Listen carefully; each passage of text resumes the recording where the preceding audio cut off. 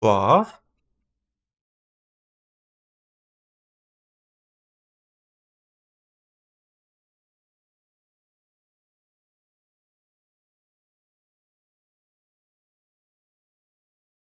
Blah.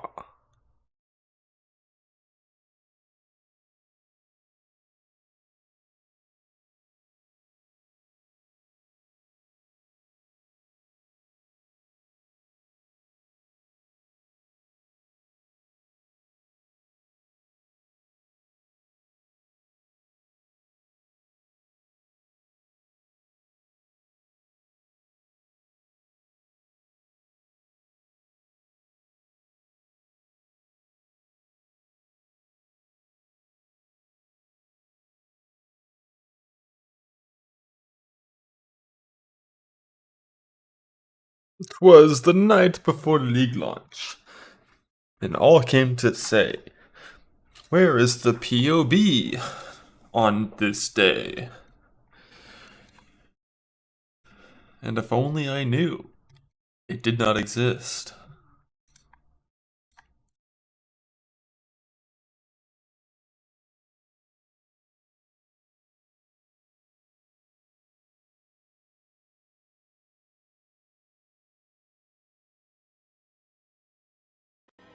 3.26 starter flowchart. It's here.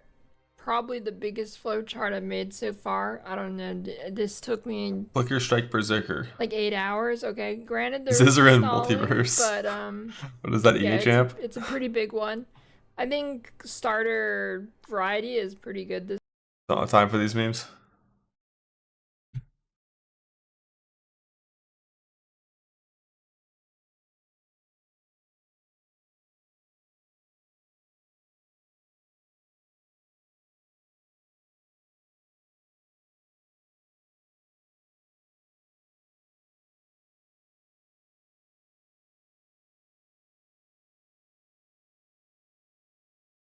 The optimal sleep wake up time. I think falling asleep around 1, waking up at 9, going through your morning routine in 30 minutes, and being there about 3 hours before league start is ideal to be there for patching and queue.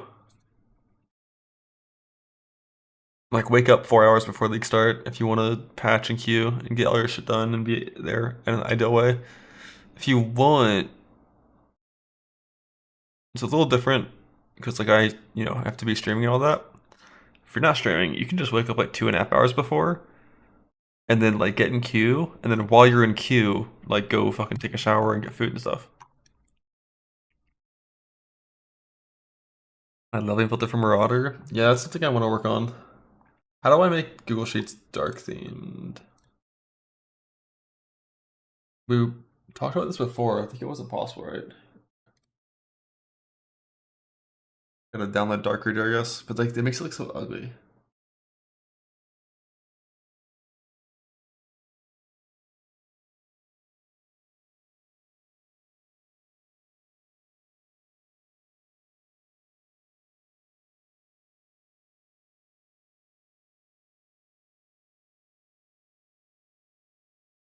Huh.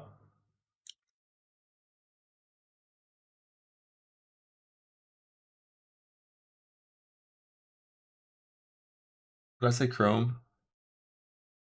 Maybe I did. I'm using Firefox, then using Google Chrome on Firefox. Setting theme dark. Yeah, it doesn't do anything. I have no idea who Snowbay is.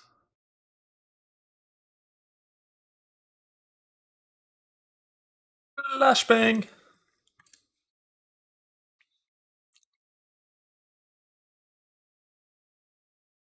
Get over here. Get over there. So sheet 1 is going to be like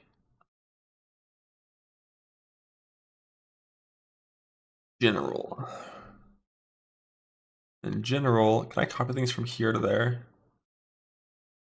It's going to be like item filters. I guess you just go like the page.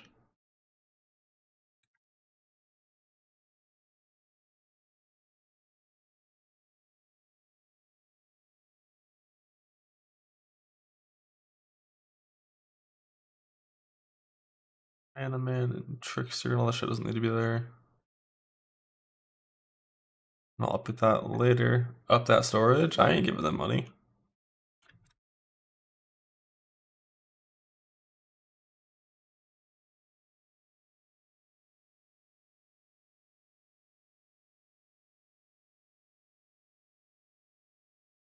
League start prep. Don't need this sheet.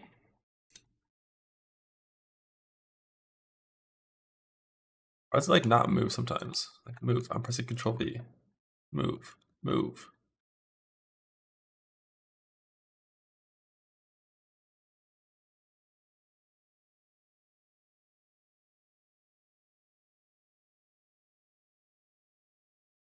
So weird. Like Control X into Control V, it doesn't move. Control C, delete, Control V, it moves. Like, why?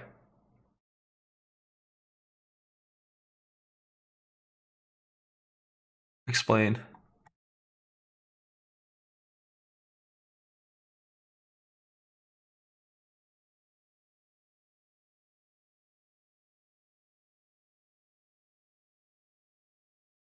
Profile.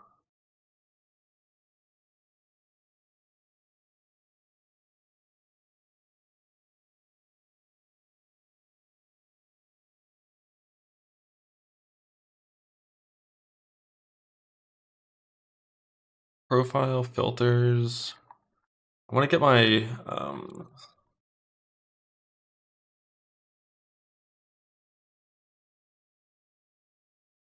so do have mercy. Yeah, dark reader makes it look so fucking ugly though. Just get blinded instead. The templates are all in here, right? You just yoink these. Although like don't can you click these links and just yoink them? And then edit yourself? Or do I have to create a link for someone else to yoink?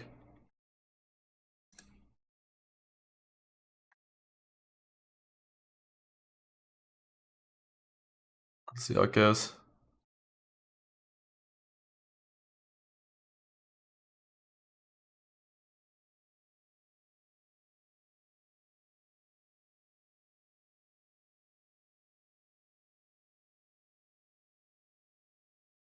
F.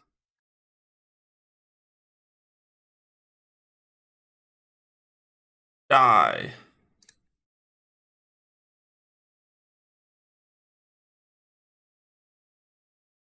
Did it die?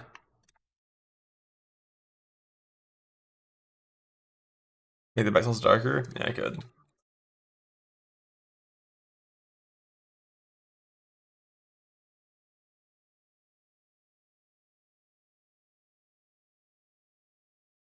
You like Control A the entire thing? Oh hell yeah.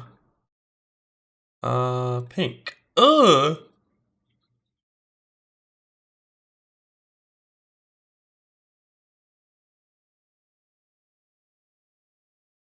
So I need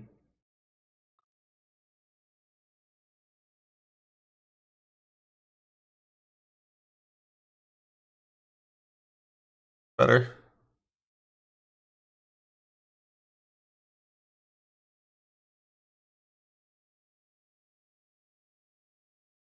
So I have these. Let's see. Does anyone have the link? I have this GitHub link to Gucci filters.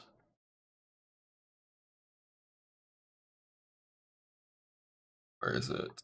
Fall point filters. Video explanation. Perfect. Do a quick video on how to download my filters from the site. First thing you gotta do is you click code, download zip, and then you open the folder, you extract all. Now it's going to be here. You can close this, and then make sure you know which files you want. Now you go in game, you go to options, games, item filter. Click this to open your filter file, and this is where your filters are located. And all you gotta do is select the ones you want. And in this case, I want which call dot, and you click drag. And I already have the file, so it's gonna show this for me. But for you, you just click drag, replace if you're using like some scuffed form of the older filter, and then it should be done. Thank you, and have a nice day. Type P in browser. Amen. Let's go.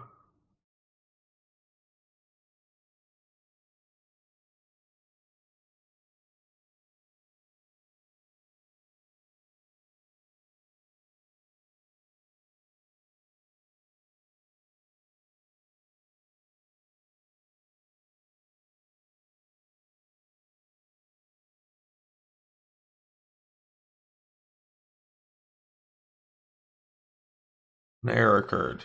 What the hell?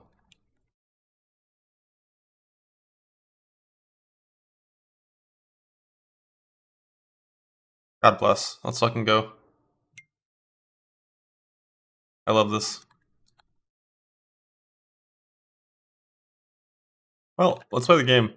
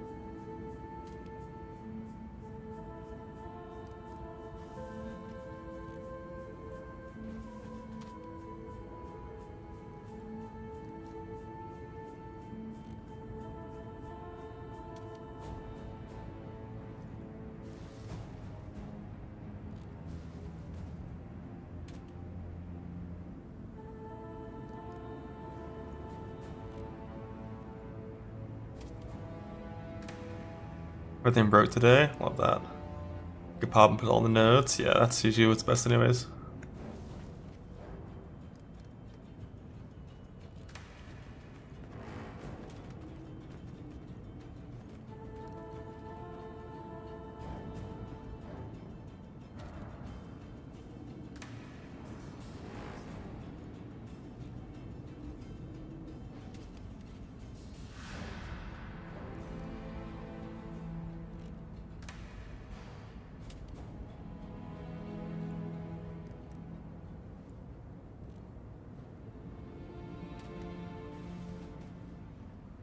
Blah.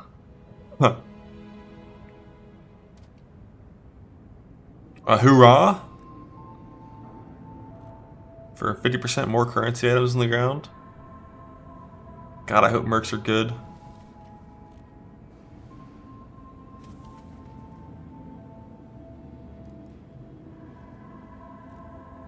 Not stand up for 72 hours straight, brother. Standing desks.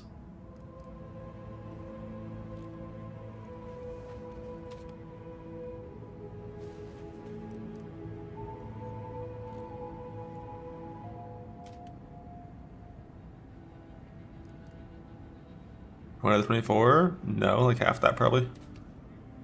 Unless it's like absurdly hard bosses. Get new notes? Nope. But it's about that time for more teasers, right?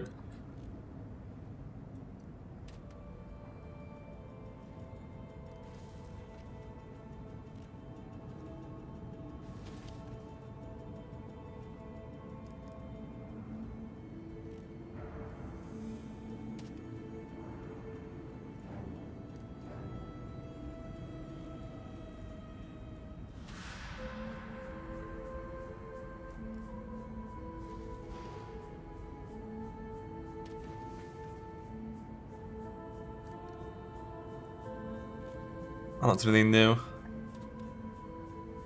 Steel glittering endgame stuff we saw yesterday. Sanctum Mercamba Bobinator.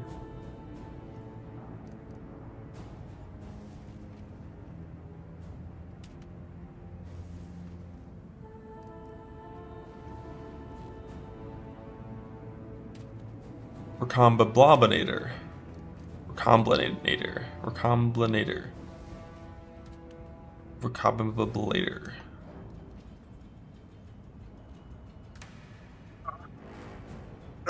we? I think I just did my Void Stones. Respecting full sustain, harvest. Betrayal, or not betrayal, delve. For sulfite and easier mapping. Tree wise. Second life nodes.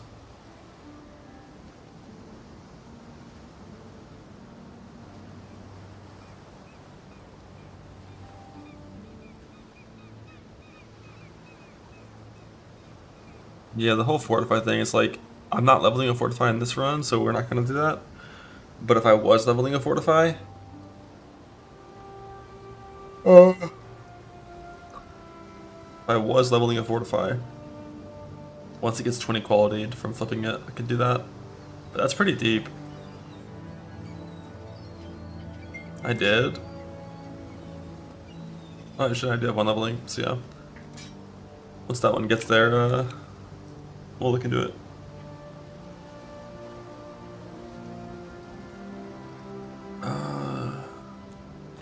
I have my freeze immune. I don't have chill immune, so this last still good. Never got my curse reduction. Would like that. Can low level Quicksilvers roll curse reduction?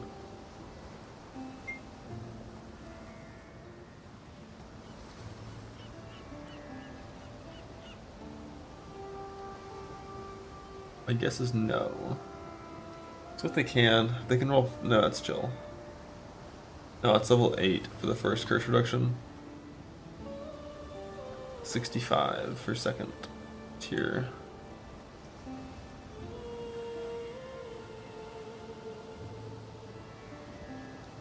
No, I only have 2 stone, which I mean is all of the stones for the purpose of these runs. So we're not playing all the way to 4 stone.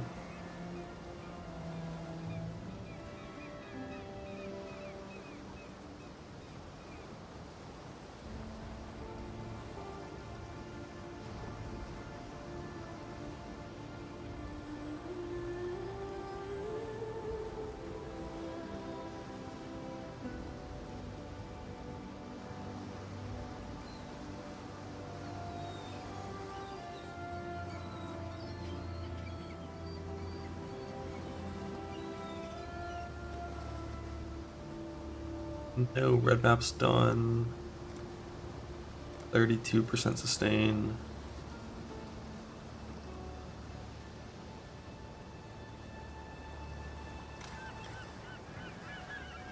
I'm considering changing my atlas and getting rid of crop rotation because, like, I don't actually really want this influence pack size.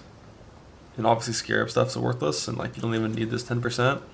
All of these are worthless.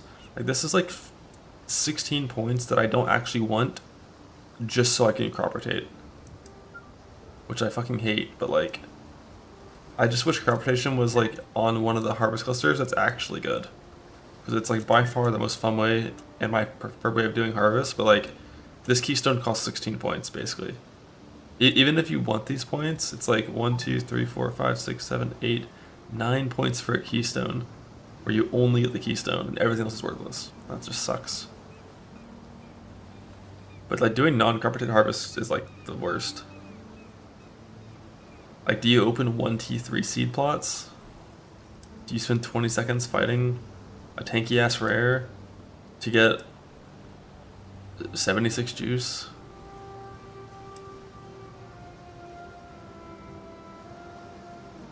If like every plot was like always 2 T3s, then I wouldn't fuck with that, but it feels bad.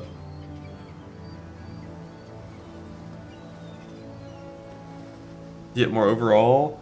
No. I mean, if you do every single plot and every single harvest, you get more juice with non-carpetation. But carpetation means you spend less time in harvest, and when you are in harvest, you're only getting really good juice. And you can target the color you want if you do only need a certain color.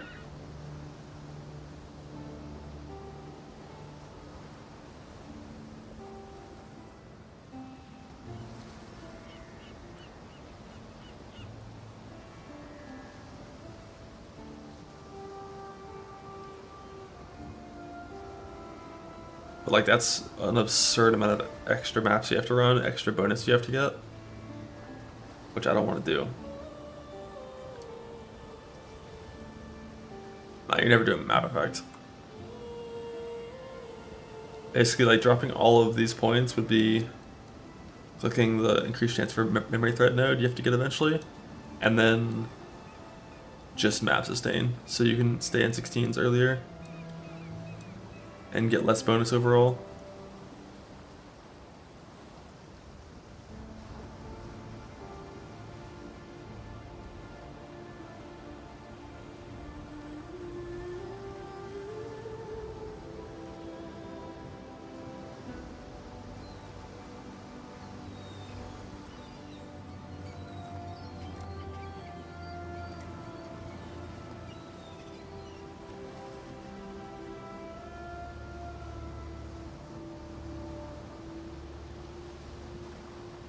Dude, so we're doing for gear and XP early on, yeah. Then we're getting rid of it as soon as we're entering reds.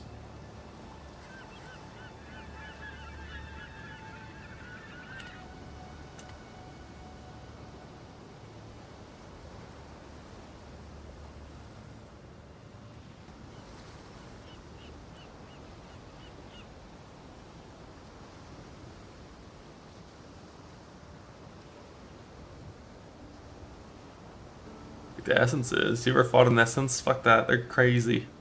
And their gear sucks.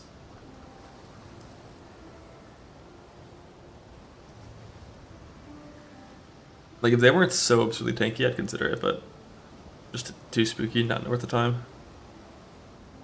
A Black Ritual. Because next patch, they're changing it so ritual monsters no longer drop omens.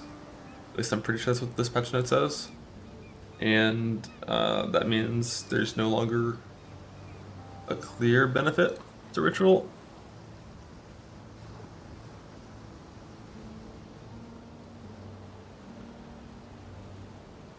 And the only way to get omens is to actually do the ritual itself, which I'll never do.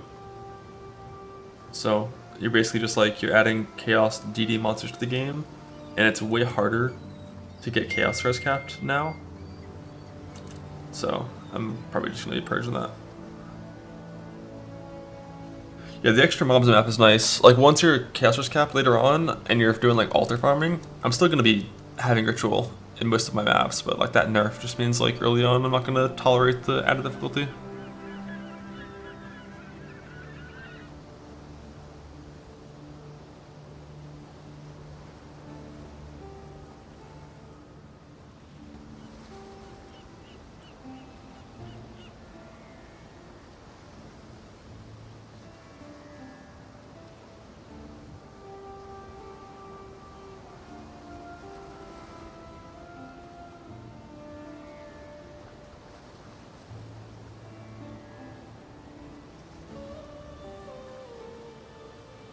It's not about easy or not, it's about time efficiency. And when you're negative 40 chaos res, you don't want chaos DDs happening in your maps.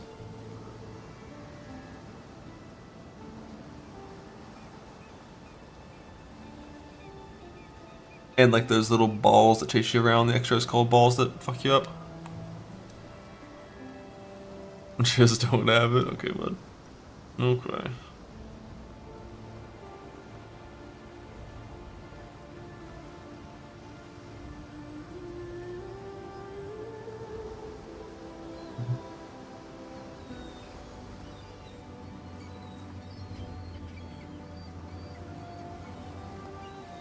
See if we can tolerate it. Long day. Stay vigilant.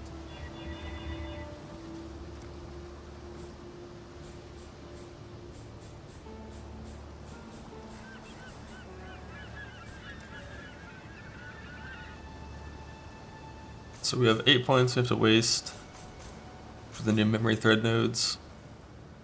We'll just simulate with shitty shaper ones that don't do anything.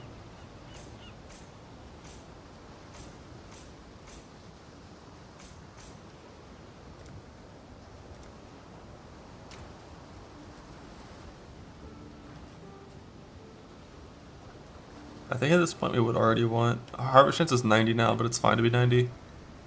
90 is still basically 100. Well, it's 92 because the ritual being blocked, plus the base chance, which gives you a almost 100. It's like 96 or 100. I'm not sure which one.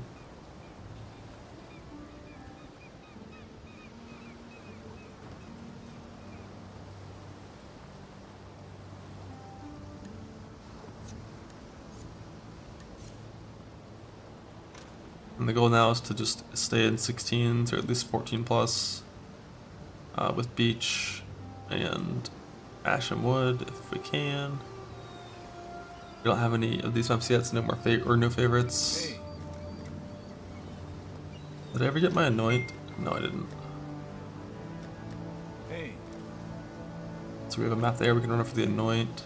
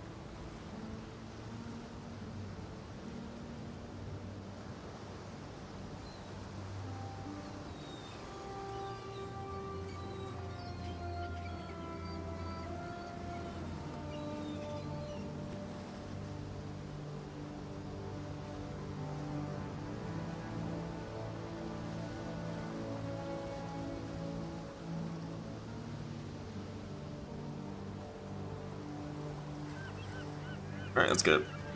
Alright, do you have a leveling filter? Once this sheet stops being shitty, I'll put it in there and you can yoink it.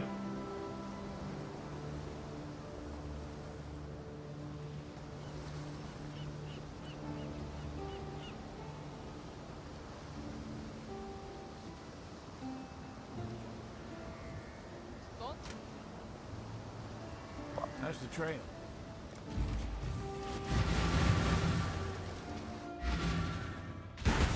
God. My money is gone.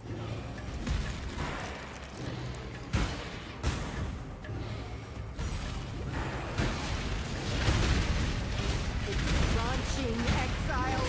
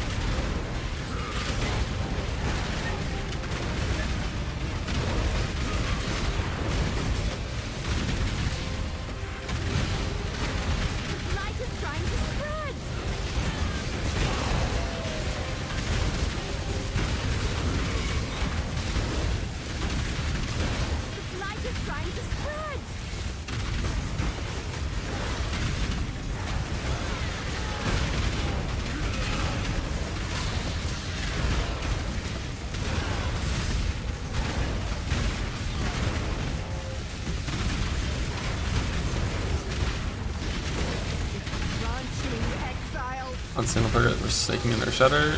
Their Shudder feels like 50% higher at least. And then in really good layouts it's like double, but like 50% higher. And that's versus sniping that has Tincture. If you get unlucky and don't Tincture, gap's gonna be bigger.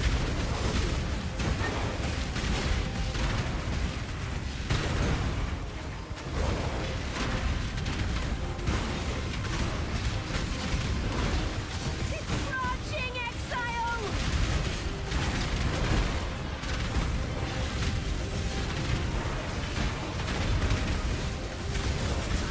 Trying to spread.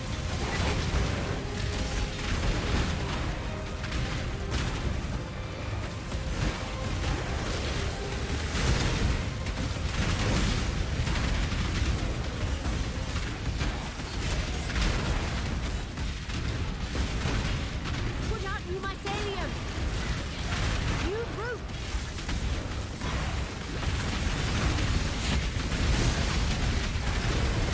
Put out new mycelium!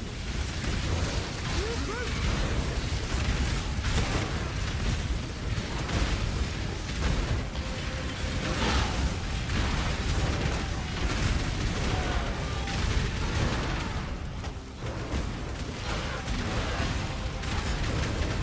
Crouching Exile!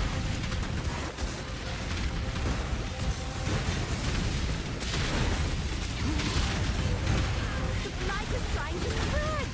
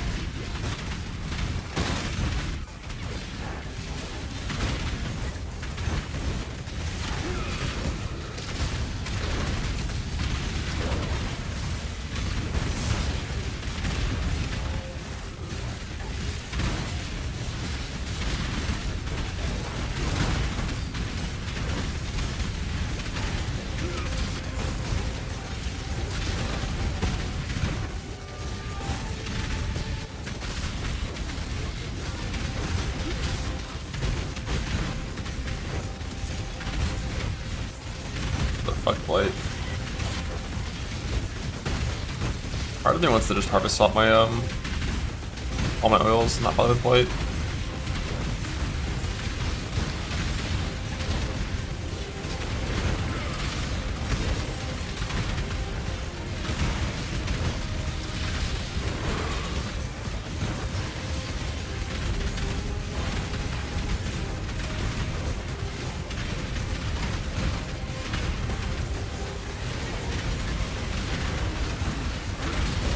Like doing one blight map gets your oils and also gets you a bunch of currency too. Like instead of spending harvest juice, you get oils and currency.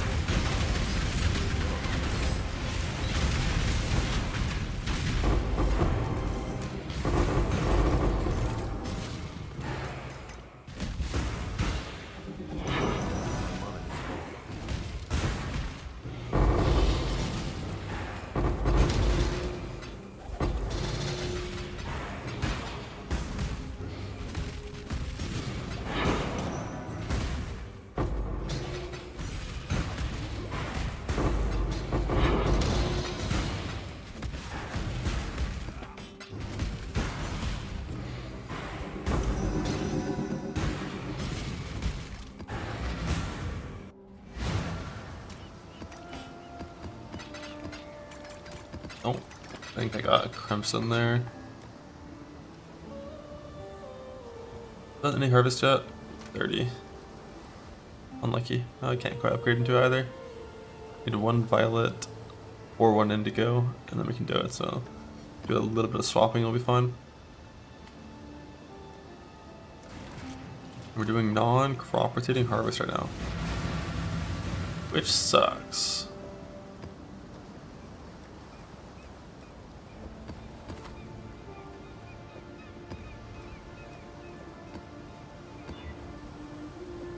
Oh, you're in on the multi-proj.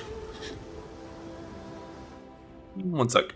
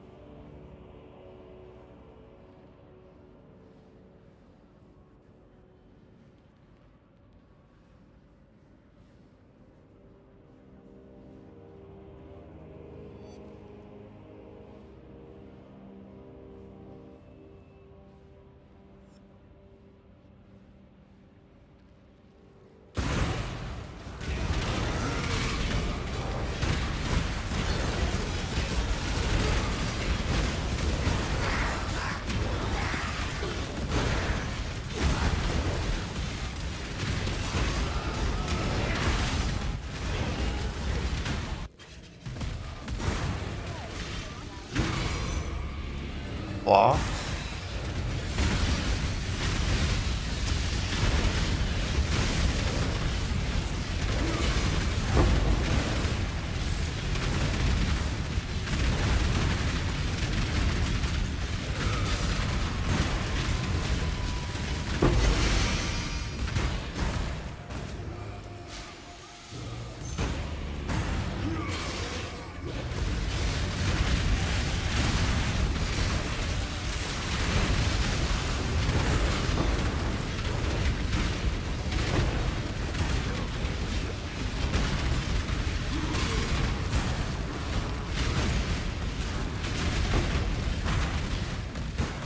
My mana is gone. If I do 1T3, 7T2, like... God, I hate harvestments like this. If you don't get a proc for an extra monster, you're just like... What are you doing with your life? What are you doing with your life? Fighting this one guy for fucking 68 juice?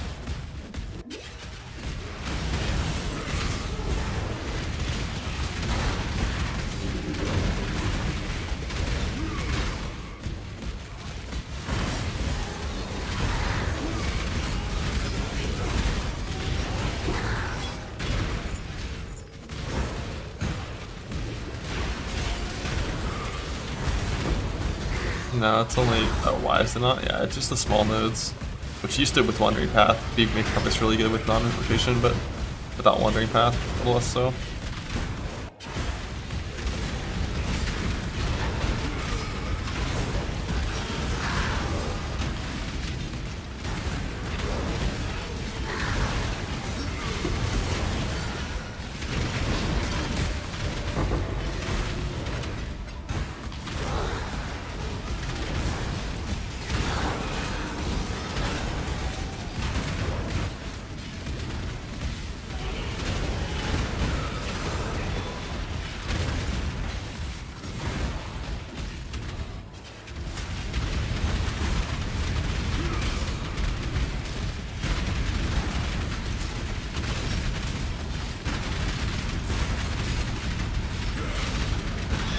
Why does she get full life and CS back when she ports to the middle? It's some bullshit.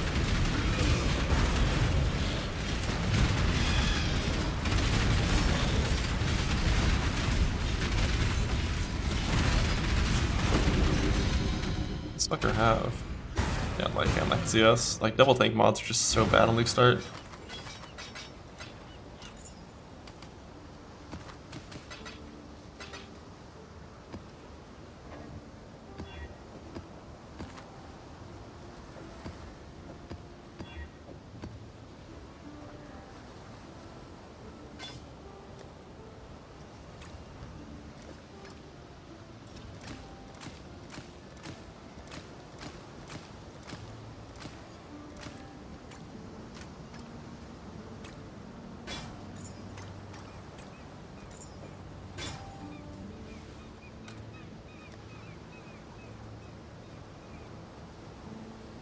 Where my flash at? That I haven't picked like any of these things.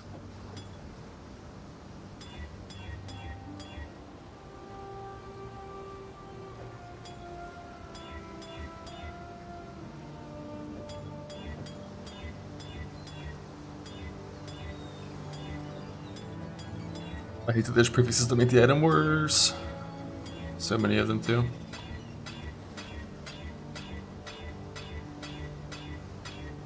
Lots to augment though.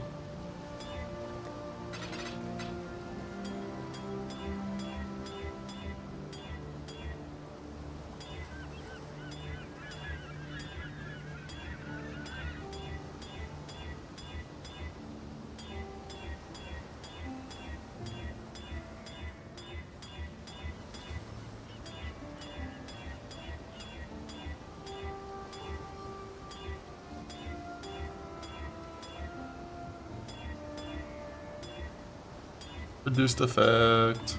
Ha ha ha ha. Ha ha ha ha.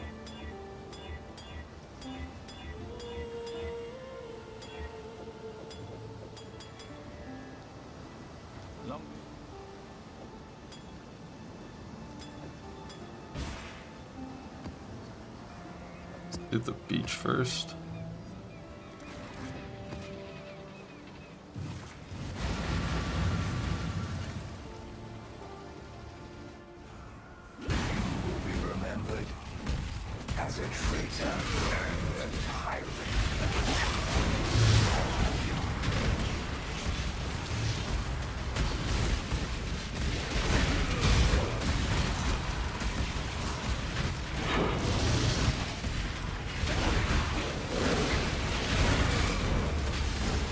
The less CDR map, isn't it? It's what it feels like.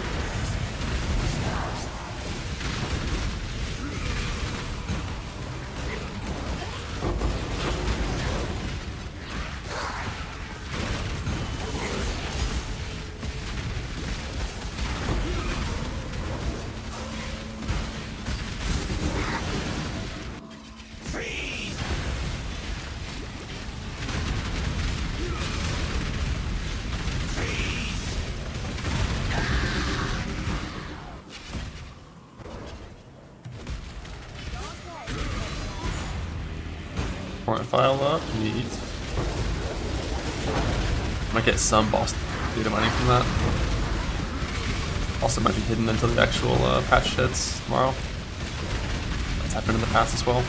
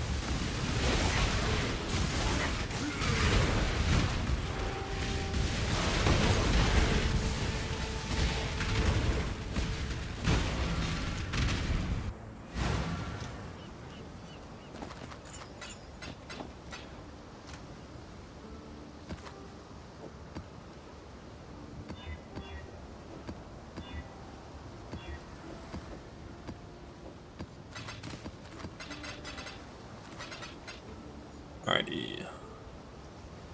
So I already have a helmet. Got a boot and glove base. That was life crafting gloves. That's genuinely not bad. Okay, why not?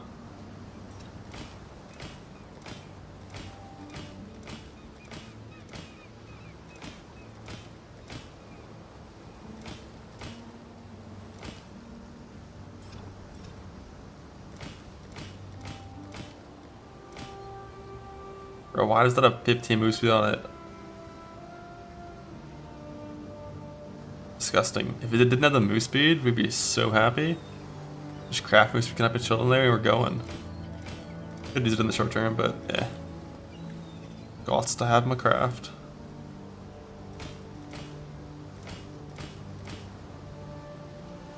A little higher life and we're good.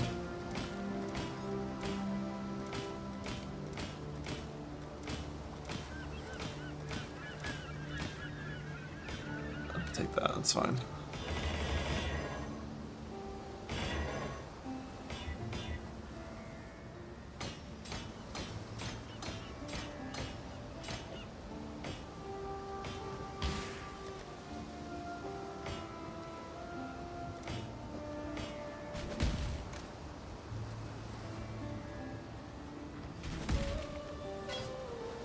I don't have the high tier life craft yet. But how is it that high? Fungal hollow? Fungal fucking hollow? Isn't that like tier 3?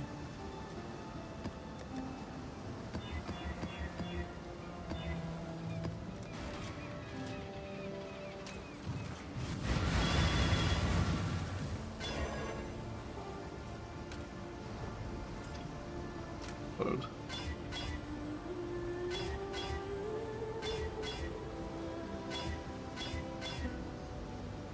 Bottom 3 link like really sucks to get without being 4 linked.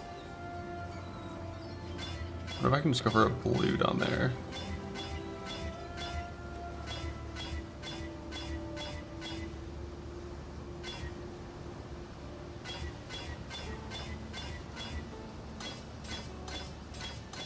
Doing that is not worth it. I should do it differently in the future. Just find like a different place to get it somehow. Those are linked, this is linked.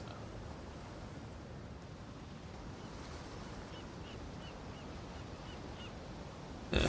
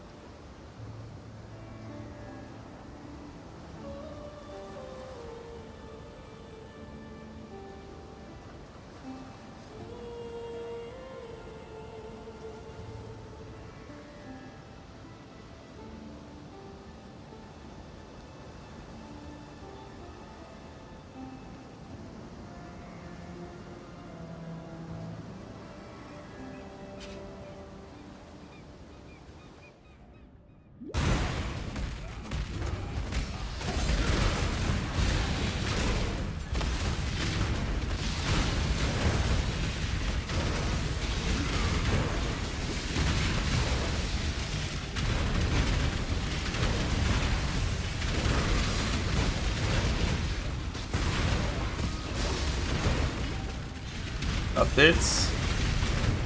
Updates.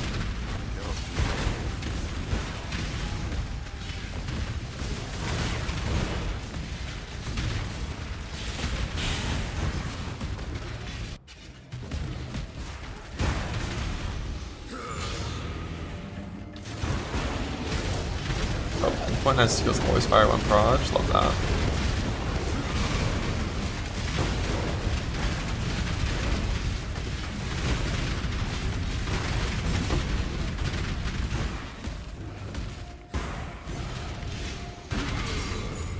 Like, God, this is cooperation. We get like this induce here.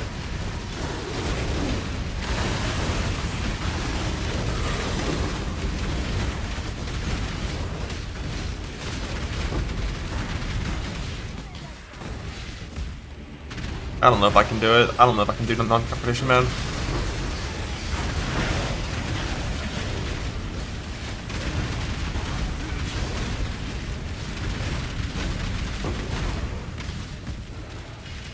Like, walking around opening fucking T3 seeds, like, I don't know if I can do it. It's just so fucking bad when it's not competition.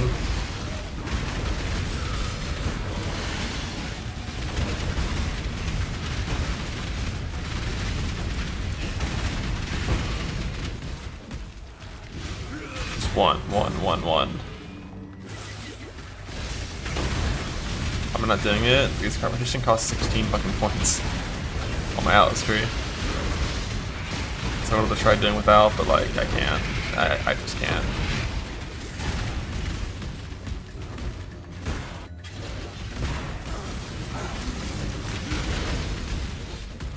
Approach, challenger.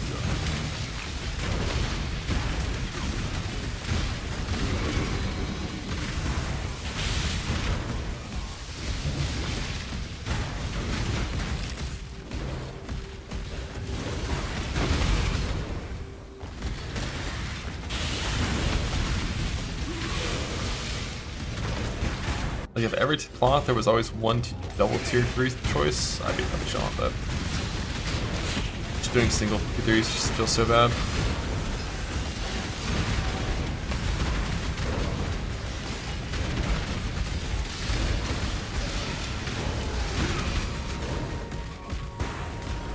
I want to click this real fast.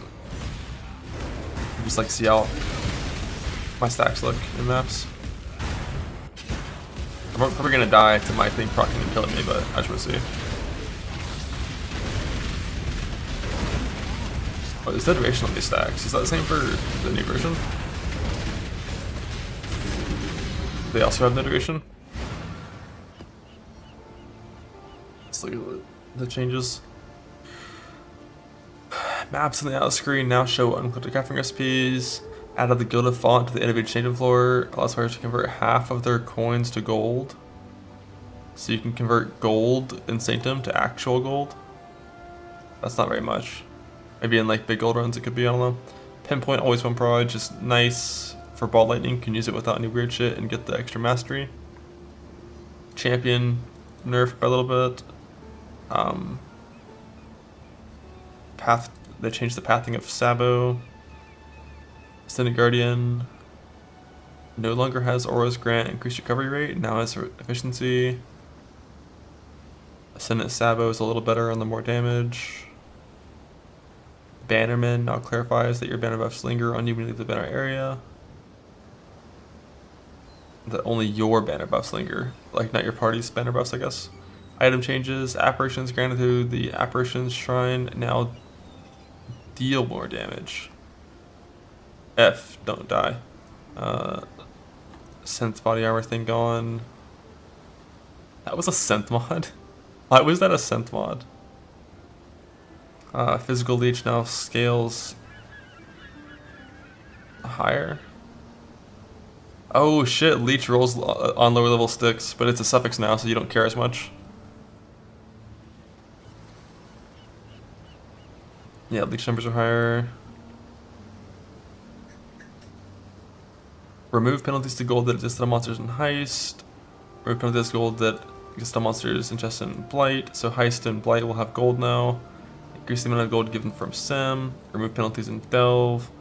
Lower penalties on Breach, Abyss, Deli, Beyond, Legion, and Incursion Bestiary. So like when you add monsters to your maps, they're gonna give gold. Dude, Abyss monsters are gonna give so much fucking gold. Well, it says lowered, not removed on these, so. But yeah, just more gold from juice content and from non-base game basically.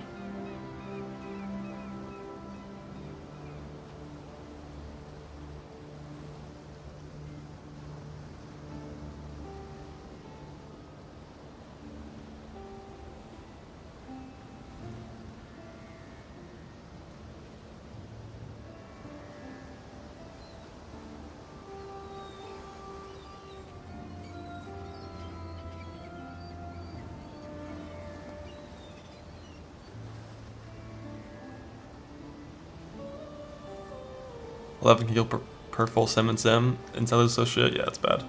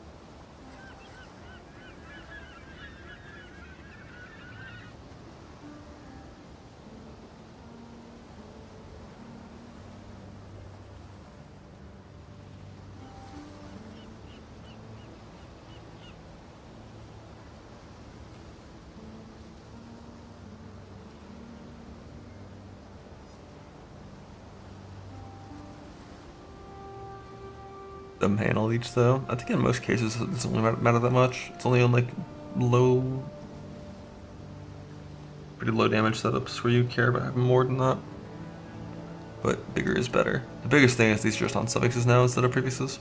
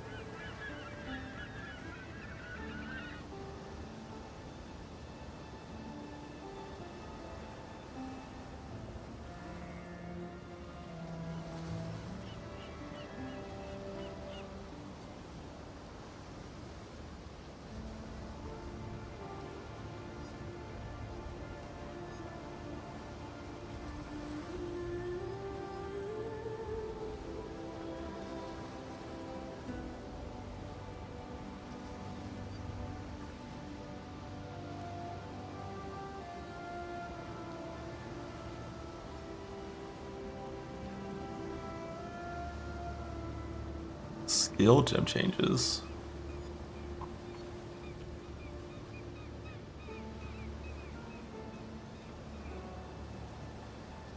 Link. Oh.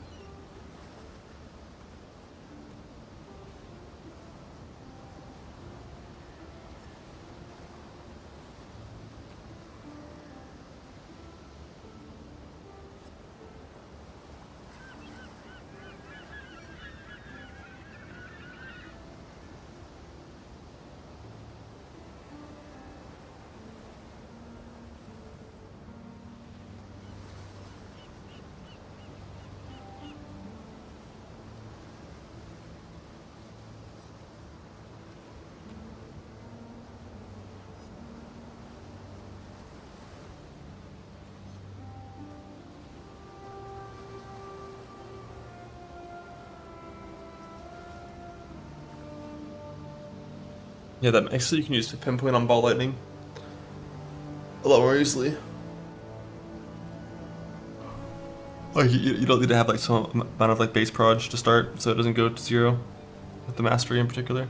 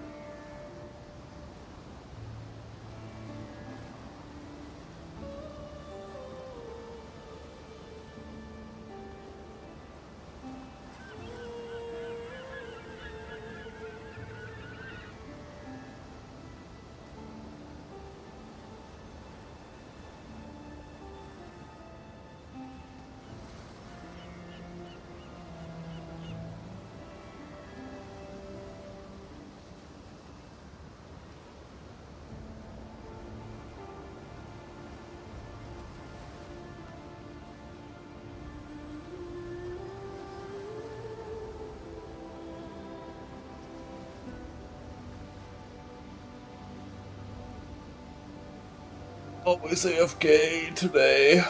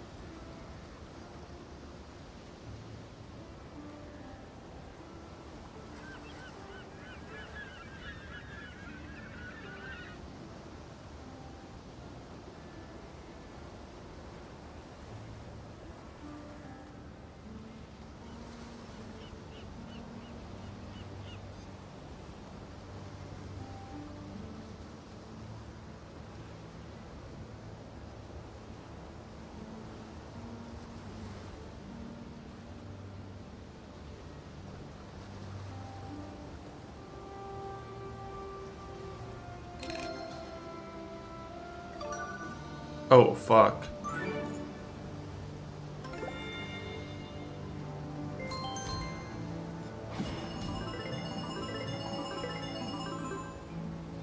I love it. I need this.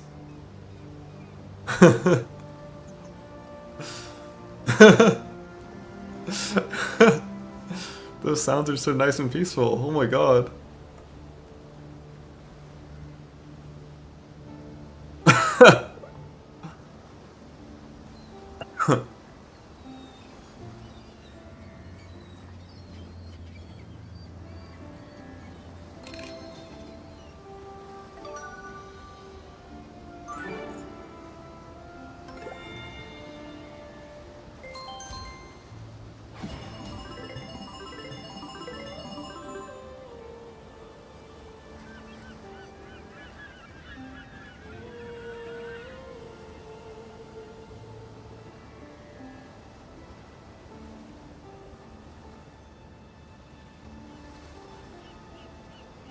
Sorry, but I won't voice the Maven moans. You degenerate fuck.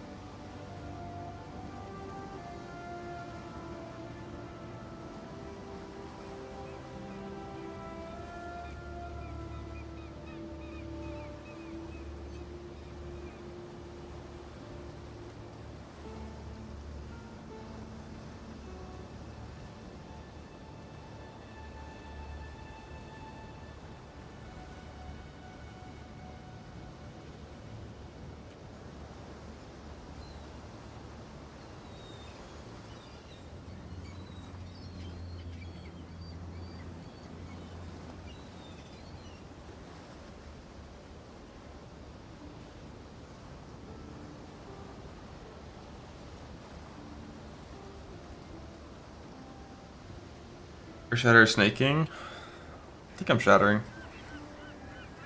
Pretty sure I'm shattering.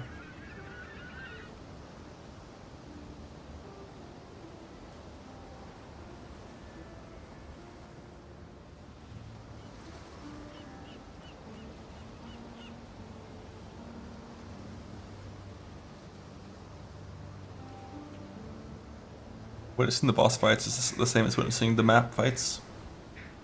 Once you witness the full set, you get to do an invite and kill them again. Why Ruby? It's the most important resist flask, and I got my Anoint, so I have Onslaught and Kill now, so we got rid of Onslaught, and now we get Ruby. If you hit snaking, you doing that? I don't think so.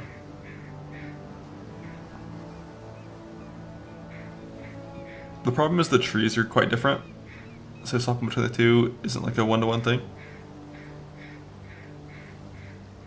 And I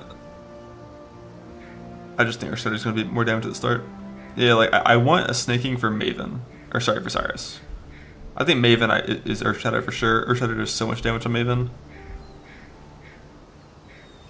Why is Ruby most important? Fire damage is the most dangerous, most likely to kill you in maps. DDs, Molten Shell Goats, Fire Goats. Like, because I'm on lightning side, you could argue that I should instead be lightning. And like that makes some sense, but the dangerous lightning monsters are like completely mitigated by Defy Pain. Cannibals for sure, yeah, cannibals too, like there's just, you know, I think it's fire, lightning, then cold in terms of danger order. And there's definitely a world where you say fuck the Quicksilver and play with resist, but I find myself walking a lot, so I think Quicksilver's still good. Once I can get rid of the Mana Flask, once I get 2 Hourglass Crafts, I will probably add in the old Topaz.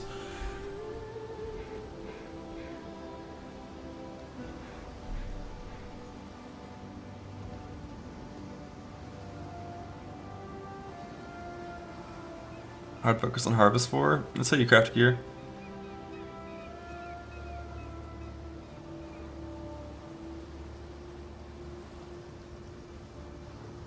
You just get some pure armor bases and click some reforges of whatever type you want. And that's how you craft the old gear for Zerker.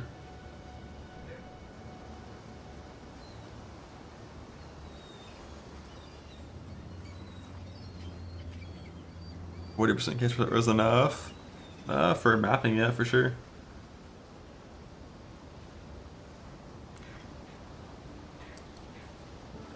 We don't know if any of the Pinnacles, like we don't know what their abilities are yet, so it's possible you won't even need Chaos Res for these Pinnacle bosses, but because like, you know, Eater and Exarch, both are 0 Chaos damage. Shaper is 0 Chaos damage. Uber Elder is 0 Chaos damage. So there's a chance you don't even need to be Chaos Res cap for these bosses, but I think there's 3 of them. Like one of them probably will have at least one ability that's Chaos. Like those purple orbs we saw in the trailer, decent chance that that's Chaos. Because like one thing they did for PoE2, like all purple is actually Chaos. Whereas in the first game, like Shaper Balls are purple from the Bullet Hell phase, but those are cold damage. Wasn't one mini boss Mini Cyrus? Yeah, so one mini boss is Mini Cyrus, and his ability that hit the guy super hard is one of the ones that's partial conversion to chaos. So it's likely for those mini bosses, like between the mini bosses and the bosses themselves, you'll probably want chaos cap. Probably.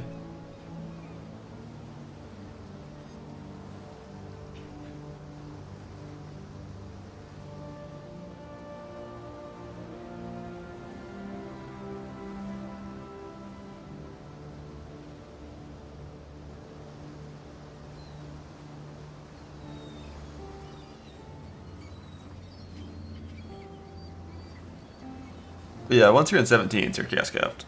But you don't have to do 17s for the current race, except for the the post race side objective of fighting the Ubers. Yo, almost 4 years in Ori. Goddamn, meow.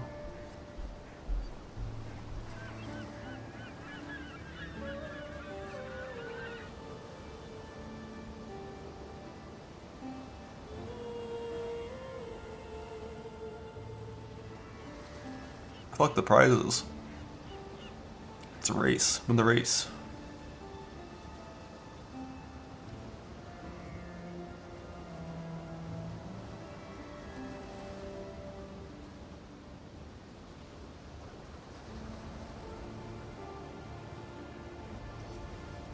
It's available. The patch is real. What do you mean? How could it not be real? What golem? None ever.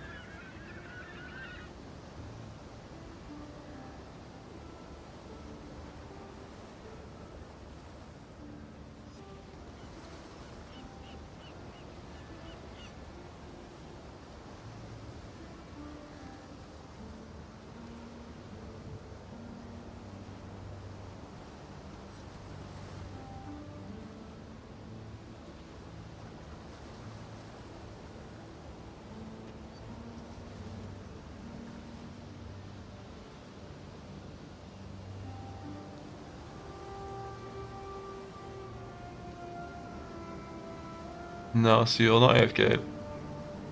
Final PB and everything yet? Close.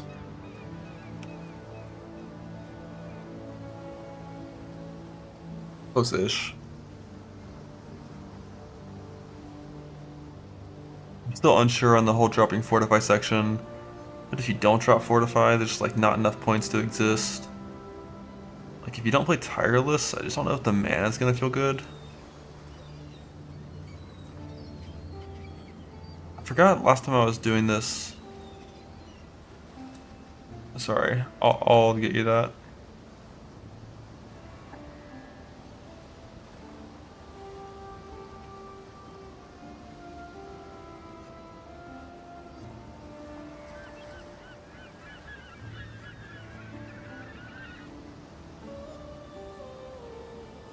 Life Mass Paper cost is life? No.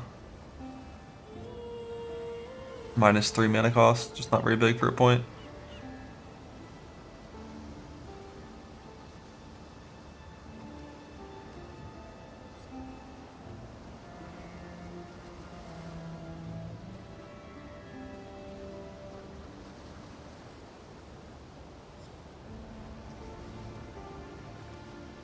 If you get rid of Tireless, it's a lot easier to stay fortified, but then your life totals quite a bit lower. Just for like a little bit more dam. Just like, if you don't go steadfast, your degen just like sucks. Getting Sanctity helps, but not enough to matter, I think.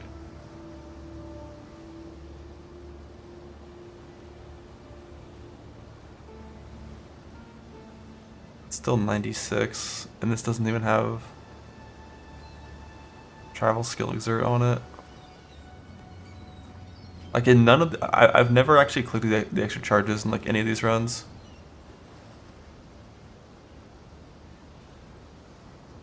Because they don't last long enough to get those points.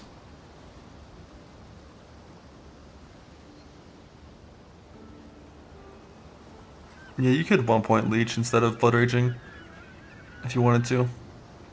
But I like the attack speed as well. The massive, actually it's like 5% speed, isn't it? 'Cause it's so low level, no quality. Yeah, you definitely could just 1 point leech. You also could just do full carnage if you really wanted to, and not do blood rage. But obviously for mapping you have to have it.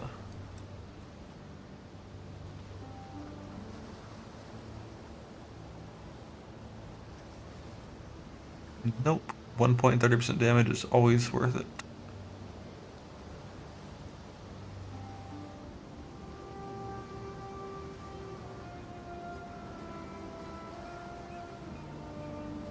This is also with neither of the masters here. It's just so hard to have enough points for this time frame.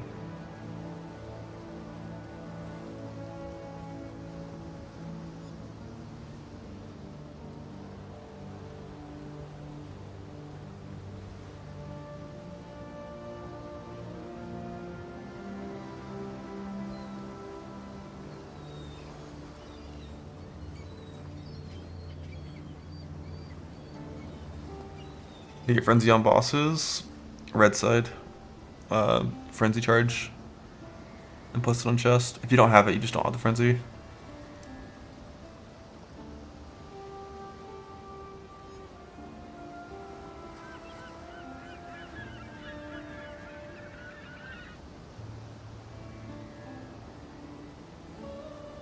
No, I'm not gonna hit 96. I think I might hit 95, but unless the bosses take forever to farm. So Helpalira, yeah, I always have Helpalira on, so I don't think I'm going to do that.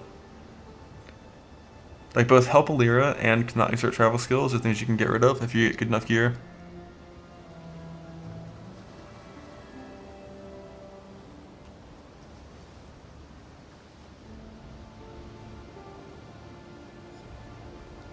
Sub 12-hour clear. I think it could be sub 12 hours, but I'm not really sure. Just because it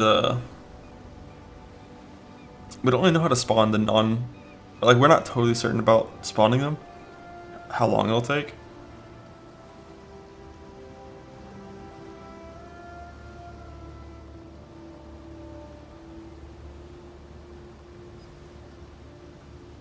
I might hit 95. That might happen. But like 96, probably not.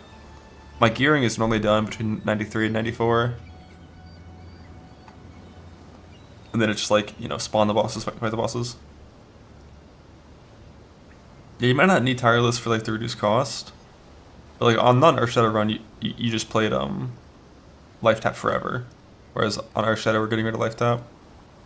This is no Elrion crafts. It's like if you have 2 Elrion crafts and no tireless, your skill costs like 8. Which I'm pretty sure is fine. Like you don't need this for the cost. But you kind of want life nodes. So if you get rid of it, it's like, what are we getting? Like life and... If you wanted to add some gear, you could add in jewels, but...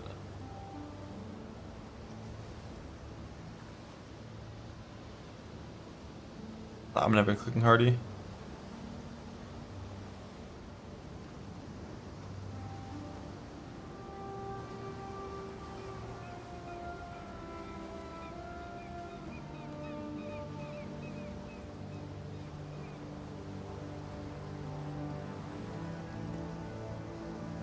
If I wasn't getting rid of betrayal in red maps, or if I was going just a little bit more betrayal focused in general,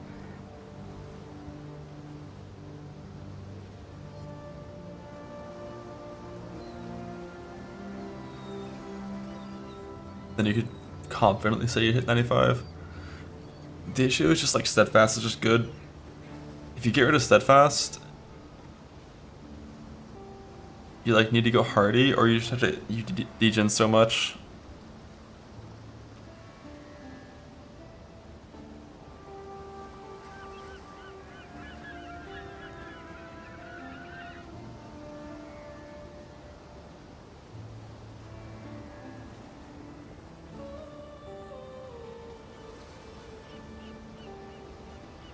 Or you could play Slayer and make you real total dog shit. Amen. You could.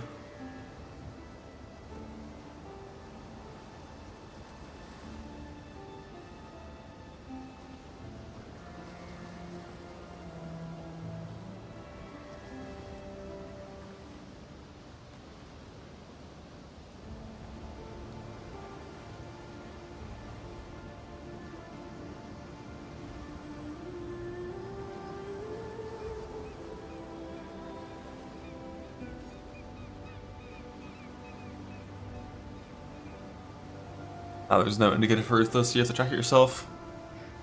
If you unsock it and resock your gem, it'll go back to 0 stacks. And then you can attack twice to prep it during like boss RP and whatnot.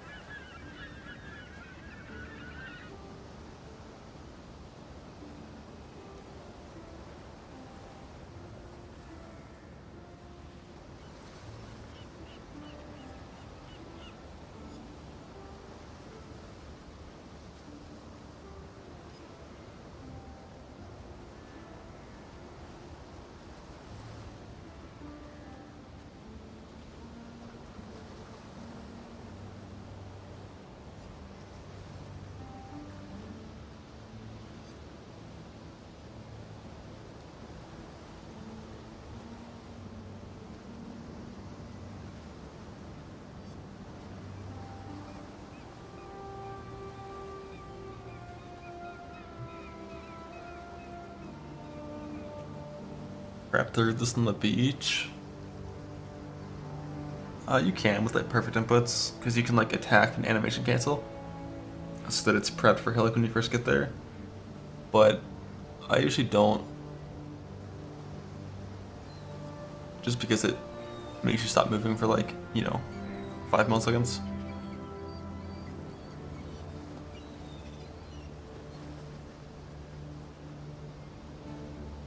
Yeah, like Cobra Lash into the poison concoction, unlike Ranger or Shadow. Pretty easy in the campaign. It's just like you have no life flash on bosses, which means you have to kind of not get hit. But if you're in softcore, just die. It's fine. Yo, what's up, Pate? Thanks for the raid. How's it going, bud? I hope you're having a good time in the campaign.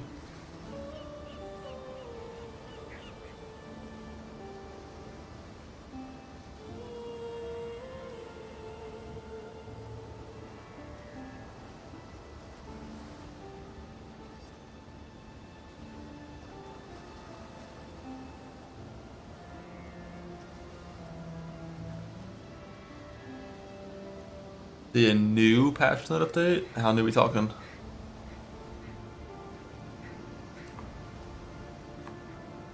Saw one like 20 minutes ago. Witch and Templar, I play Firecaster. Magma Orb into like Firestorm or Armageddon Brain Cremation. And it is pretty easy. You do insane damage. Templar can move fast, which kind of moves kind of slow, but both do insane damage. Just Magma Orb into level 28 respec.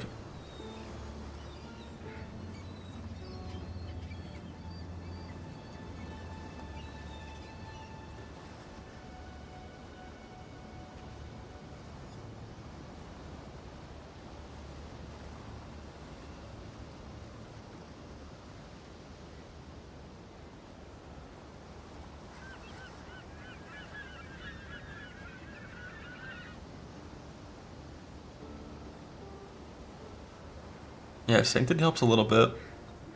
Like the non-Templar setup just degens. Like the POB degens, unless you have region level 1PC gear, which you often do, but not guaranteed.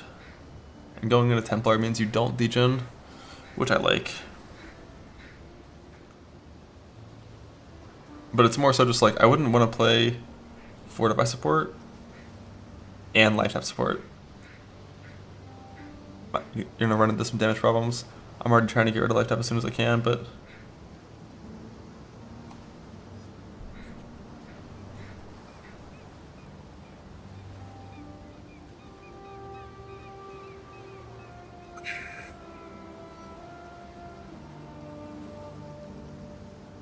we can overly just how much fuel and trade. You don't want to degen. You can click Hardy or some shit. Or get friends a different way and don't run Blood Rage. I want to use Berserk. Berserk just sucks after the nerf to it. Cat W.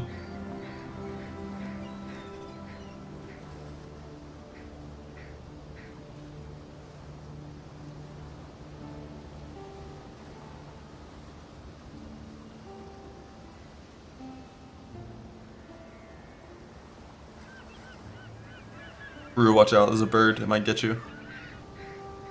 Watch out, hide.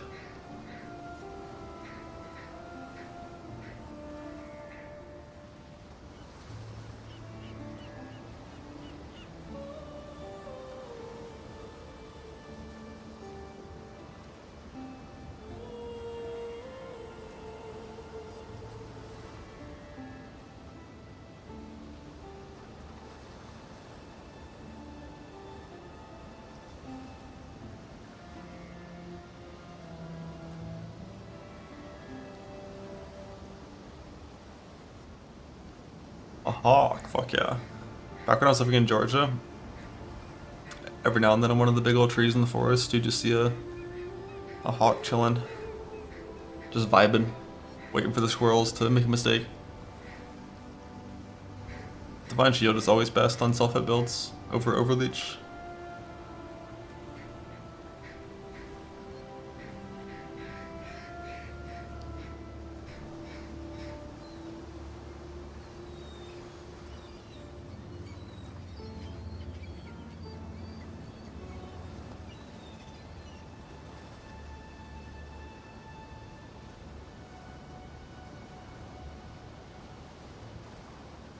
Suppress and ES gear is kind of rough.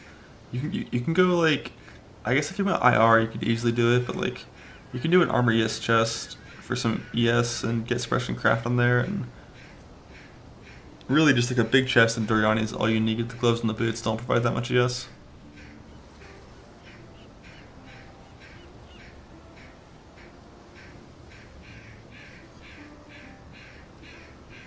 I'm surprised NVIDIA broadcast doesn't block out that sound.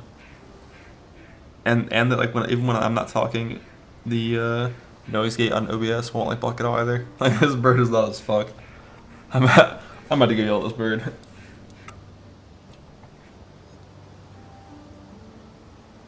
Well, you gotta find a new power line to rest on, bud.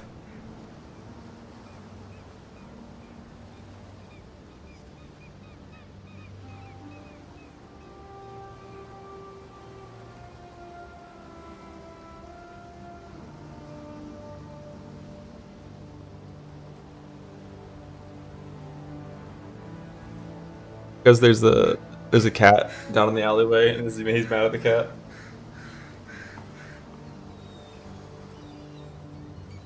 Bro, he just flew. He just did like a swooping run on the cat, and went like 2 feet above him just to taunt him. And now he's on a different power line, just laughing at him still. Why are crows such dicks?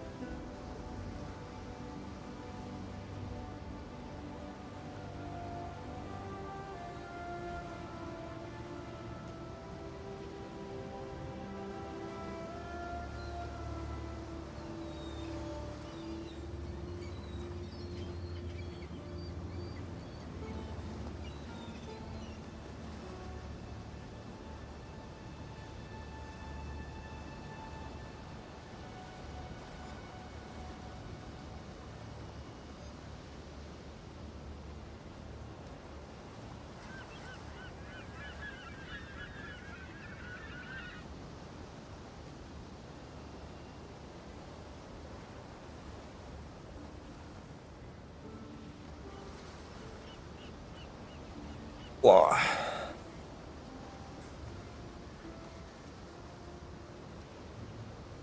Where did they move Memory Beasts? So they made Memory Beasts core to Einhar last patch, so that you don't have to do memories to get them. And this patch, memories are being removed, which is but like, to be clear, Memory Beasts from Einhar are still pretty rare. So memories being removed is definitely gonna really lower the amount of vultures in the economy. So expect vulture prices to be like 4x higher than before.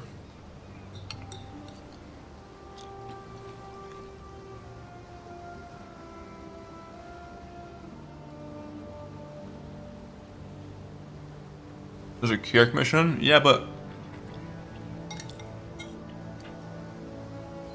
an item dropping on the ground that's worth 10D, like the memory, is a lot easier to sell than, you know, someone getting a red QR commission and going to their fucking guy and hovering over 10 maps and checking for bestiary. And you can't share that in your party as easily because it's like not an item. So it's like, just, you know, there's gonna be less.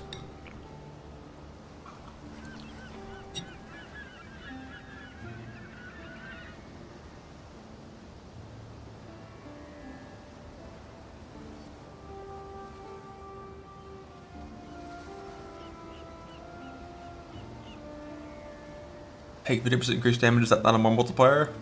Not exactly.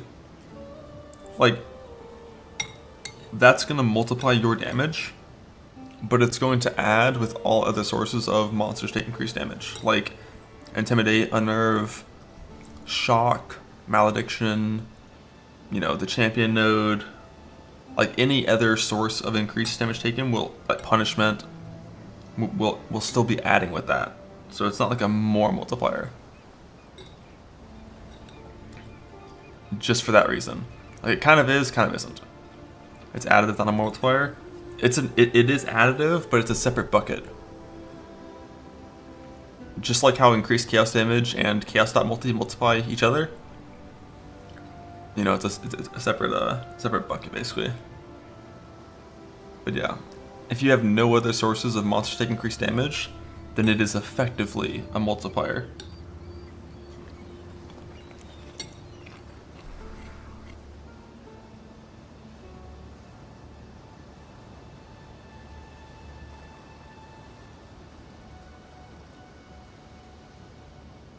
Yep, I said effectively. Take a shot.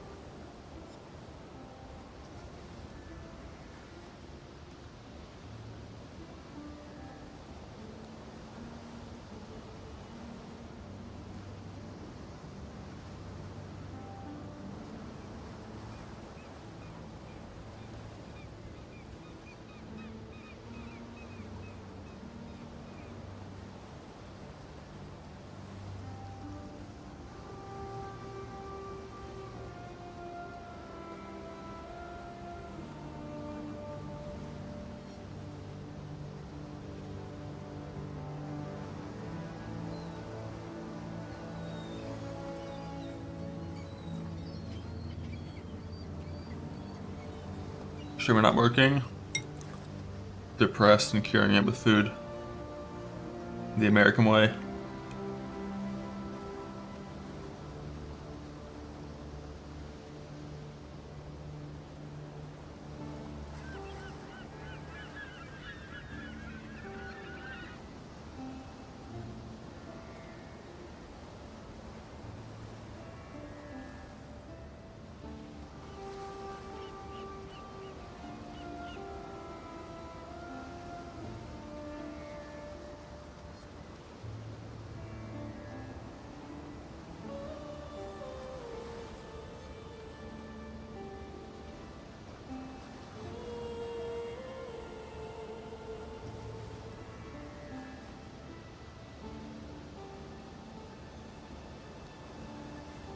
Stay strong. Working on it.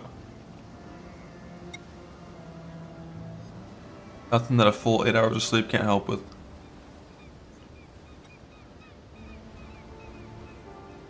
First language, Asian fuckboy. Yo, who wants to go to the rave this weekend? Yeah, I got some boa. We'll roll up with the boys. You know what I'm saying? Shit, man. Oh shit, look at you. It's so good. Oh my god, jeez, that sick piercing. Oh my god. Oh shit. Yo, did she just look at you? Oh, bro. Yo, she just looked at you. Yeah. Go, go, go.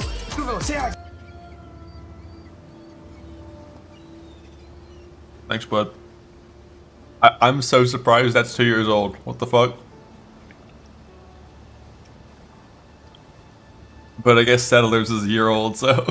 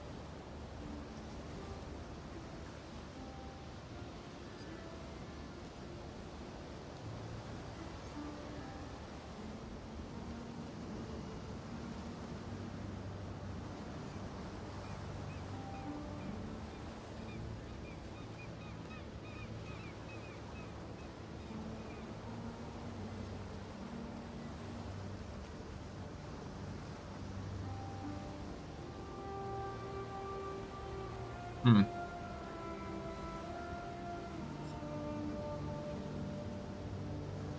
Did anything change about my trees?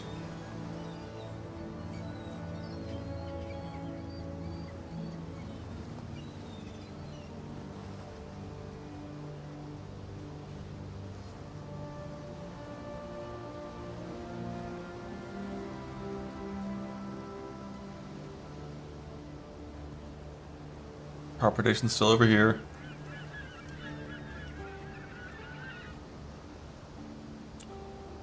Everything that I spec into seems the same. Or just grasp the past. This. Only if you think memory strands are really strong, which I'm not convinced they are.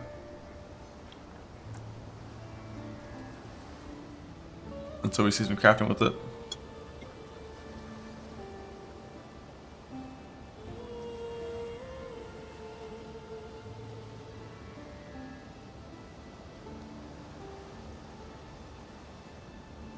Yeah, the orb is good. Like, you just have a bunch of strands on an item and you like harvest craft it, fossil craft it to like a good state, and then you orb it and all the tiers go up. Like, that's the best way that I see this working.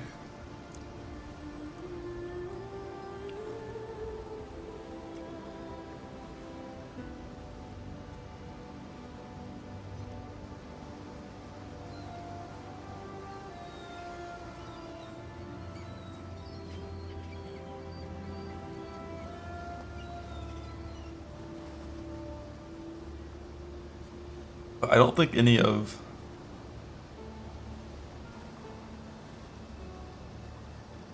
I don't think anything related to any of the trees that I'm playing are different.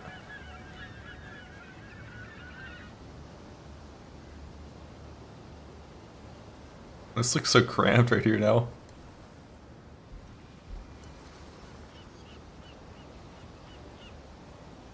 Can't wait to play. Log in. I'm ready. I'm ready. Right now, let's go. Log in.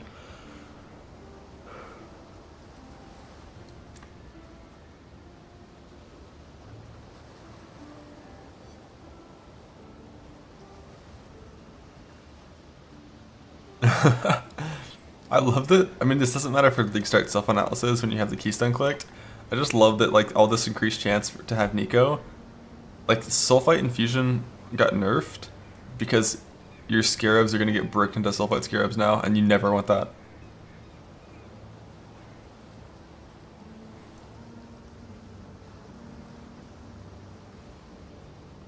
But Harvest Scarabs, log in. Like, it's really good for Harvest. What other mechanic is that really good for? Because, like, so many don't even, like, have that increased chance mechanic tied to it.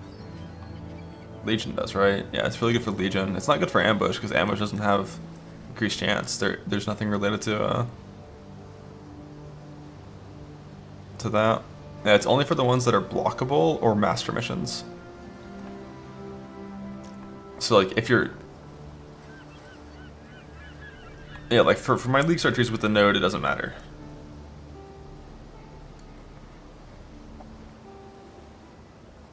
It's definitely really good for Harvest, though. As soon as you drop.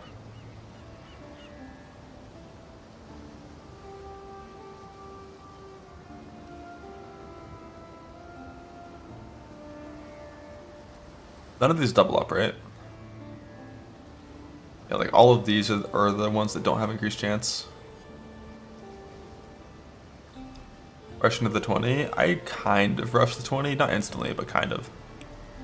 I go like Betrayal, Expedition, and then rush it through Keurig nodes and Sustain.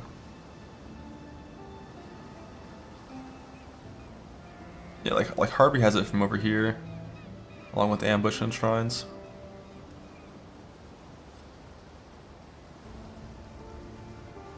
Heist, this is plus 18% banger move from blockable. Yeah. And they didn't... I hate that the Heist nodes are still plus 4%. You just gotta be spending Chaos on Heist to get the stash in your map. An extra thing for the map device though, yep, log in. Now Heist blocking is gone, instead you can block off Settlers. But the thing is, like, the in-map Settlers mechanic is just the ore. The crops are just totally passive happening in your town. So, like, I don't give a fuck about the ore anyways. Except for this thing over here. Which already got preemptively nerfed.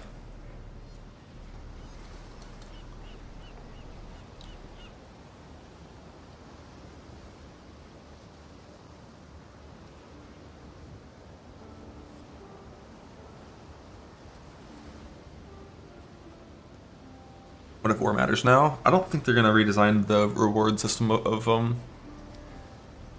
Settlers. Like, yeah, you'll need rune graphs, this is true.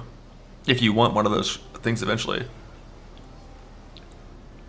Randomly see 2 million dust on the floor, don't worry. It was probably fucking Essentia Sanguis or whatever.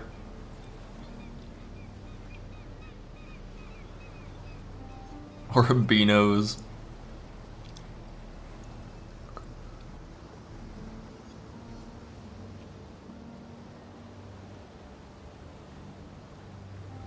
But yeah, log in, play Refiner's Bargain, and then do the Harvest Sulfite Tree and just Settlers. Settlers! Settlers round 2.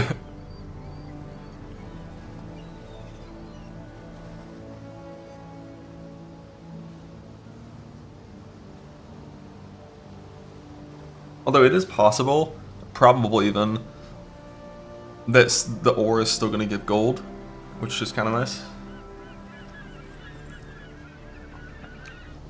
Isn't that 30% node giga busted? I think it's okay. So like, if we think like Settlers rewards are going to be the exact same. Like, one thing is, Life Force is really good. Like, Harvest Juice is really good. Especially in Self-Found, it's useful for so many different things. So turning that into crops is pretty much the only thing you would do is if you were like, I just need more raw currency, like more like raw divines. And only if crops are unnerfed, if like the Settlers town still gives you the same like amount of stuff. Because doing like normal map harvest, like non-super juice harvest, you get like 4,000 crop per map or something like that. Like 3,000 to 4,000 crop per map. Which is good. But we'll see.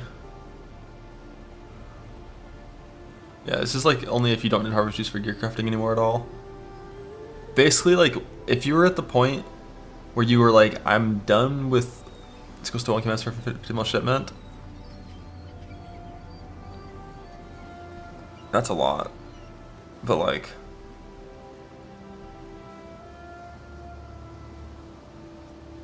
yeah, like if that number's correct and I had to choose 1,000 maps of Harvest Juice or 150 mil boat, I'm picking the Harvest Juice and Self Fund every single time. It's not close.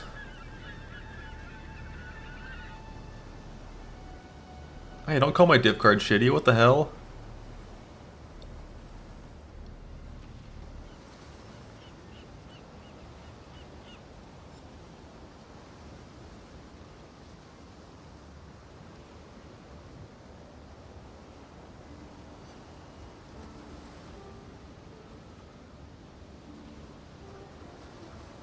Missing 3 zeros. I just did 1,500 because of like that's the gamble number.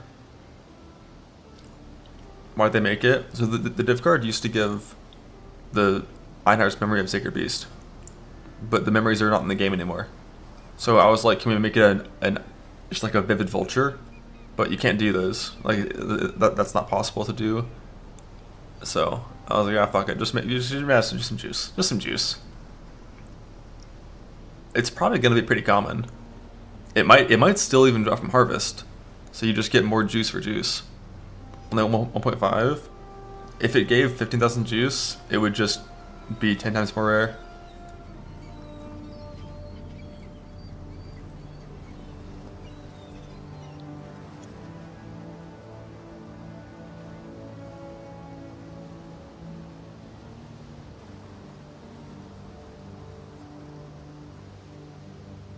Use the div card design on juice. Well, it's the same thing as when my boots got redesigned because totems got removed from the game. I don't really view that as like a redesign. It's just like I already made an item. I already made a div card, and it's gone. Just like do something simple and easy to like not require much effort. Cause like I don't know. I just don't treat it the same as like a full new thing. It'd be weird to be like, all right, well the boots are gone. Let's go back from ground zero, a totally new item, new unique creation process, like new div card thing, new theme, new lore, new drop location. I'm just like, nah, just keep some theme, just send it. Here's some juice, have fun. How likely to gamble your div card? Well, you would never gamble. Like that was one thing that I thought about asking for a bigger number, because like then you could have self-sufficient gambling, where you're gambling yellow juice to gamble yellow juice to gamble yellow juice to get more yellow juice. It's so like, you know, I think that might have caused addictions.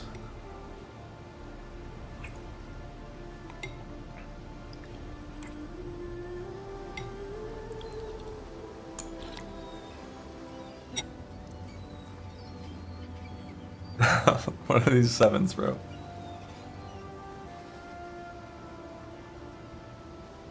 Alright, so I have to play competition. I think I have to. I tried a little bit without it. I just can't, dude. I can't. Like, every time I walk up to a plot of Harvest that has 1 tier 3, and I'm like, I should click it, I want to die. So, like, we're doing this.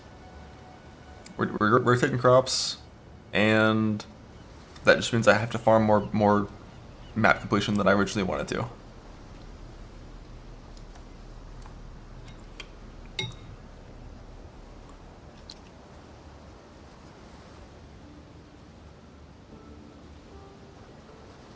Day 1 tree, get ready. Boom, boom, boom, boom, boom, boom. Boom, boom, boom, boom. Boom, boom, boom, boom. Do vision, 20 points. Whoa, fuck you, ritual. Yeah, that. We don't bother fixing pathing. Holy shit, Delve is in. Let's go. I love Delve. Expedition better. Oh, we're done. Cool. Quant rarity. Quant. Sustain.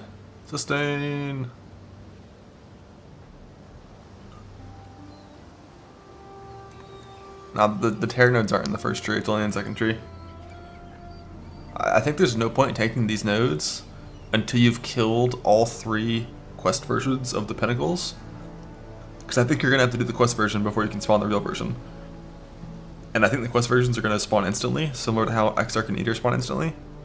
So like I don't think you're gonna need these points until you're like truly you've killed the 3 Pentacles on Quest version. You're ready to fucking go. You unspec some shit. You spec into it and you start blasting. That's my guess. But either way, that's in the Harvest tree, not in the Expedition tree. Skip Harvest, full King's March, gamble all the gear. We don't get much more gold for going full King's March, right?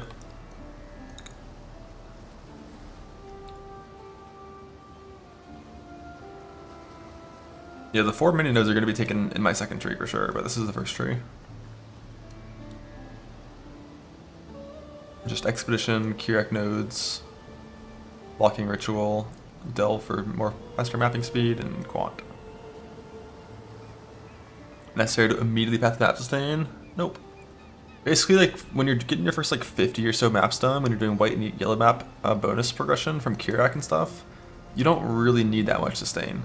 Because like when you have uncompleted 6s, 7s, and 8s, you don't really care what drops, if it's a 6, 7, or an 8. So there's no point in trying to make it a higher tier map. Because you just want uncompleted maps. And I think the way it still works in this game is when a map drops, if it can be uncompleted map, like for example, if I was in an underground sea and a map dropped, and it was a tier 16, Toxic Sewer and Spider Lair would have 1 weight, and then Crimson Township and Foundry would have 2. I think is how it works. When it comes to connected map sustain, it's double when it's not complete. I think that system is still in the game.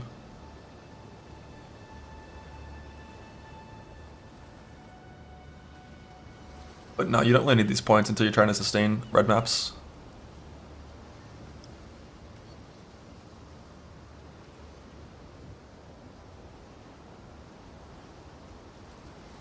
Bulky Ritual, amen. The weight goes away when you complete but not bonus. Yeah, so on normal league starts, I never really have a scenario where I complete but not bonus. That just doesn't happen. I don't do that. But in these like racing league starts, I think I will be doing that. Probably. Like once I feel like I have enough points, there's just like no reason to val it and risk breaking your map when you only have 3 maps.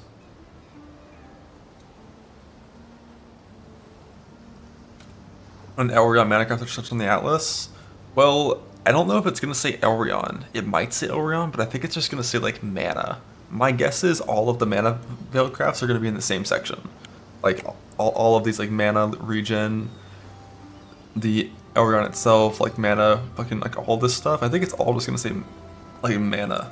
Because if all the individual crafts had their own single crafting bench, that would be a lot. They remove next patch? Bro, if Elrion gets removed with no mention of it in a Q&A or a patch note, holy fuck. That'd be so bad. I doubt it.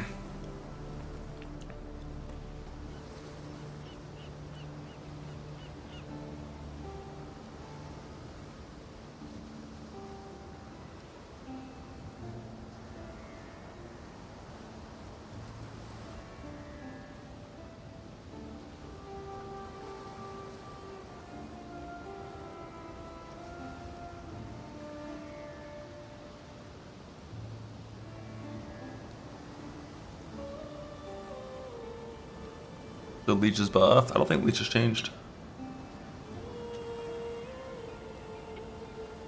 This is just pathing. Like basically, like I'm gonna spec.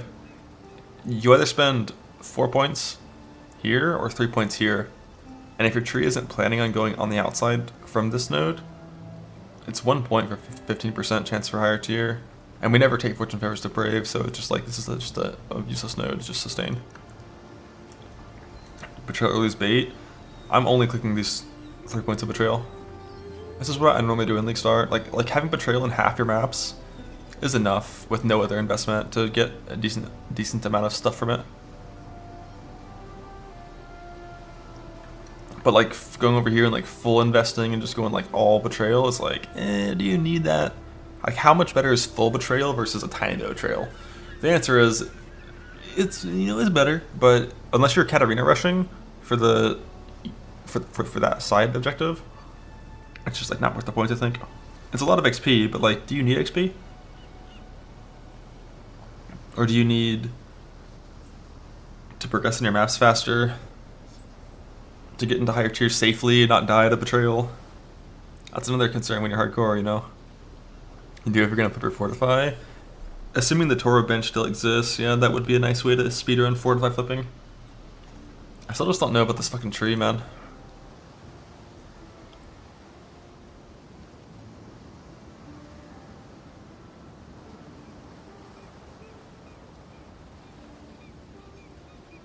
Yeah, I think it's just this, and then if you're only 94, you can just not have this crit DR node for bossing.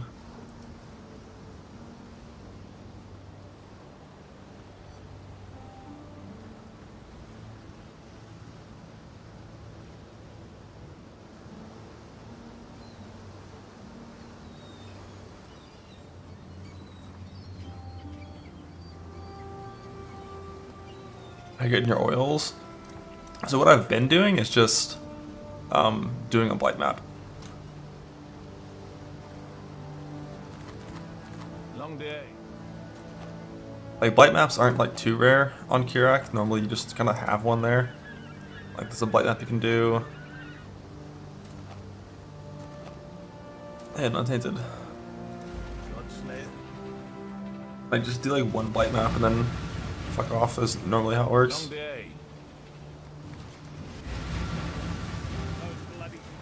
Godslayer. Long day. Or does it just be 0 blight maps the whole way? But like I'm also just leaning towards just That's the trail. just harvest swapping. That's what I ended up doing this run anyways, because I didn't get a crimson. Like my one blight map got me this one and this, and then 2 of these, but no crimson. Long day. But typically like one T16 blight map is all you actually need to get like a crimson oil. There's another one. Huge login.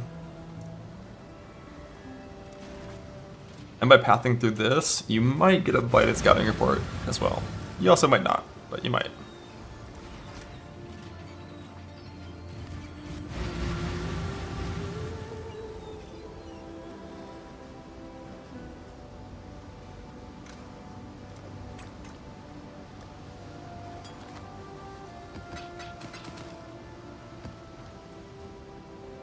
You won't. Yeah, it's unlikely at 5%.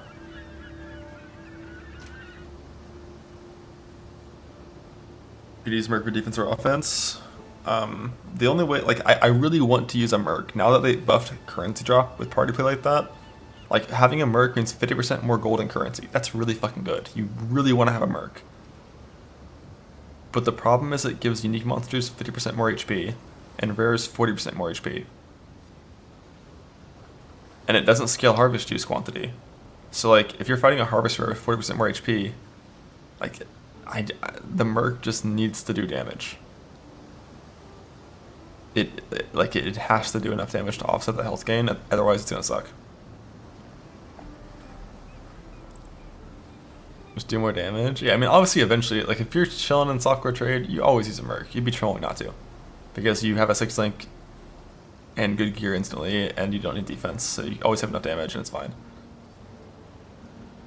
But like early league, 7 hours in, T17 or T16s, when you're still in a 4-link, like your damage kind of sucks. So like if you give everything 50% more HP, if your Merc isn't seriously contributing, it's gonna not be good. It's gonna really feel bad.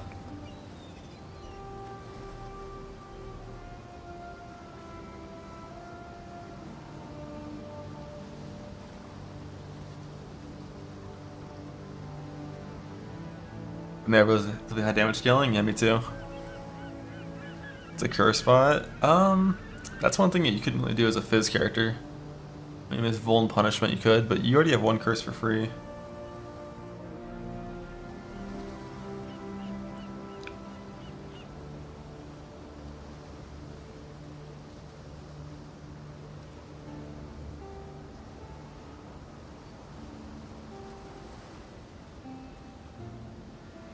The Night Whispers do Punishment and Vul. Log in.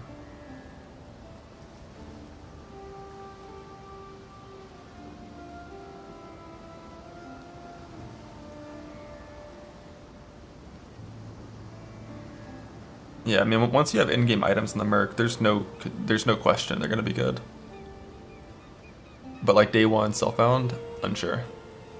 I want the rewards. I don't want the difficulty. Unless they fuck.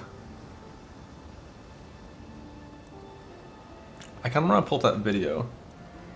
Cause like the video that I saw of the Merc.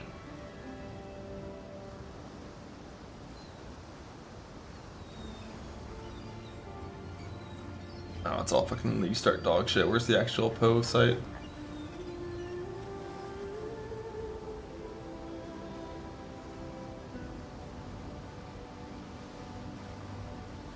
In the Mercenaries League, you'll be able to earn pieces of the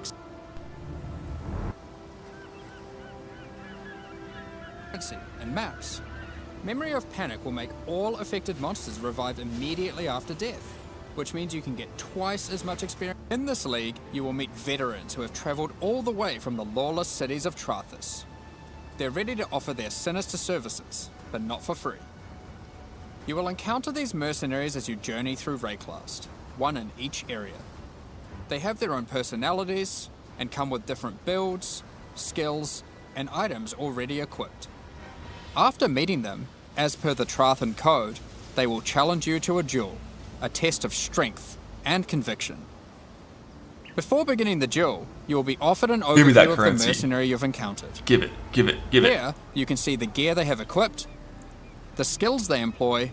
This dumbass, we're in full evasion gear. I'm gonna one-shot him, I have RT. And any support effects augmenting those skills. You must now make a choice. You can hire their services, take one of their items, or exile them. If you choose to hire them, for a gold cost, they will accompany you as a skilled combatant to assist you in fighting monsters throughout Rayclast. Once you've decided, you can begin the duel. This is a great opportunity to test them, as you don't want to be out of pocket with a useless rookie. However, they're testing you too. They also don't want to be working for an amateur. So, what items might they be using? Generally speaking, mercenary gear is more powerful than what you'd normally find from defeating monsters, as they've been crafting their items too. They can also come equipped with unique items, those that would make sense for the skills they are using. Bro, if a level 83 character comes with me with a fucking princess on, he ain't getting hired. Like, that dumbass is not getting hired. There are even some new unique items that can only be obtained from defeating them. One such unique is Scornflux. These boots combine agility with the mastery of the arcane. While equipped, increases to cast speed from Arcane Surge also apply to movement speed, which is worth noting is now 20% inherently from Arcane Surge, up from 10. They also grant Arcane Surge when you use a movement skill. This allows for some speedy spellcasters. Sometimes you may meet particularly infamous Trathan mercenaries, bearing the name of their house. These mercenaries descend from the 4 major death trade families in Trathus. These mercenaries Infamous Reanimator, whereas unique items that can only be obtained from defeating them. Blade Dancer. So they have a prefix this on their allows job. for some It's speedy infamous. spellcasters, If they're one of the bearing bigger the name versions. of their house. These mercenaries descend from the 4 major death trade families in Trathus. 5 Fuse, 1 Regal, all good. Gold border as well. These mercenaries descend from the 4 major death trade families in Trathus. Yeah, I saw map qual makes infamous more common. Mercs don't have flasks. Hope not. Fucking, that's one thing that's so annoying about PoE2 Exiles. They just life pot. Like, stop that. Killing someone's minions. They are less common, but have far better items. And they are also the sole source of items with new, infamous modifiers, unseen before in Rayclast, such as these gloves. Only choose 1 currency. I think from the Q&A, if I remember right, if you pick currency, you get the full window. It's what I think was talked about in the Q&A.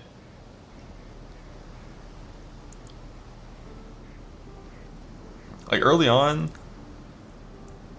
you talk to the person, you hover over jewelry, because all jewelry bases can be good early on, and any items that are the same, like that are the type of item that you wear, and then you take the currency if there's nothing insane.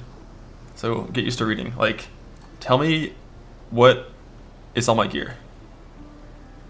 You know? Which items were good? which convert all of your minions' fire damage to chaos damage.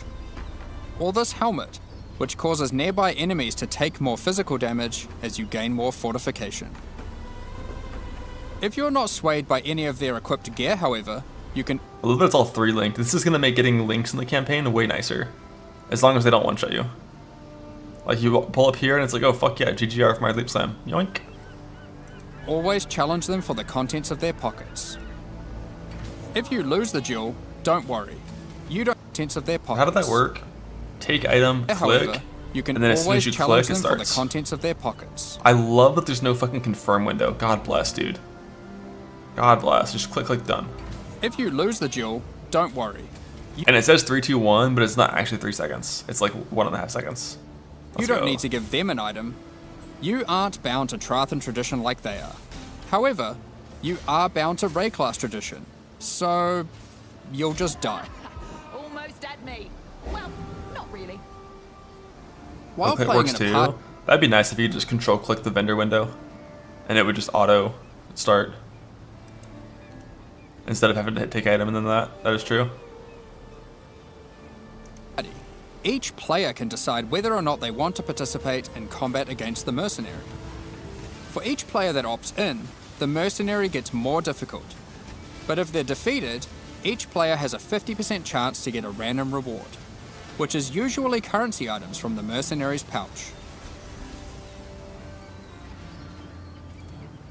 Alternatively, party members that opt out of the fight can spectate and cheer you on. Or they might wish for your demise, so they can pick up that allocated divine waiting off screen. Dead. Good. Let's say you won the duel, like their items, and have decided to hire them. What combat skills do they bring to the table? Each mercenary has an archetype. Here, this mercenary is an eruptor, which perfectly couples with my slower, more aura-focused scion. This mercenary is highly aggressive, and will get a lot of benefit from the auras and buffs I provided. When I'm playing a more aggressive character myself though, I'll want a mercenary with a bit more resilience and utility. I've just run into a striker, who can Bone Shatter linked to melee slash. What a fucking dumbass! Doesn't he know its baseline?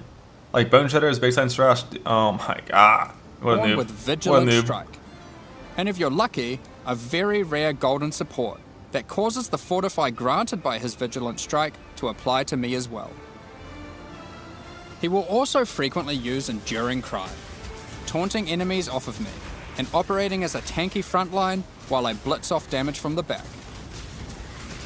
Sometimes kinda when you fucking fight a with that blue mercenary, back. you may notice the skills they're using are different from normal. For example, this sniper is using a Trathan version of Siege Ballista. If you're lucky, you will be able to select it as your reward when challenging them, then defeat them and they'll drop the Trathan gem as promised. You can only have one mercenary accompanying you at a time, but up to 3 total in your service. The other 2 will wait patiently in town. And these guys, they only cost gold when you hire them and when you revive them, right? There's no constant cost. Having varied options is useful, as there may be situations where you need specific backup, like a difficult boss fight. Any of your mercenaries you have active, or in your reserves, can have their equipment replaced with items of your choosing. What is that helmet? Oh, fledgling. They don't level up, so you will want to be looking out for more skilled and more powerful mercenaries as you advance through the campaign and endgame. If your mercenary falls in combat, you will need to return to town and spend some gold on healing supplies to get them back on their feet. Oh, I need that Then stick. perhaps Yo, I need that for my build. It's kind of slow, but I need that for my build. So I just want you to prepare for it. I'm going to be leaving Act 10 with a stick this big on League Start. It's gonna happen.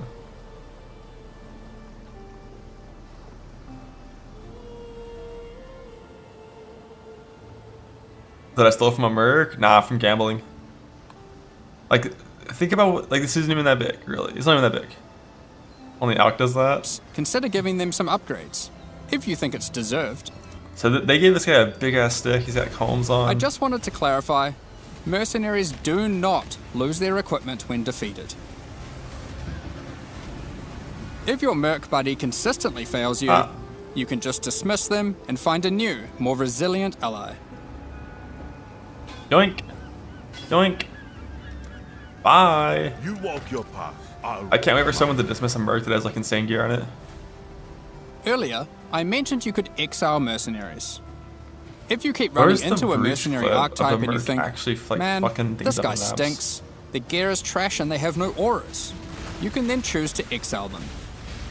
If you win the duel, they'll be forced to leave with their tail between their legs, and you won't encounter that archetype again for a while. Now, alongside these new Trathan arrivals, we shouldn't forget about who is a skilled combatant skills they are using, which is the movement skill. They allow all of you to challenge them, however, it's more archetype. Here, this mercenary isn't invited. When I'm auras and buffs I provide. Get him go. He leaps in. He attacks. He kills some white monsters. That slowly rares at full HP.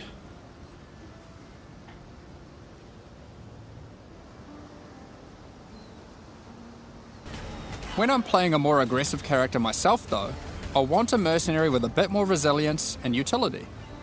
I've just run into a striker. He did get in there.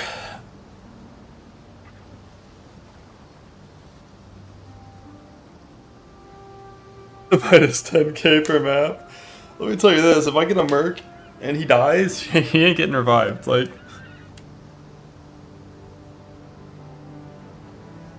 that's an auto dismissal.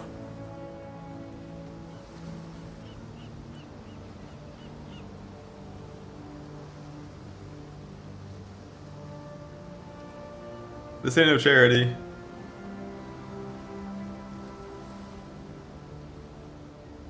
Hardcore merc? Amen, dude. If I'm hardcore, you're hardcore. Gotta upgrade their gear. Yeah, we'll see about that. Like, I'll give him like a backup. The thing is, if I give my merc all my backup gear and then I die, all my backup gear, or no, they're account wide, right? So I could take it from him on the next character still.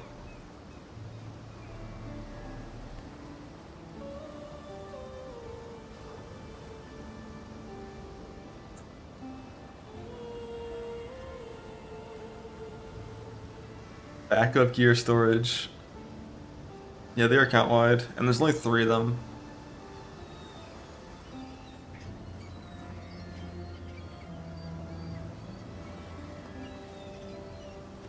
Free stash space, what?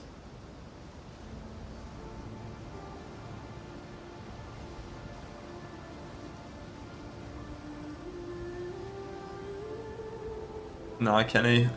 If the gap's too big, they won't fuck with you. I'm not sure what the number is. It's possible you could have like a level 30 merc in a lower level zone, and then a level 50, and then like a 70.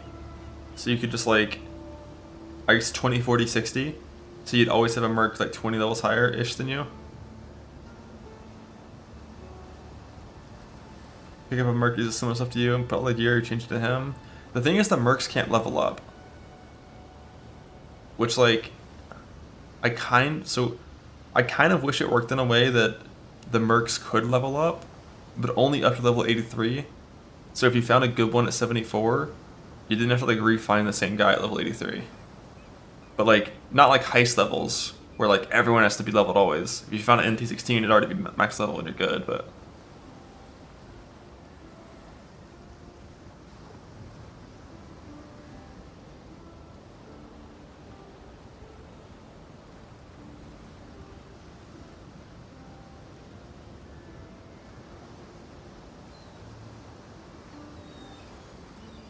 Probably paying 4th. Is 83 the highest?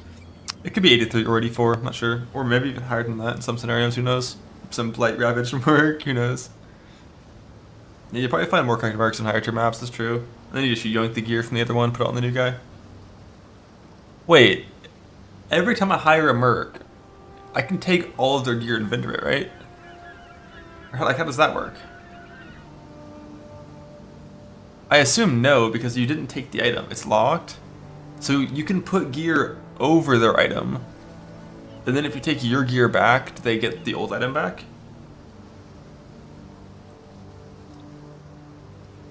Oh, they don't get it back, it overrides it. Ha! Ha! Ha! Oh, dumbass. Alright, that's fair, that makes sense.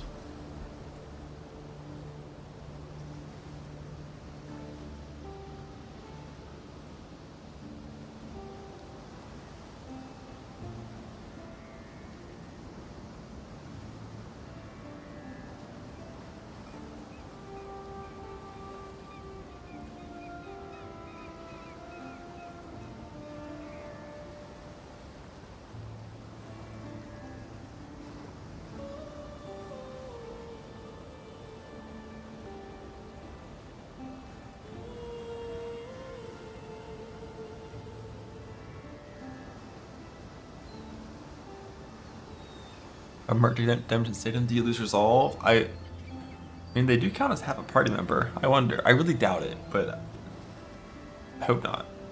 But also, Sanctum is nerfed. Who cares? Fuck Sanctum, amen.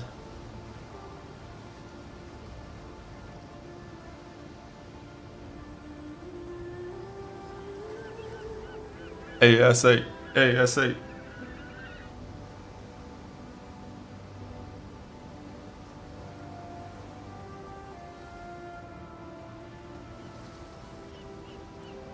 Update campaign filter. No, I probably have to remove some stuff, don't I?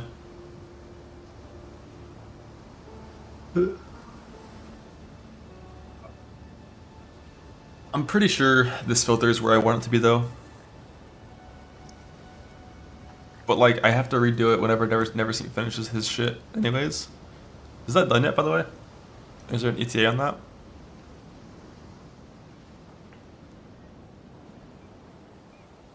Tomorrow morning, so I'll be doing filters during queue. Makes sense. That's fine.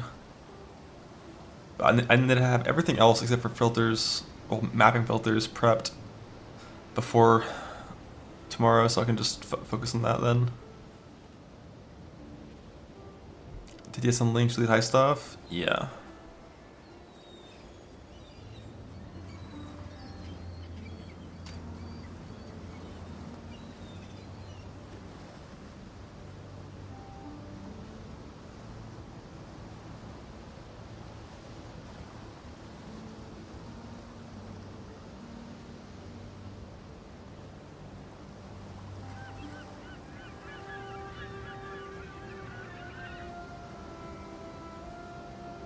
We're not heisting?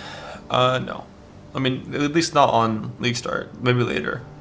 But like, I'm gonna have a proper like racing filter setup that you know, hides a lot of things that you would normally always want to see, but just not in this kind of time frame.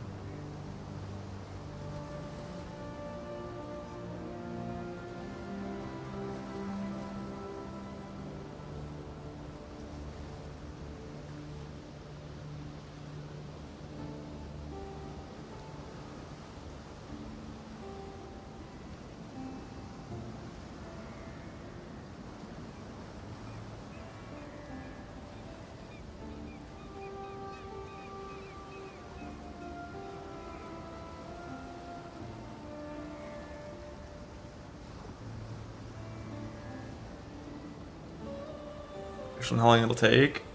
Between 10 and 14 hours is my guess, somewhere in that time frame. So I did it on Fissure Earth Shatter. I'm 95% Earth Shatter at this point. Like, something pretty big would need to happen for me to go back to Fissure.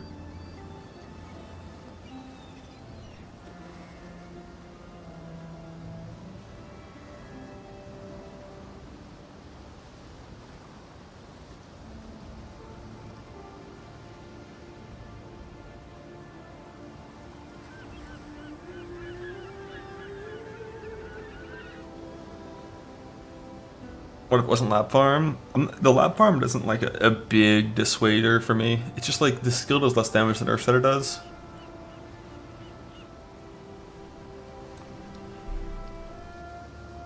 And early game defense or early game offense is like the biggest problem.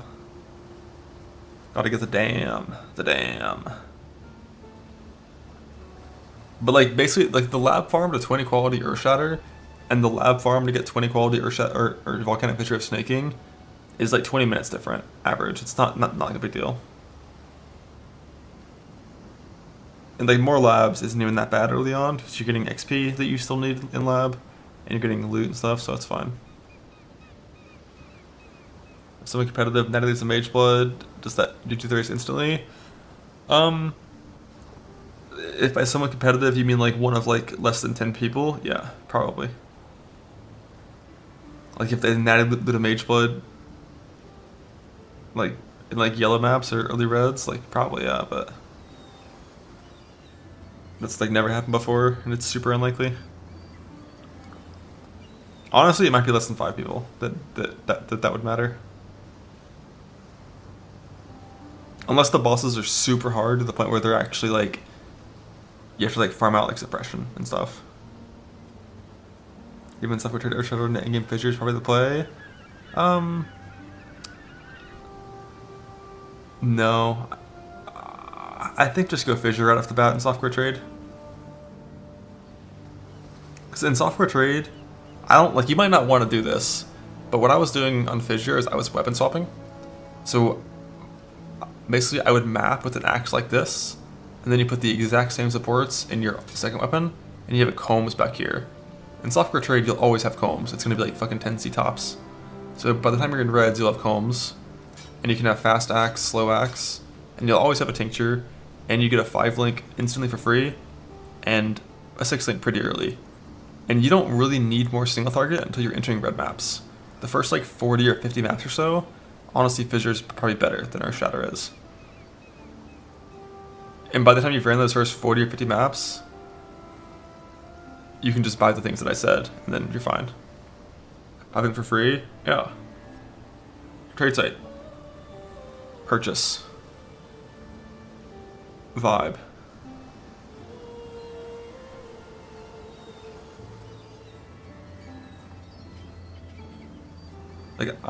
Like, I'm not gonna get a...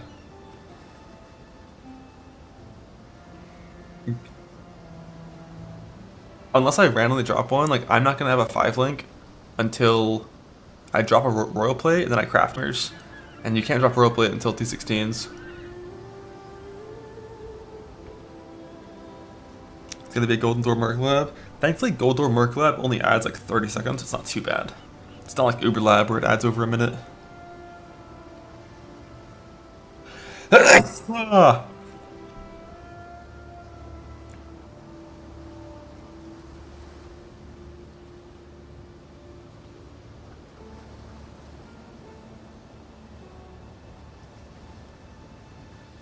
Is it ever not Gold Door?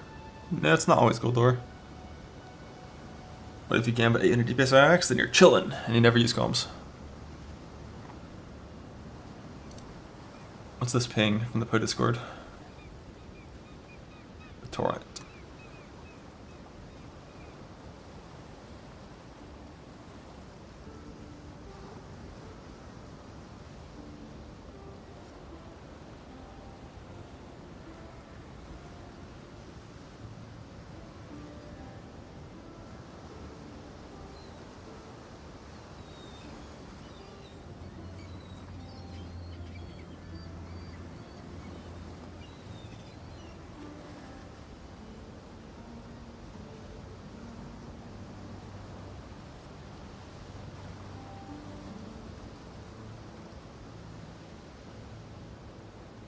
Already reset it? Oh yeah. So lab resets 4 hours after league start, right? League start at 1, lab reset at 5, PST.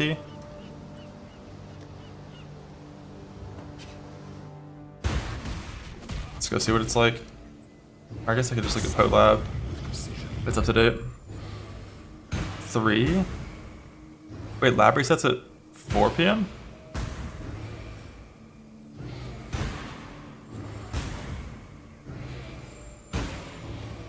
It says 2216.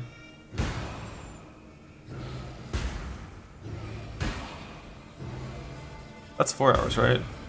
Am I dumb? No, just 3. 16 is 7. 22.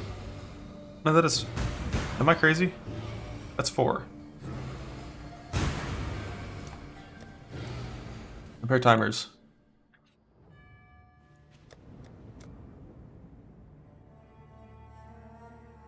Yeah, it's 4. League in 18 hours, lab reset in 22 hours.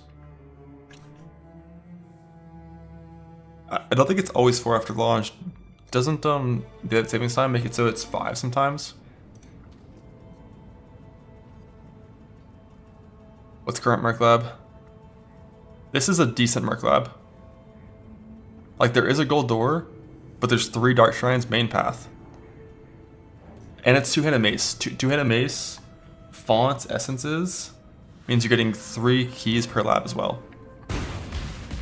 This is a pretty decent Merc Lab for the start. As long as you get to Merc Lab before 4 hours. Which, like, my runs have been about 2 hours 45 minutes to get to Merc Lab-ish.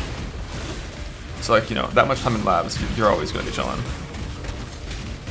But you need to be a pretty fast campaign speed in order to get to Merc Lab in that time frame and farm your gem. Where there's a golden key, there must be a golden door. Let's see what the golden keys are. Let the day dawn golden with Okay, so this is an indoor Dark Shrine, single exit Dark Shrine, so it should either be over here or let's see, what indoor are we looking at? I think it's gonna be to the left of the exit in this one, right?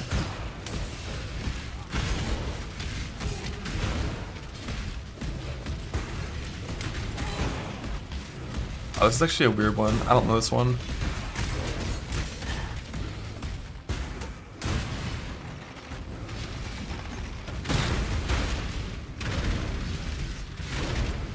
the pursuit of power can be a grotesque affair.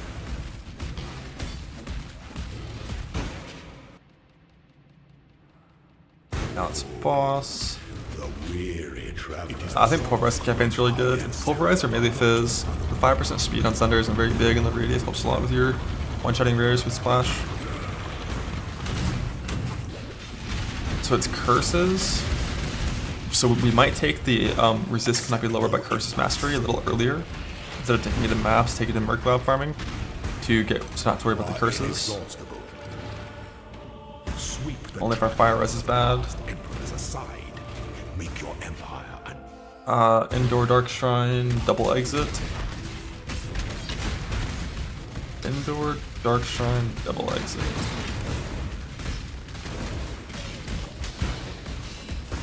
You just run to the exit.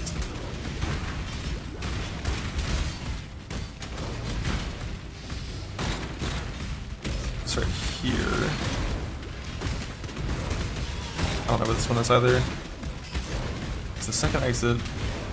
There's a puzzle right here.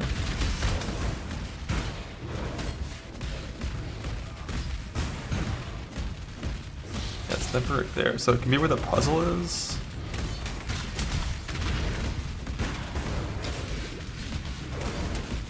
But it's not where the puzzle is. It has to be somewhere at the start. Yeah, I think I actually see it on the map right there. Like, that thing right there is the Dark Shrine. So it's either right here at the front, at the left, or it's where this puzzle is. It'll be in one of the 2 spots. It's either right at the left. Wait, no, that's not it. Ah, shit. Is it still over here? Get pranked. It's right here, but this is far. Basically, you have to go left, check for it. This is either a puzzle or it's the other thing. And then go all the way across. And if that right there wasn't the Dark Shrine would instead be up here. On the left. Where that gauntlet is.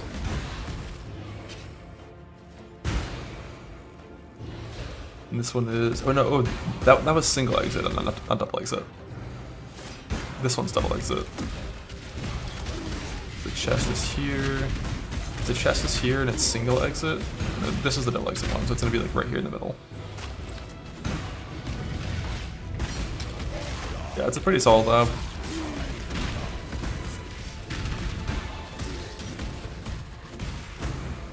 Like 3 Dark Shrines main path that are all in good layouts that are findable. And the mechanics, you can kill Azar quickly for keys. It will be a Azaro where your temp chain's full and then he has a bunch of buffs, but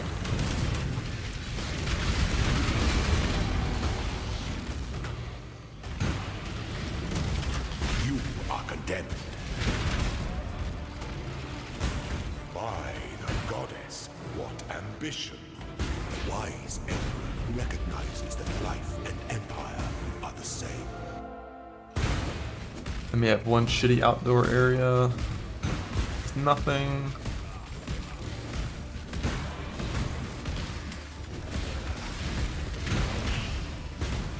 Yeah, this is League Launch Lab layout for 4 hours.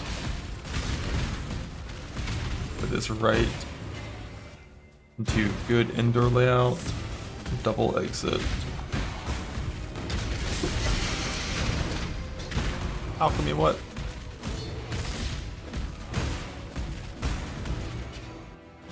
This is a solid lab.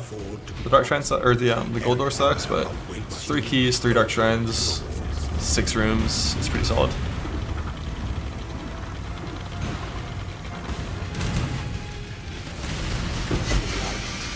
Gilded dungeon ascendant. 3 keys is so nice. More quality, what? Alright, round 2, but this time no exploring, we actually clear it properly.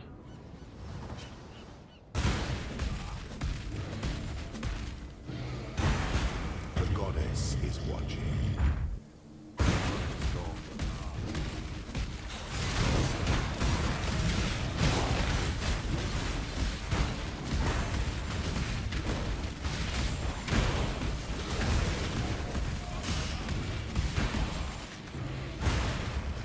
Where there's a golden key, there must be a golden door.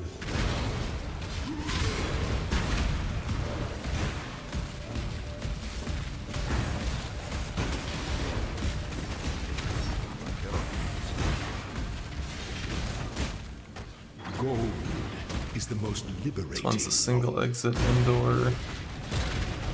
Just gotta check the left.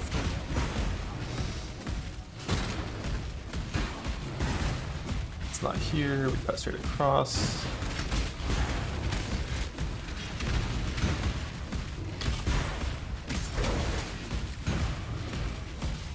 Past the tarps.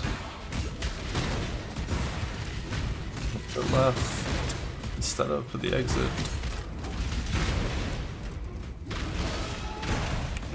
Zoom Shrine, what? So unethical.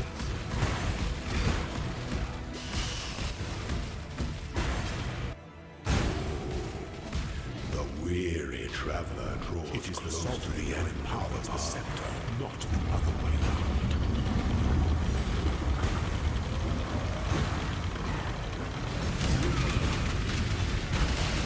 Choose your path. So both of these mechanics you cannot insta this Azaro. I guess the lever starts instantly. So if your Azaro damage is a little low, it doesn't matter as long as you kill him before that second platform gets up. The trappings See, he can't leave when the platform is moving. make your empire. Indoor, single exit, check bottom left. I don't know what the fuck that is.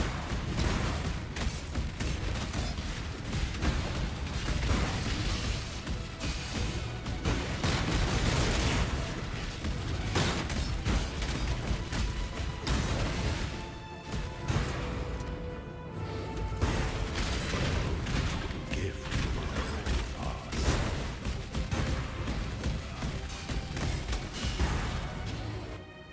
Indoor, double exit, check left, it's here.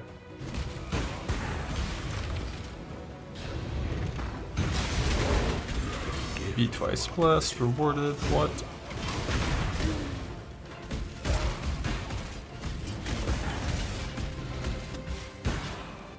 When the time comes to strike, an empire essence of strikes without must be shared equally to entertain doubt in his advancement.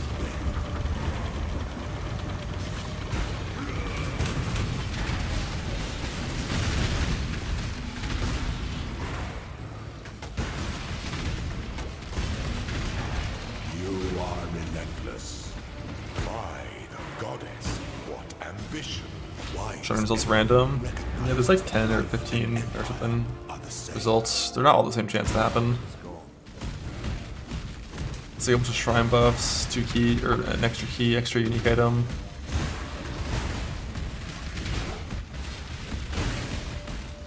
Extra font use, which is the best one in most scenarios.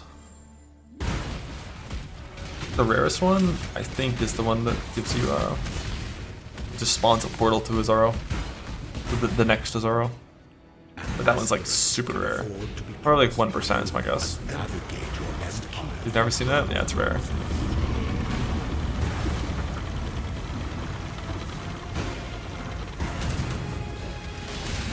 your destination is more dangerous than the journey.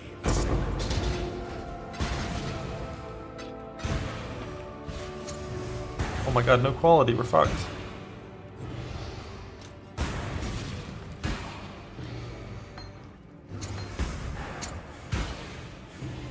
And we lost 2. 6 quality, huge, huge. Smite of Divine Judgment, log in.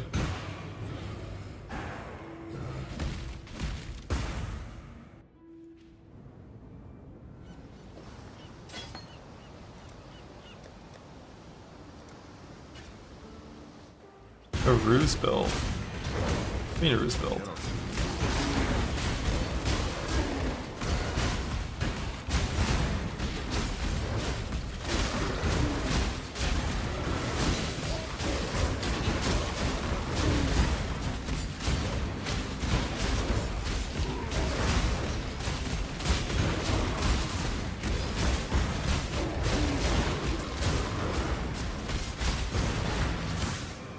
They'll kind of need some plus strikes to function.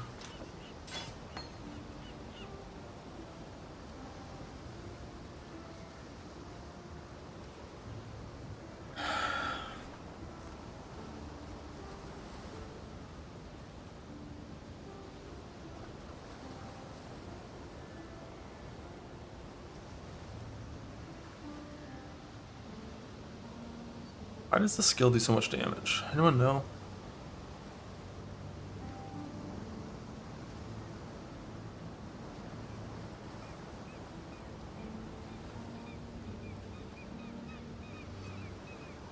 $9.50.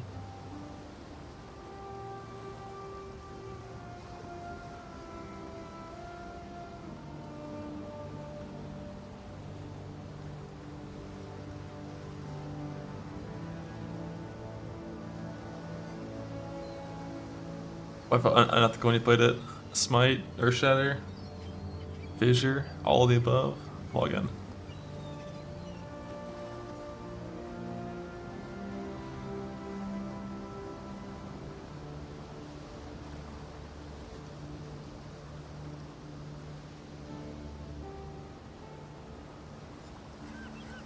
Zerker's the unethical thing. Amen. T minus 18 hours and 2 minutes. T minus log the fucking. I don't know what I want to do today. Like, I need to update the POB to be a little more in depth. The super in depth guide for everything is definitely not happening because, like, there's a league start race and I've been prepping for that instead. Sorry, get fucked. But, like, I will do a smaller thing with, just like, you know, the normal. Here's my last trees, here's league start stuff, here's gear, here's. Etc. etc.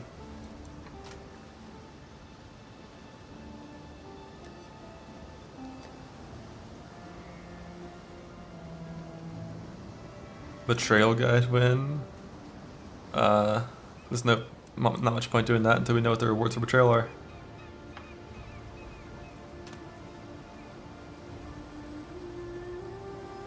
How many Vorsten runs have I done? I did 1 Mana Man, 1 Snaking, and 2 Earthshatter runs, I think.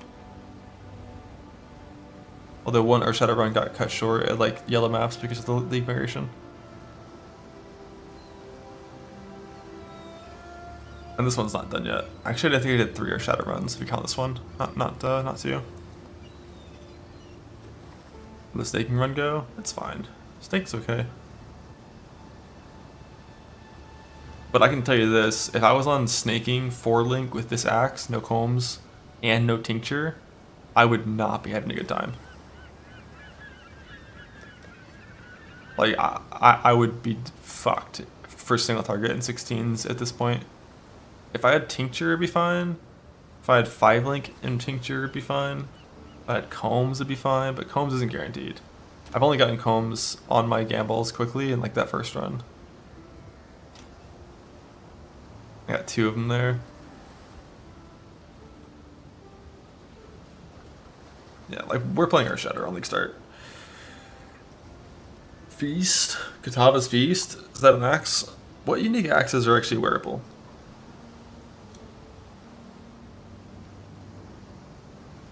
If you gamble them.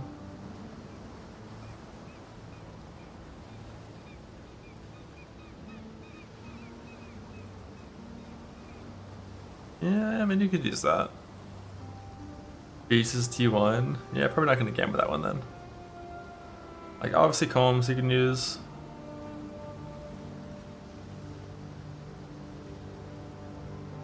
Yeah, if you gamble a Feast, that'd be pretty good. You wouldn't use the melee splash, but it's just good damage. You'd use a Feast.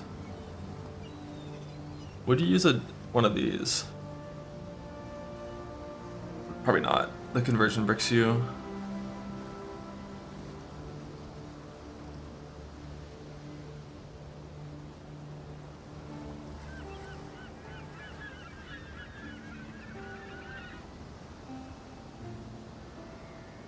You for sure can place Invictus, and you should place Invictus if you get one of these. It's really good for olive, white, and yellow map progression.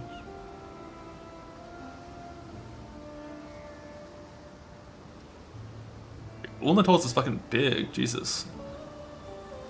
Oh, because it has your reduced attack speed, never mind. Ha.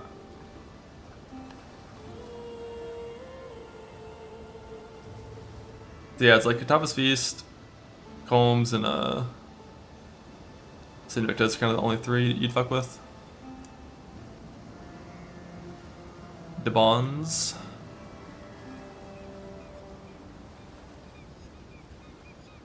Almost all our scaling comes from Fizz. We need real damage, not base cold.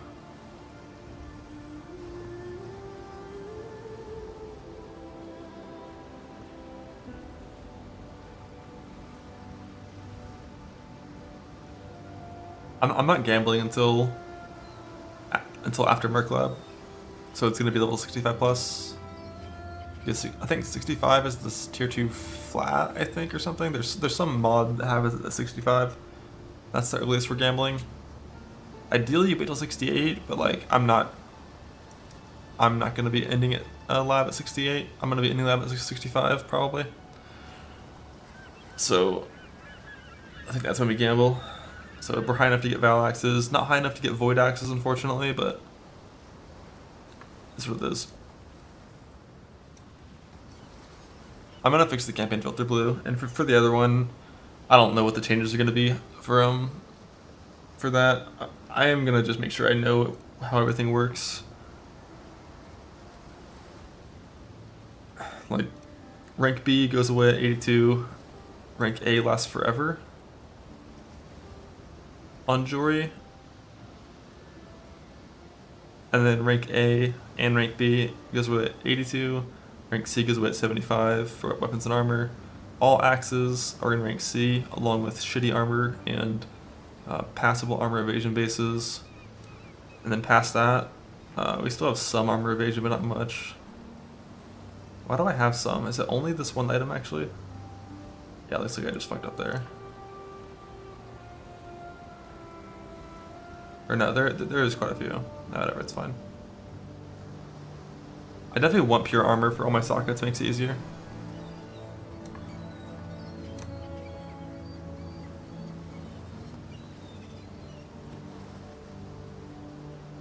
And then crafting. We show all of our endgame bases forever. And then rank B, we show our endgame non-rare bases, only 84 plus. Yeah, that's what I'll have to redo tomorrow. And the rest of it seems fine. Armor over hybrid. Yeah, you want full armor.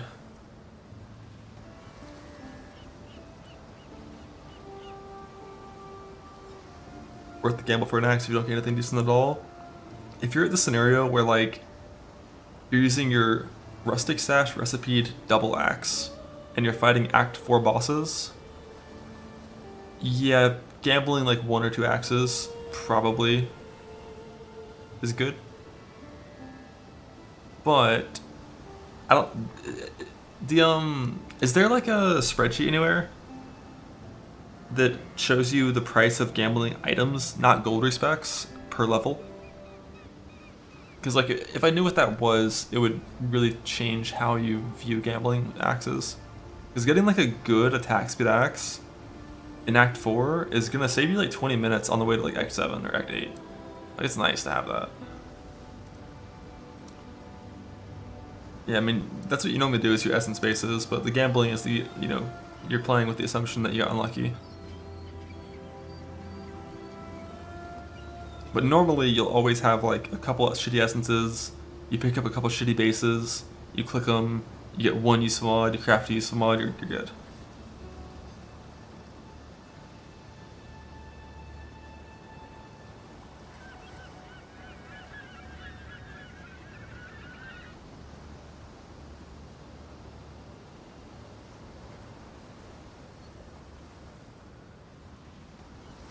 Slap any essence on the axe? Yeah, basically. Just like anything you have, like fucking cold pen, spell damage, accuracy, who cares, you send it. Oh, wait, you going to 16.5? No. I won't be rolling any of those maps, they're gonna go unscoured if I can. Speaking of which, thank you for reminding me, I wanted to look at those. Striker, who can spawn with Vigilant Strike. And if you're lucky, a very rare golden support that causes the fortify granted by his Vigilant Strike increase the TAD modifier strands maps when the some sort of specials and craft powerful new items. While we were showing Find Zana, refer it to your current maps on the 3 drop more value as you progress, as you gather, use memory, allowing you. This alter will maps ever run in part. So yeah, this is T16.5.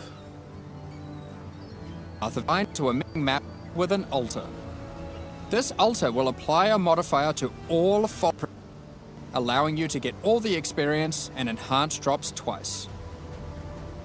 There are many combinations of these powers, so you'll have to carefully consider how they best work together. I want to log in. That's not the only. Them out way more powerful.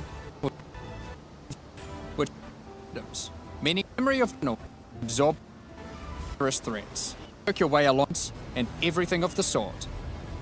This tree areas and map on the thread are thread tier maps. Upon meeting Egan and discovering the tier, he will then transfer it to your map device and reveal this on, it creates the chain. On your atlas. Each one of these maps is T16.5, and then it ends with a boss that drops the pinnacle boss. A thread of memories. These are not like 17s, in order to now they don't access require each them to map be on the 6 thread, mods. you simply need to talk to Egan when you're ready, and he'll open the areas in sequence. These areas can be fully influenced by your atlas tree, scarabs, fragments, and everything of the sort. As you work your the incarnation of fear. Good luck, exiles. Where's the other one at? Fuck. Memory of her father's emotion, neglect. If you straight up delve his enhanced boss, Cirrus. This is one of the Fueled mini by bosses. Zana's affectionate memories of her. Drawn from by a power pick So one. Innocence, Cyrus. And these will stack as you go. So as we see here, the map starts normal. So it doesn't have to be rare. I don't think we see them alch it. So the deeper you delve into a memory, the more mods you will. Where does it say 16.5? Like, don't they show these with mods at one point? Like, obviously you can alch it, but like you don't have to. Like, one of the reasons 17s are so hard is specifically there it is. It's because they are forced rare 6 mods. Always. They have to be rare 6 mods. Maps that drop are 16.5 only. You don't think it's the ones that are inside of the thing? To find memory strands it consumes. The Orb of Intention can be used on memory influence maps to reduce item drops, but improve the chance to find items with memory strands. In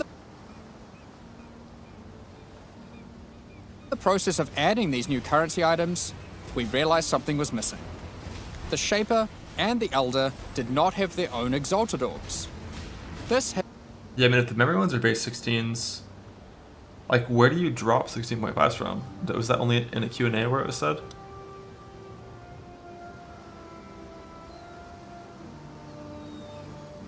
It's in this. So, like, that's what I originally thought. Like, you beat a pinnacle. has now been rectified. After you kill the bosses, you start dropping them, Both bosses now but not from the bosses themselves. the Starcaller unique Abyssal Axe. We're gonna show this one because it's straight up badass. The Starcaller Axe is a weapon that can harness the power of the stars themselves to deal immense damage. What makes it shine, however, is that on melee crit, it casts Starfall, a new skill. With the right build, you can carpet entire areas and wipe out screens of enemies as you rain down the elements upon them. Another item you may find, and this one is my favorite, is the Wine of the Prophet unique flask. It consumes a lot of charges, but every time you use it, you draw a random. You'll draw. There are. Okay, but let's get back to the Atlas. After defeating all 3 new pinnacle bosses, you'll be able to find new memory-influenced Tier 16 maps. So you have to kill all 3, and then you can find them.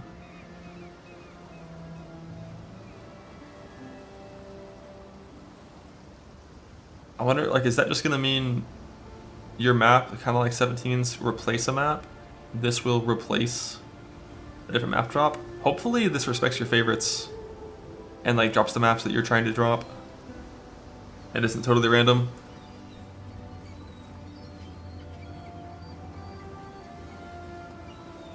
These maps come with the previously mentioned special ability.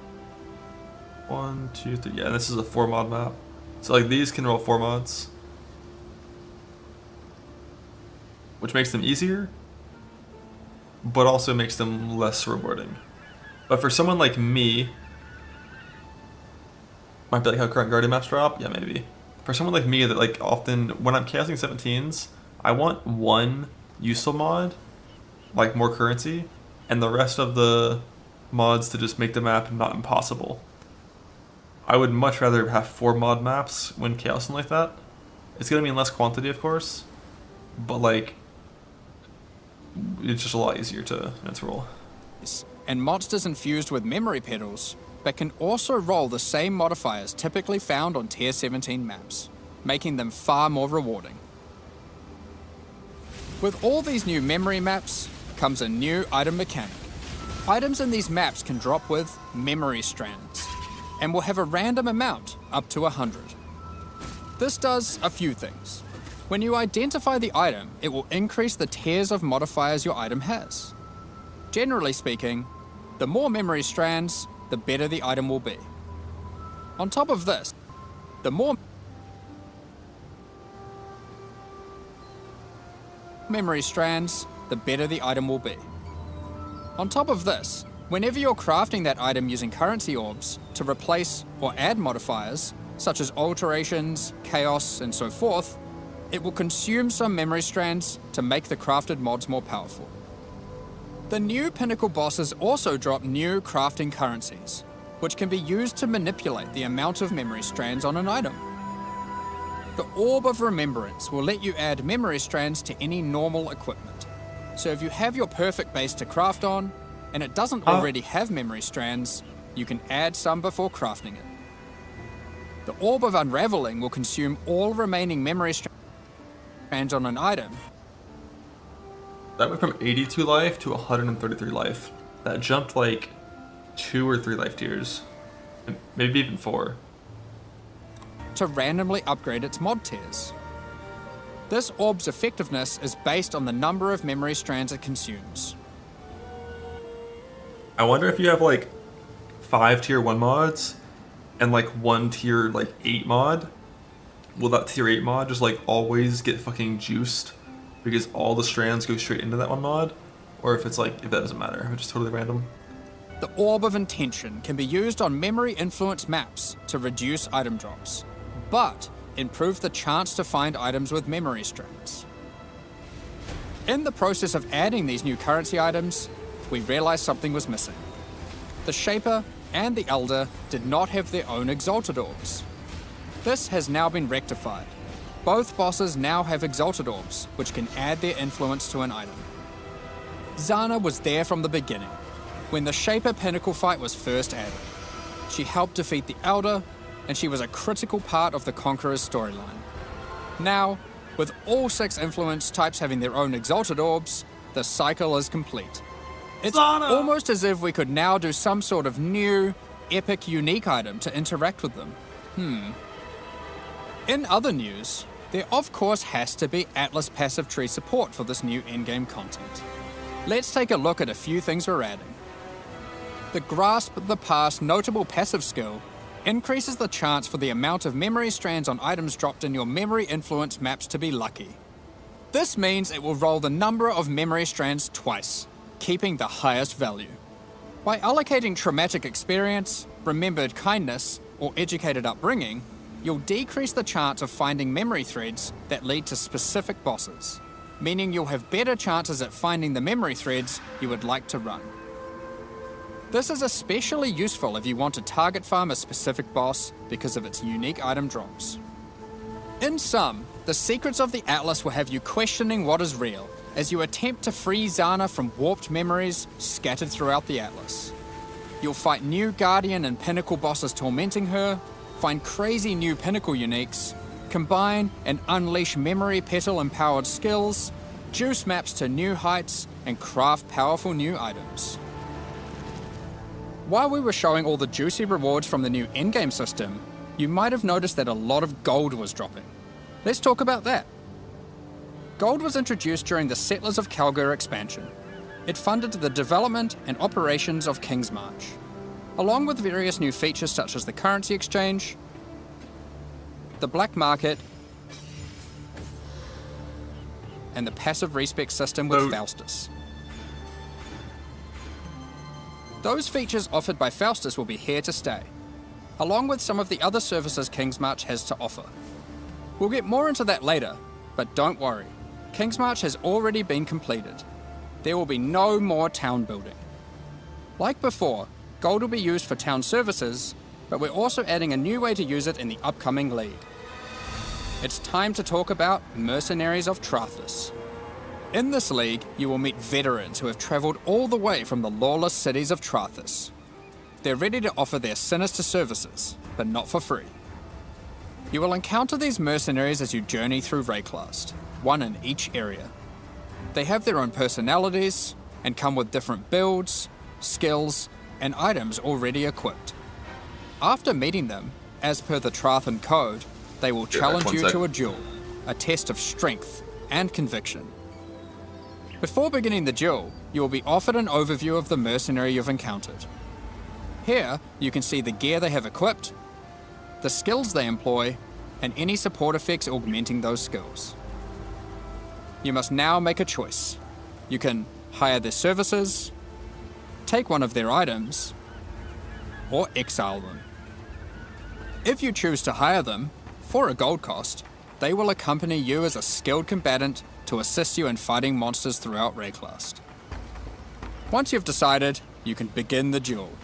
This is a great opportunity to test them, as you don't want to be out of pocket with a useless rookie.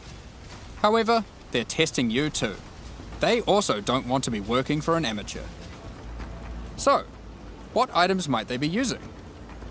Generally speaking, mercenary gear is more powerful than what you'd normally find from defeating monsters, as they've been crafting their items too.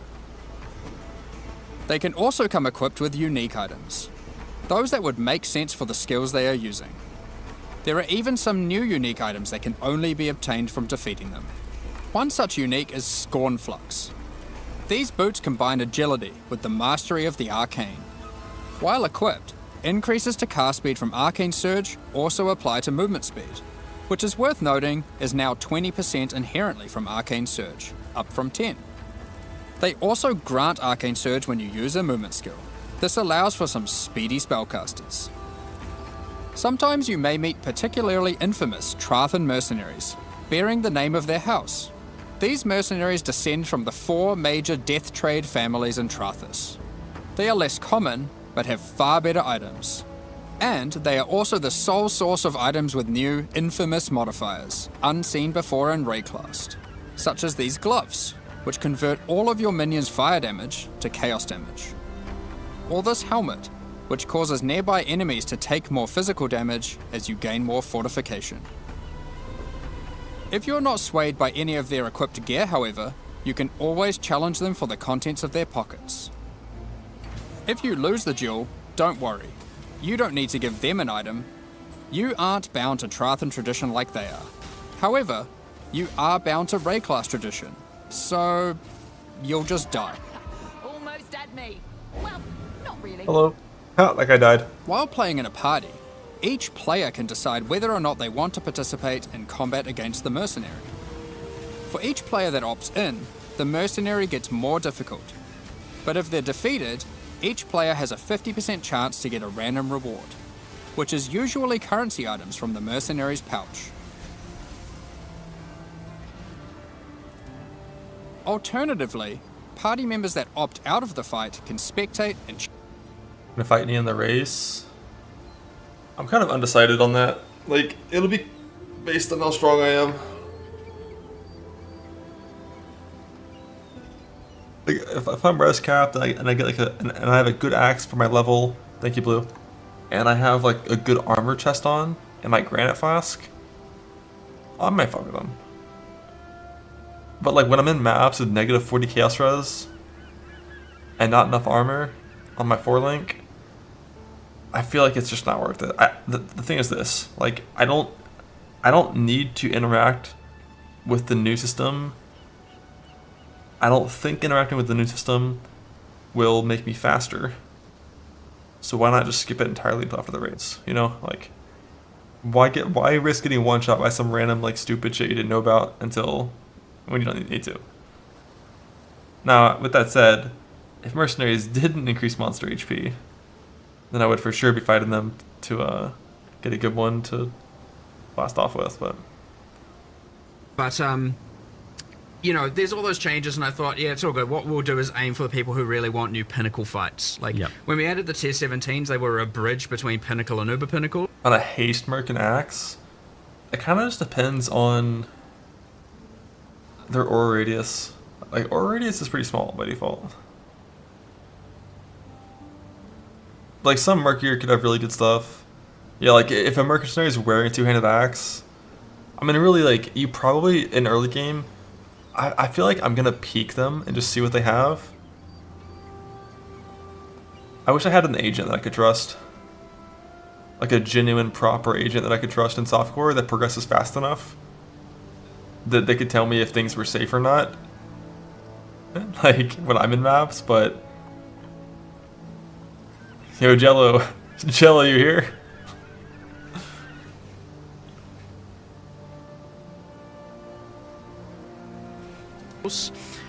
So they weren't even the kind of highest tier of difficulty in the game. And you could argue these aren't either because they're pinnacles, but they are a step above the existing pinnacles. They are a bit harder. That being said, of course, just to clarify, there is a quest version of them where it is you get to tier 14s and you will find them deterministically and get through all three of them, just for the... That sounds like the exact same as the current kind of like Eater Exile quest chain, where like you're going to be able to fight these pinnacle bosses in their quest version super fucking early. Like as soon as you enter 16s, like, you probably can fight them if you want to. I'm not going to, most likely. The sooner you fight them, the sooner you can spawn the real versions. So it's important to fight them as soon as possible. But I think waiting for like an hour to get like some actual real gear crafted in 16s is probably the right move. Narrative, you get to explore all that. They're easier balance, and then you get into farm mode where you get the true rewards and the true, difficulty test. But yeah, as you pointed out, I thought that'd be alright, and then you did raise your like, but what about between tier 1 and 14? It's not going to feel very new, and it was like, yeah, where's the content? yeah, fair enough. So yeah, we made some changes, of course, and as much as now in the live stream it says we're introducing it at high tier maps, that is where the story is introduced, so to speak. But we're now adding a bunch of trickled stuff beforehand, all the way from like tier 3 maps, where you're now you're finding those memory influenced maps, or the influenced by the originator, as it said. You're getting the memory strand items, which are very useful for actually finding good item drops and crafting as you're going through the end game, and so you're getting that all the way through. And then, once you get to the higher tier maps is when you get into the actual pinnacle storyline with the new 3 pinnacle bosses. So yeah, I mean, look, straight up, it was just like a, what we thought was good oversight, but like, this is always what happens. I think even Jonathan mentioned earlier is that often, when we have these podcasts and interviews, it's just like half the time we end up discussing stuff that we're then going to go and change the day after or the day of, and that's exactly what I feel we like end up something always doing. comes out of the Q&A. You usually do some sort of live development during these, which I love. mean, there's so much that like to not and happening so rapidly, and coming together very much, all together at the end. It's impossible to really have your eye on everything and not miss like some things. And even we often miss things, and then it goes live, and then we address it then as well, and stuff like that, right? It's just like very crazy, but again, that's I kind of think that's the magic to it, and what allows us to do so much in so little time. But it is also the thing as well that's going to result in the 6 expansions coming in the next year for the combined games. So yeah. So now, like the state of it looks like veteran players are going to be exploring the mercenaries as they're leveling up. I think they're Void going to Sets go are into the saying in the same endgame and place. kitting out, trying to find their ideal mercenaries, gearing them up, swapping them around, starting to interact with memory packs of enemies that drop memory influenced maps, that drop memory influenced items that they can craft. Which I'm excited about that as like a progression, the crafting system with the boosted craft. And that was, you mentioned like a way of kind of getting the tiering system into Path of Exile 1. The initial idea there was like, how can we get the tier 2, tier 3, tier 4, tier 5 item drops from PoE 2 system into PoE 1? And it was like, well, why don't we just do it in the new in-game system? And then we're like, well, we can have more granularity. It can go all the way from 1 to 100. There's not really much point not. And so you're finding better items. Like every time you pick up these items, it could have a set of full tier 1 modifiers. So that was the initial goal. And then, it was like, well, may as well. Like the crafting orbs can just consume it as well. Now it's worth getting into that specifically. The basic crafting orbs all consume it. And right now, like, we don't have fossils and harvest and stuff do it, but it is our intention to implement that. But it's a bit scary. There's some OP there for sure, but I really like all those systems interacting and interweaving. Please. Now, what we're finding right now is that you actually do that crafting first, then you consume the memory strands for like the final exalts and final applications. And that is something that is happening internally, and you're getting some pretty insane outcomes there to guarantee like a T1 mod on your final exalts and stuff like that. But yeah, if we were to do it the other way around, you'd probably end up having it be very much using all those systems. So before we turn that on, obviously we're going to review every single thing and make sure we're definitely happy with everything, because it is a very complicated web of craziness. But Actually, that was a question I was wanting to ask, was like, how do you even make new crafting systems for PoE 1 at this point? Like, Well,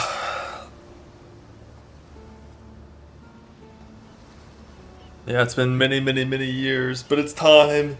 It's here in the one day.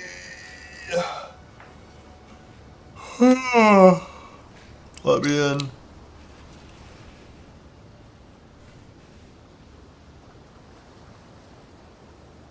Let me in.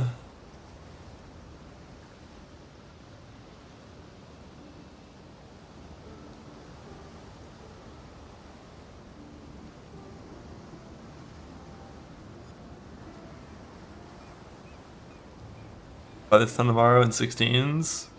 Yeah, you're right. Most likely. Unless I die.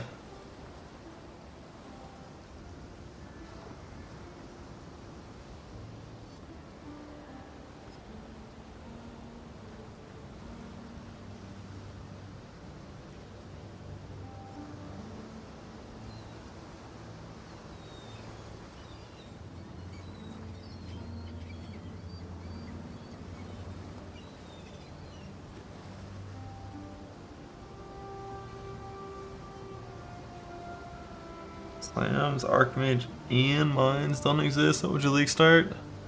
Some sort of melee strike skill. Either on Zerker, Champ, or Slayer, probably. Probably just Smite. Like Peaconk Slayer into Smite Champ. Maybe Smite Champ from the start, I'm not really sure.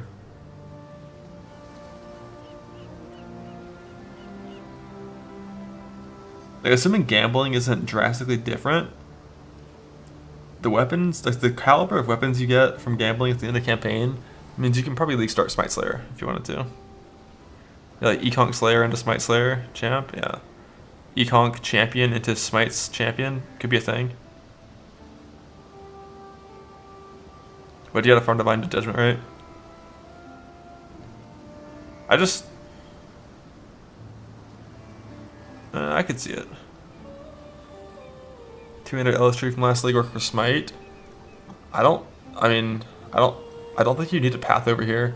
Like, Lightning Strike has a path over here for Pierce and +1 Proj. Smite gets its +1 from the splash over here. So I don't know if you're pathing all the way up here on Smite.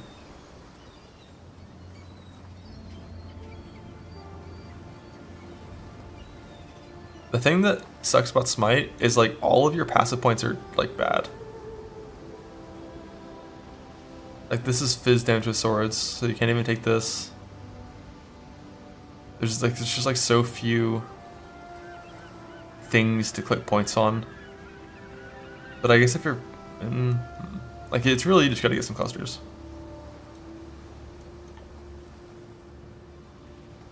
But even then, like, you don't have any mediums that are good, except for crit. See, like, you have to go crit, but like, do you go crit? Yeah. Start as Champ, then go Slayer, then back to Champ, log in. Normal Lab, Adrenaline, Econ, log in.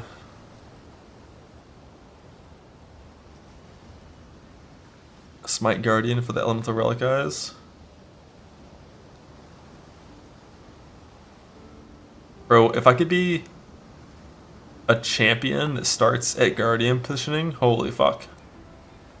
You path out Elidam, Dam, Elidam, Wed, Elidam, and then you get your attack speed from Haste and Adrenaline. Log in.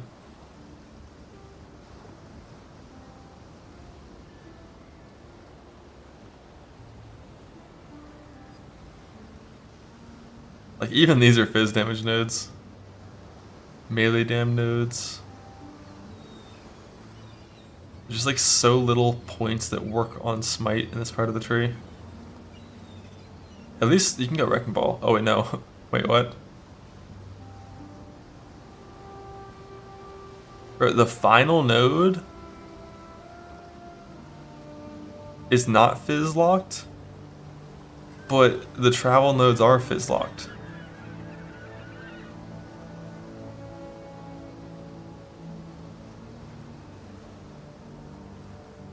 So there wasn't much worse than Chandra campaign, yeah.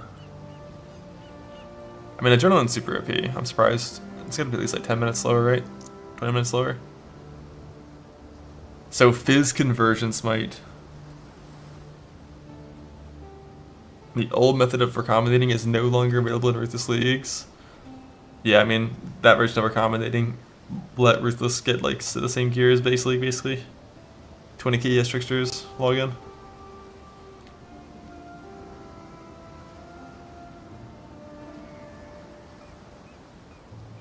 Adventurous Popper Smite? No.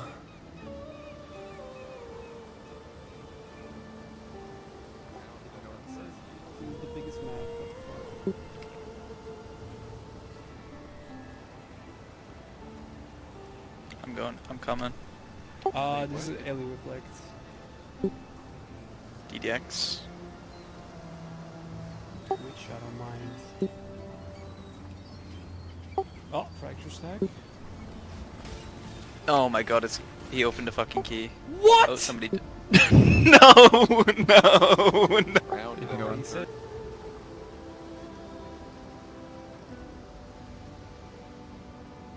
A Rue clip?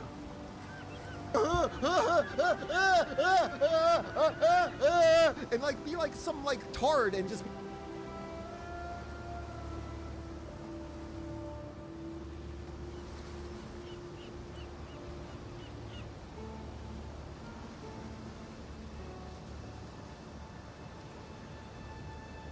Zerker slams faster than that.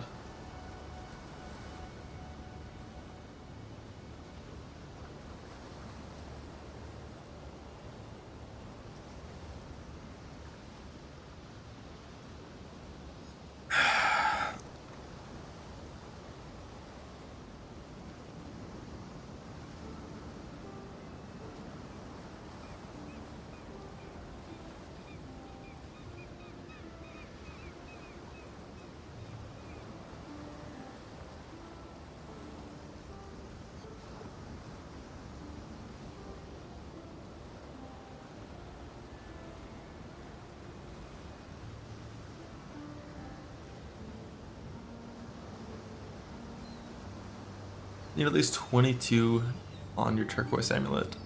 If you only have 22, Herald of Purity will be down 1 level, which is fine. I think. Is it fine? Yeah, it's fine.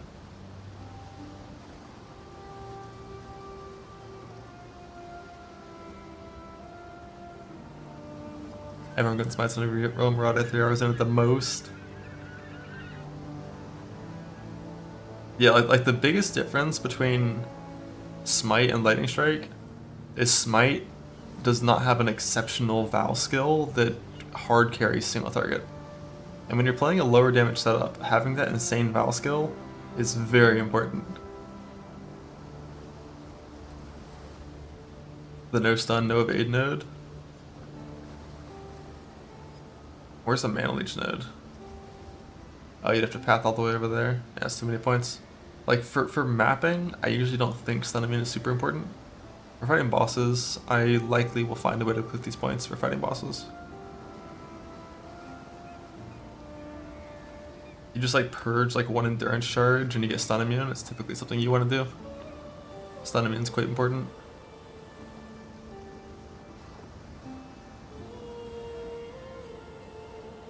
Or honestly, like if you still have this point clicked, like you technically don't need a no travel skill exert when fighting bosses.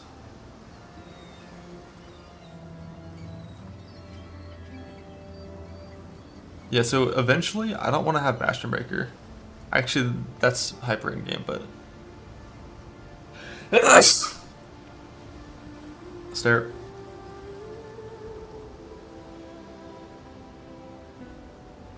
My Bastion Breaker is like mapping nodes. I don't really know how much you actually need, like how much, if you really need overwhelm when fighting bosses. Does it tell me somewhere in here like what the boss's mitigation is in this calculation?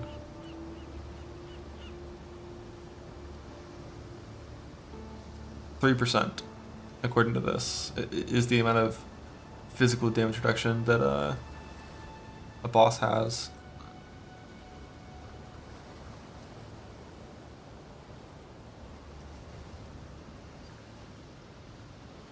Like for the boss itself, unless the boss has like some kind of PDR mechanic, I wonder how different the spike is. Spike.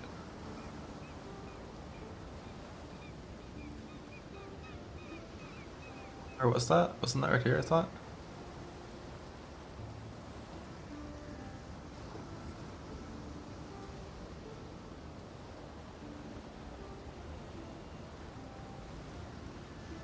What was I hovering over?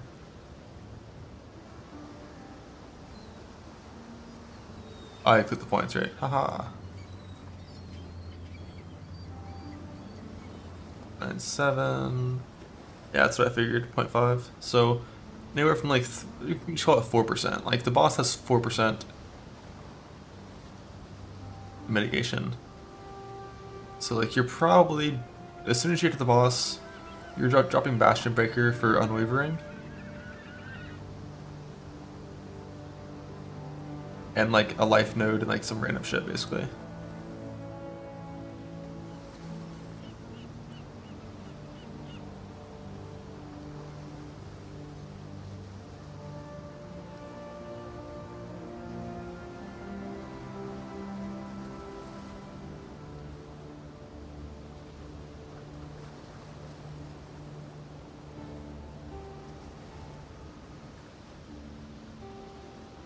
Yield the betrayal changes. Katarina no longer has intelligence. Her invite drops from safe house bosses randomly. Safe houses spawn slower. All of the rewards have been rebalanced.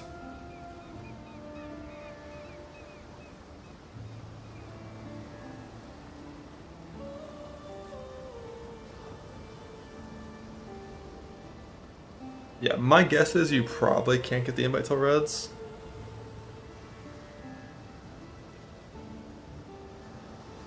And she's probably like always doing level 83 or something like that. Each mana on BFOS, don't full convert. Just stay partial fizz. Yeah, like Katarina is only a boss fight. There's no tier 4 rewards anymore.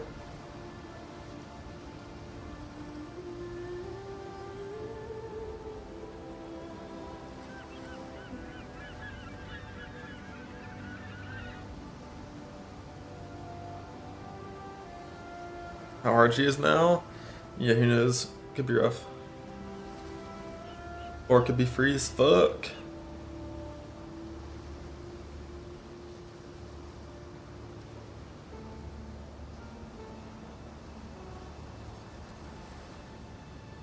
I didn't make that swagger, but Blue did, and it exists.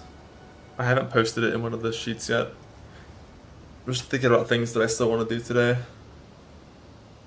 I want to like finalize this tree and make sure the leveling and everything in this is correct. Maybe add some notes, and then on the spreadsheet tab for this build, new post, log in.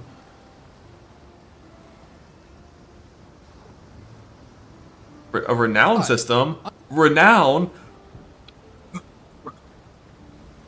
No, no, it's here. No.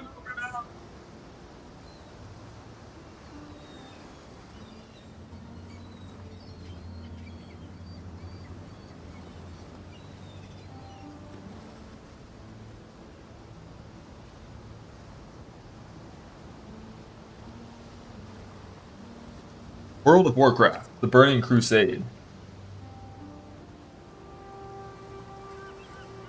I'm Mark Roberts, Game Director on Path of Exile. Today, we're having a look at Renown, a feature of the Mercenaries of Trathis League that we didn't get to cover in the livestream reveal. As you defeat mercenaries, you will gain Renown among the Trathan rivals to Rayclast. Successfully defeating a mercenary will push you up one rank of Renown, to a maximum of 3, whereas either losing or backing out of a fight will cost you 1 rank.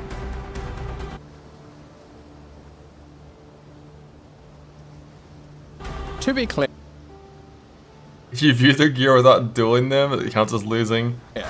backing out means that you speak to a mercenary, view their gear and skills, then walk away and never fight that mercenary. You can come back later to that same area to fight them without penalty. Only leaving and never returning to fight them will cost you renown, as they will spread the word of your cowardice amongst the other Trathans. For each rank of renown that you have increased odds of encountering infamous mercenaries, who come from far and wide to test their mettle against you. I don't know, what?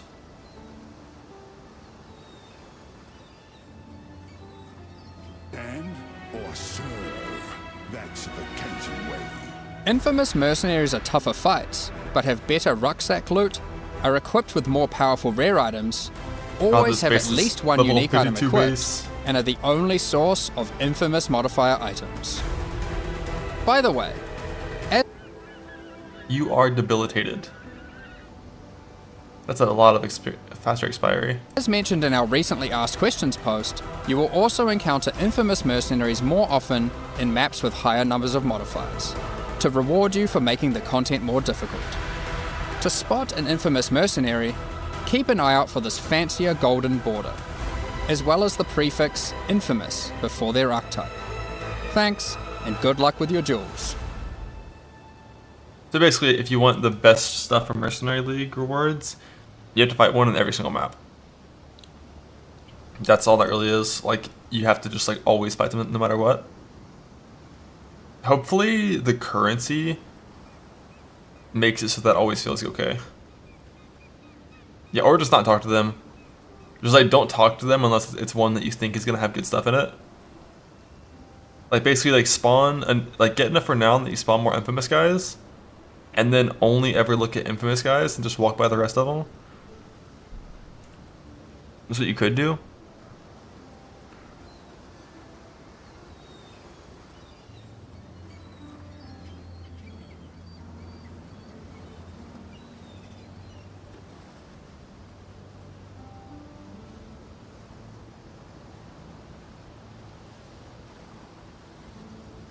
Plus, speaking of madness, amen. Speaking of madness, login.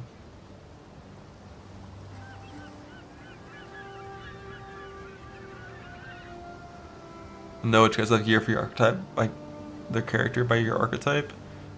Kind of. The thing is, like, just looking at that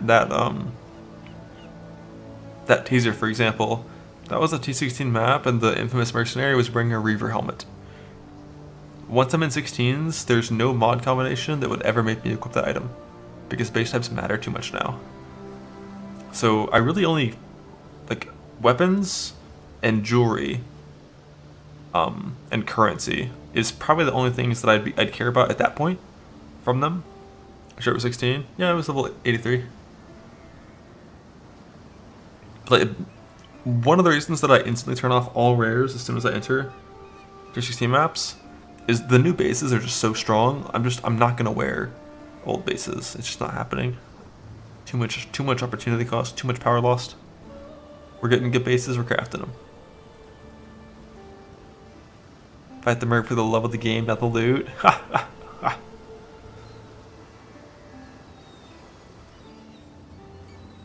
New bases this league? No, from last league, from Settlers. The new 84 bases.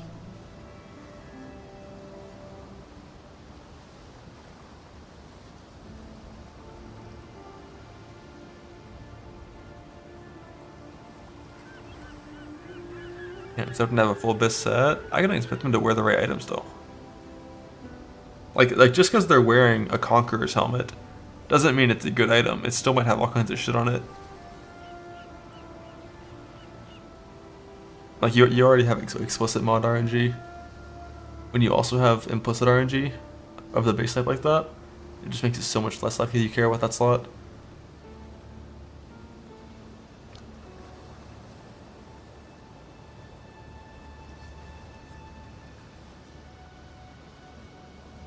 But the jewelry, login. Although for jewelry, it's kind of the same thing. Like, there's a bunch of bases of jewelry that suck. Like, you know, the mana ring, moonstone, gold, diamond. Like, there's a bunch of jewelry bases that suck too.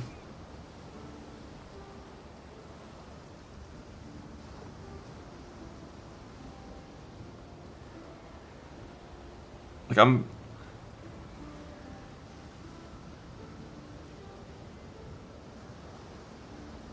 like currently I'm thinking I'm not gonna touch the mercenary system in maps at all. Unless there's like an overwhelming amount of people in chat that are like, holy fuck, mercenaries hard carry and are insane. And in the campaign, I will definitely check mercenary loot for currency and for items. Like getting like a good axe, a good 4-link for mercenaries early on, super good. But for the race, I don't think I'm fucking with them in maps.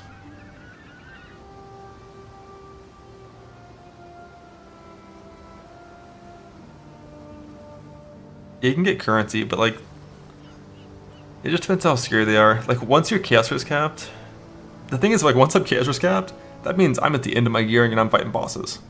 Like we're done. We're fighting bosses. We're not talking to mercs, fighting bosses. And before that, when I'm not chaos is capped, I don't want to fight new bosses, like new mini bosses in maps, when I don't know what they do. I guess you can read them and hover all the skills they have, and be like, is this chaos damage? Is this chaos damage? Is that chaos damage? But I also, like, that's slow.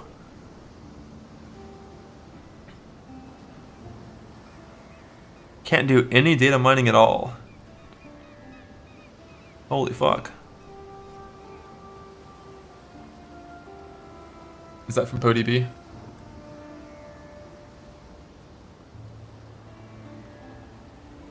It doesn't have an index file.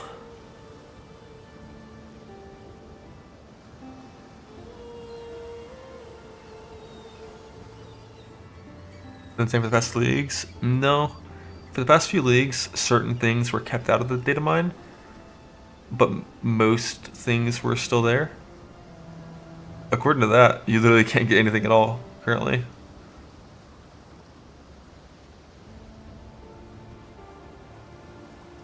A Mage Blood link. The thing is, like, there's gonna be data mining as soon as the patch hits, which is 3 hours before servers come up. So you're still gonna, like, you know, we're still gonna know before the league starts. What? Let's fucking go! I love the mic cutting out.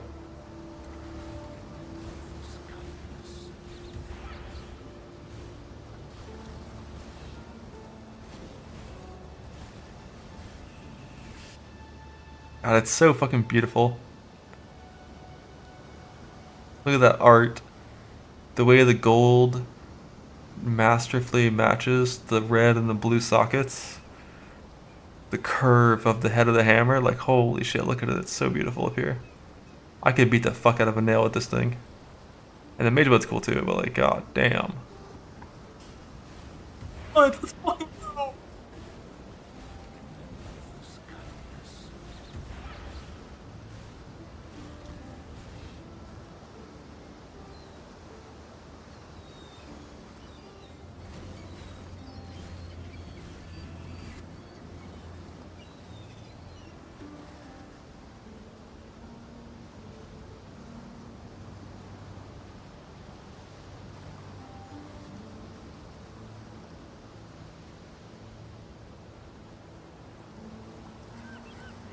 Is that hammer an RF starter? Just a leap faster? Tips tricks for Val City. There's a graphic that shows how to read Val City. There's only four layouts. I don't have it bookmarked anymore because I just mostly remember them, but Shield Crush. What? Brother, we're slamming. Is this it? Yeah. So, the only scenario where you go right is when you spawn in and you hit a cliff. And then you just hug right, and then it's right there. It's super easy. When you hit cliff, it's always super easy. The ones that are weird is when it's like, when you like misread some of these left ones. Like instant short wall versus wide wall. Like wide wall, it's like left, straight, turn. Late short wall, it's kind of similar. It's like, you know, actually I didn't even know you could just go around like that on the right. I always go left here. But one of like the bits of this zone is like, you're going up in elevation as you go toward the waypoint. Like this is higher than the lower areas, which can kind of help guide you a little bit. But like if you see cliff, go right, cut in. If you don't see cliff, go left a little bit, then cut in. It's kind of the TLDR.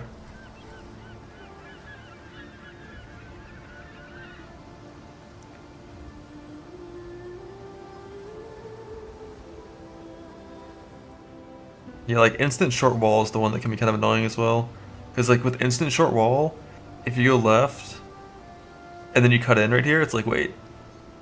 But once you go for like 3 screens, you'll realize like, oh fuck, that was the wrong way. And then you go back to the left.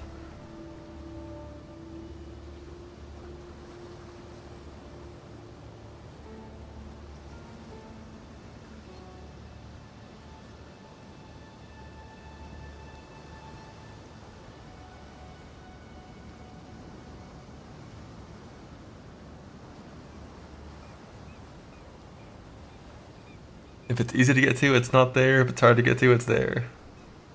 Controller gets infinite regex. Yeah, we talked about swapping to that for T17 rolling in the past, but never actually did it.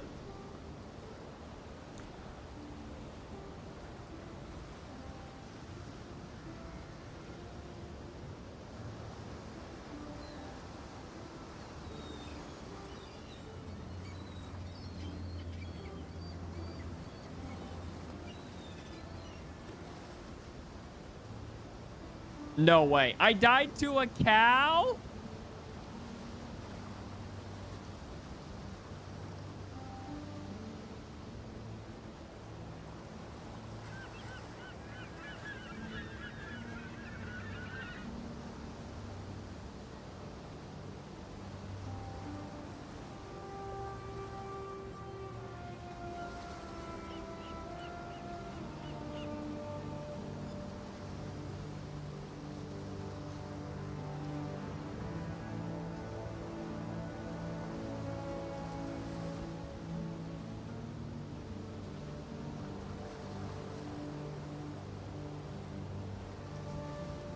Our renown post. Yeah, we saw it.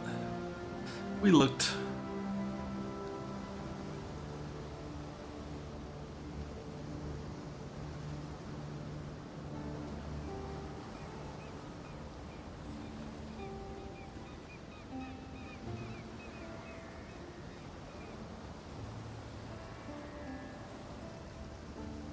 Five minutes ago.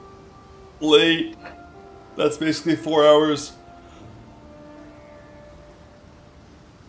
If they ever go to 5 pain, that's my plan, is to go to 5 pain. Oh, is this Carnage click still? Shit, it is. Oop.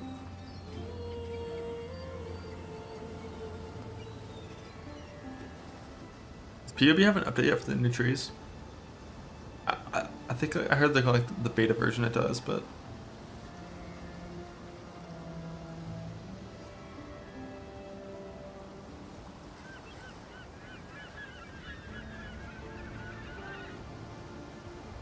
I think like options beta.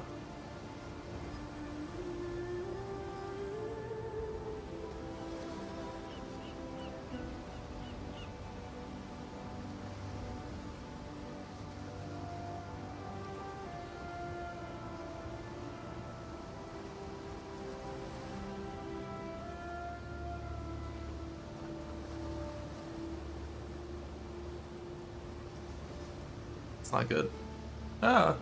What happened? I've been hacked.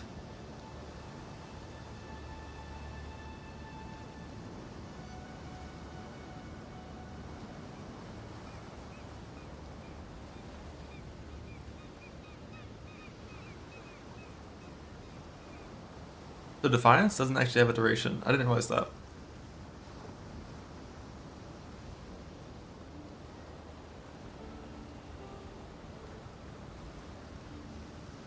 So you eventually will always reach 10. Wait, no, did the old version say no duration? Like, this says 10 seconds as well, but in game there's no duration. Or at least there's no duration number. Maybe they're just like, let me go hit. Oh, it's tier 16. I have to put my hands on my keyboard.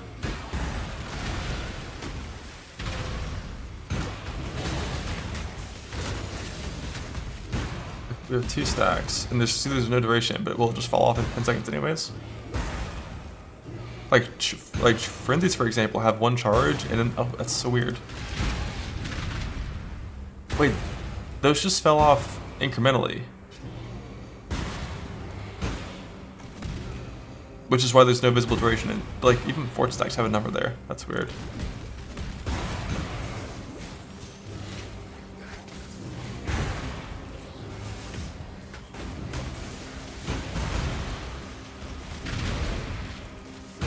Yeah, so each Defiant stack has its own individual timer with no relation to anything else. Yeah, that is ideal. It means there's no guarantee that you'll ever actually reach 10.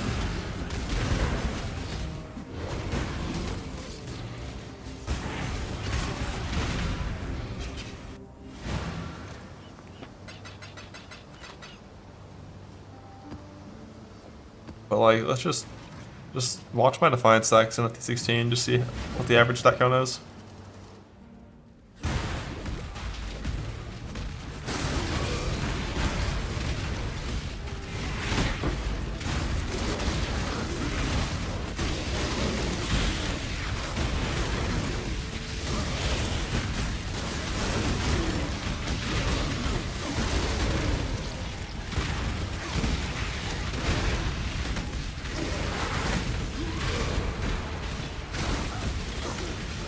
It's gonna be very like mob type dependent.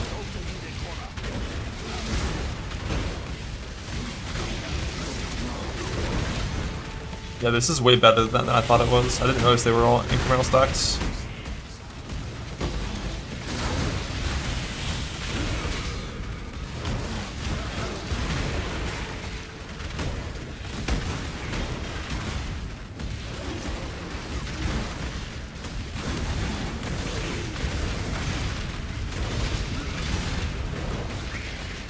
Like, this means you're like never gonna hit 9 stacks. So the scenario where you go from 9 stacks to 0 and then die is like so unlikely to ever happen.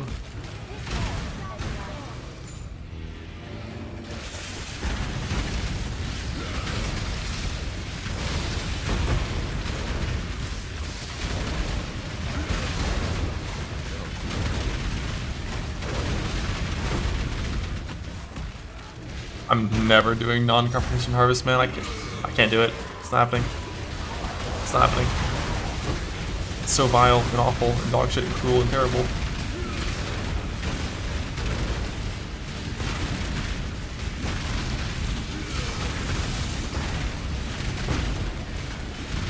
Like, yeah, let me fight a tier 3 rare every single node for one little thing of juice. Oh, this is a big boy. Why? Because he has blocks attacks. My mana is gone.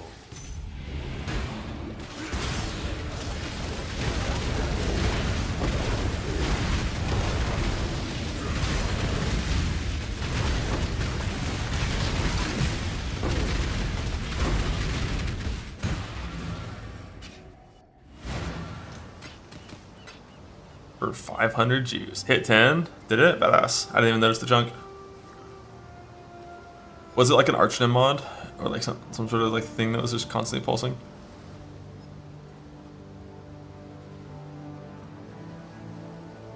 Yeah, it's 9% recovery is not a problem. If you're at 3 stacks, like, if I could always be at 3 stacks, I would take that without a fucking question.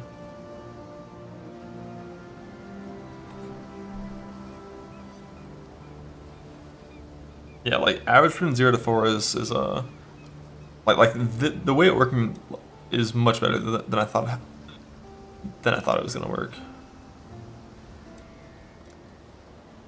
With the whole 10-second duration. It's not a dip as soon as I lost the stacks, it's literally like the old version of Defiance fucks you when your stacks fall off. The new version of Defiance doesn't do that.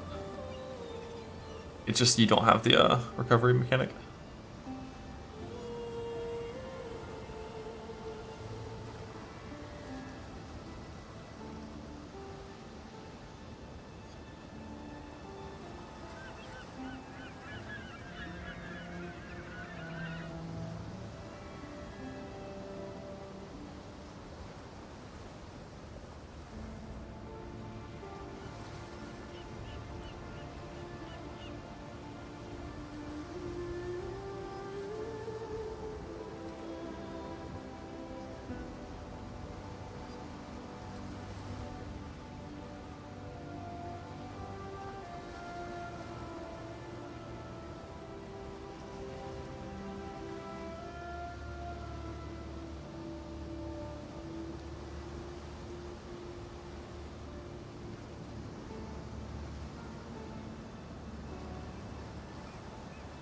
A lot more about it on the post.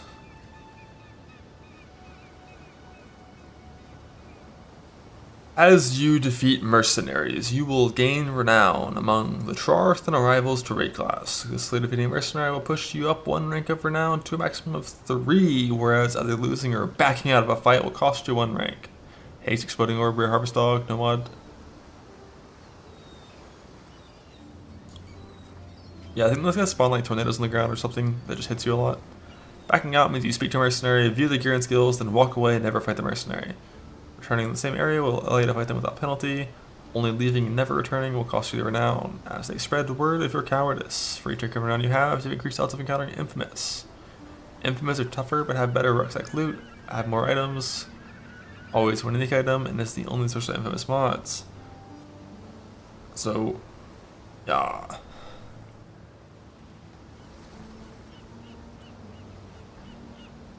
Log in. Can I be the first mark to bonk you in the face and one-shot you? Yes, sir.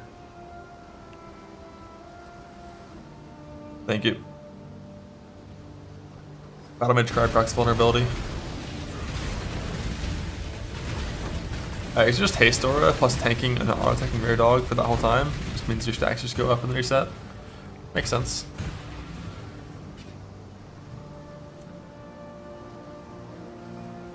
I'm surprised how little that self-hit did, considering I don't have like my extra endurance charge, no fizz conversion, no PDR chest.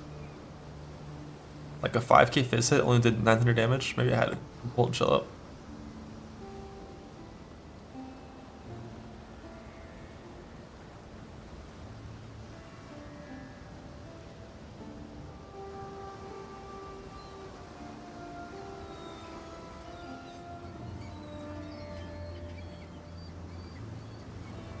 Oh right, I forgot.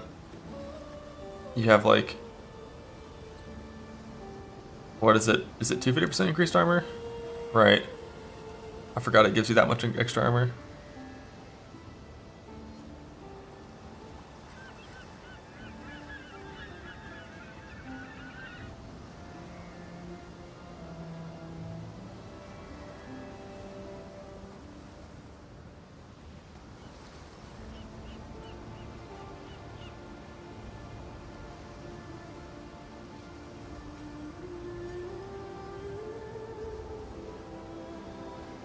Chiefs and explode modified by your passive tree? Yep. You just need things that work on generic fire damage, you know, not spell damage.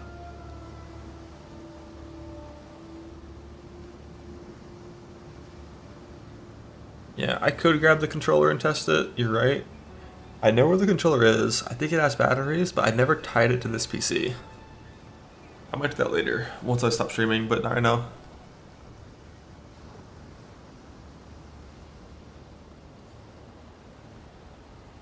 You think the bosses are going to be on the level of settler bosses? No. I think they're going to be just a little harder than current Pinnacles. Maybe on the same tier as one of the easier Ubers, like Maven or something.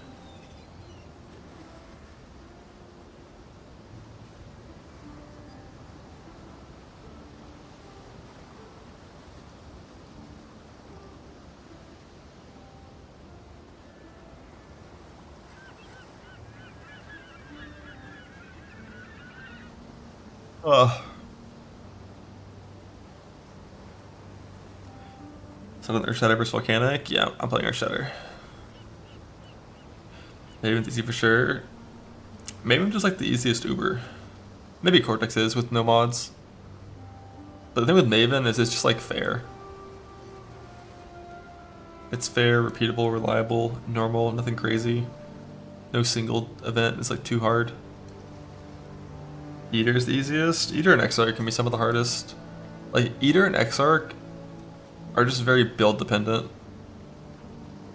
Like if you're playing a character that has lowish damage and no evasion, and the beam one-shots you if hits all 3 hits on you, it's like actually challenging. Like the autos one-shot you, the beam one-shots you, the tentacle slams almost one-shot you. Like Eater's pretty hard in that scenario. Because suppression doesn't work on the majority of Eater's damage, and evasion is like actually good on that fight.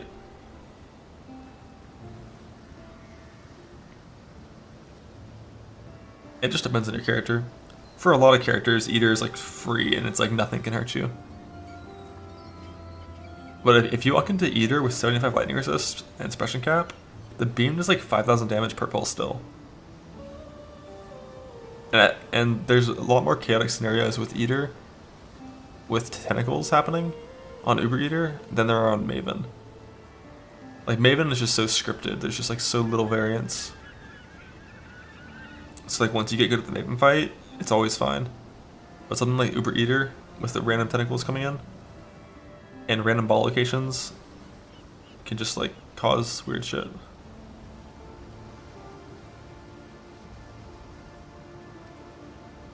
Weird little scenarios where you have to make choices very quickly, and if you don't make the right one, you lose, you die.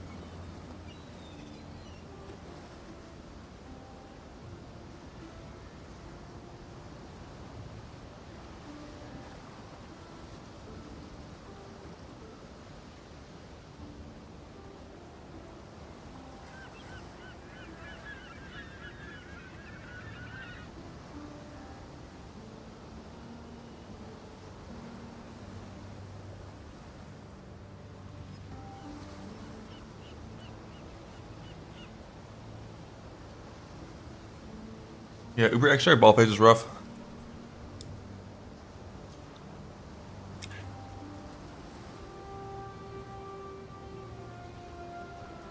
Political opinion. My opinion is blah.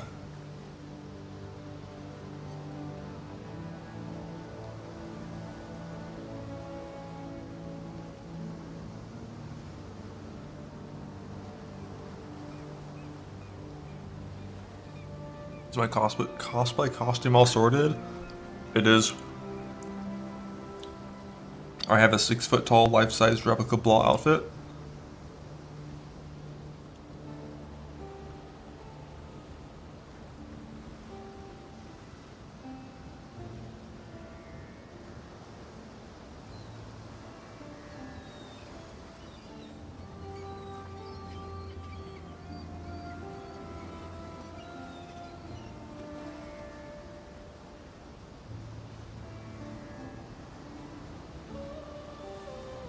Outcatting Rue, is that even possible? Login support Shaco time. Or Quadric's a literal fucking terrorist. Like in League of Legends. Like the things that I witnessed today. Before I started stream, I watched 2 Quantric games. He's playing support Shaco into support Teemo. And my god, this like he's so like when you queue up League there's 2 things you can do, right? You can play to win or you can play to have fun. And I feel like playing to have fun is genuinely the way you win, because playing to win is not going to be fun, right? So he just gets it. He's just he's a level ahead. He's a level ahead. Dies level 2 and roams the whole game. Brother was split pushing. He was split pushing.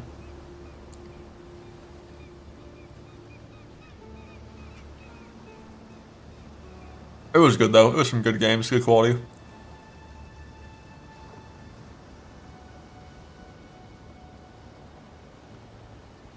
Act 8 and reach out the skip. I am gonna do another campaign run tonight. Soon.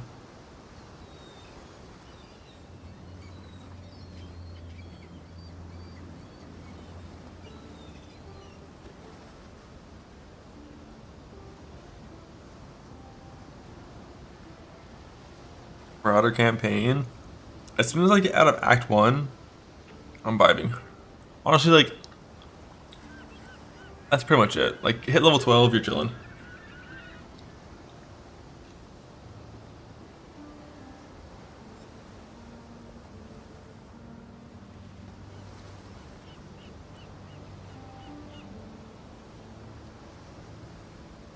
Before?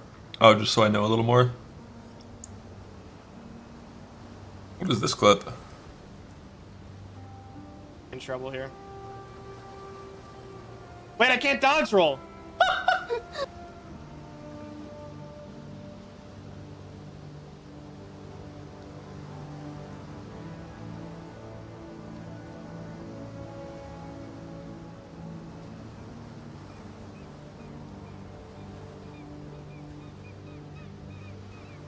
Happens if it's snaking in normal lab, would you use it over Sunder? I don't think so, no. Like, Sunder is so good in the campaign.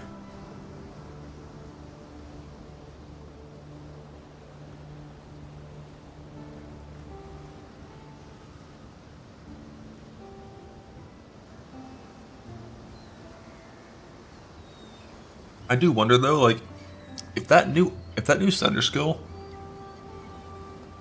has the same mechanics as snaking, it could be a really good single target skill for like low uptime boss fights.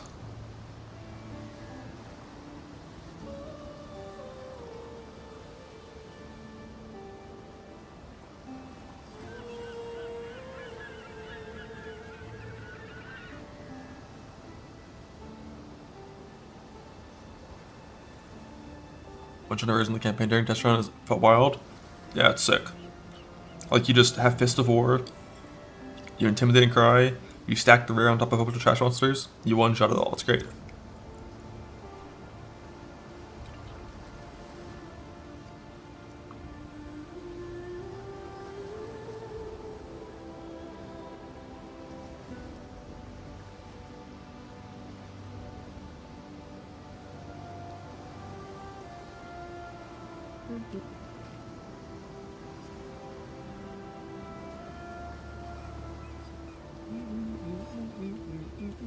It's gonna be right here. I got a feeling. Yep, boom.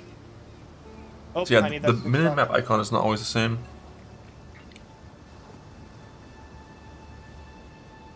Click for the grate, it's fine.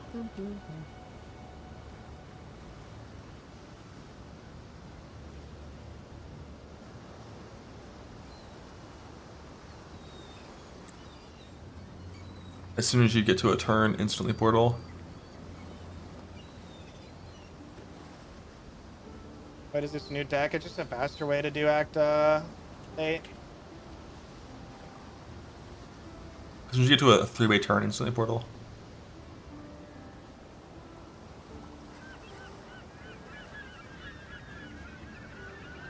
How much faster do you think this is? You don't get Star's Waypoint, you just go My initial guess is Temple. 2 minutes.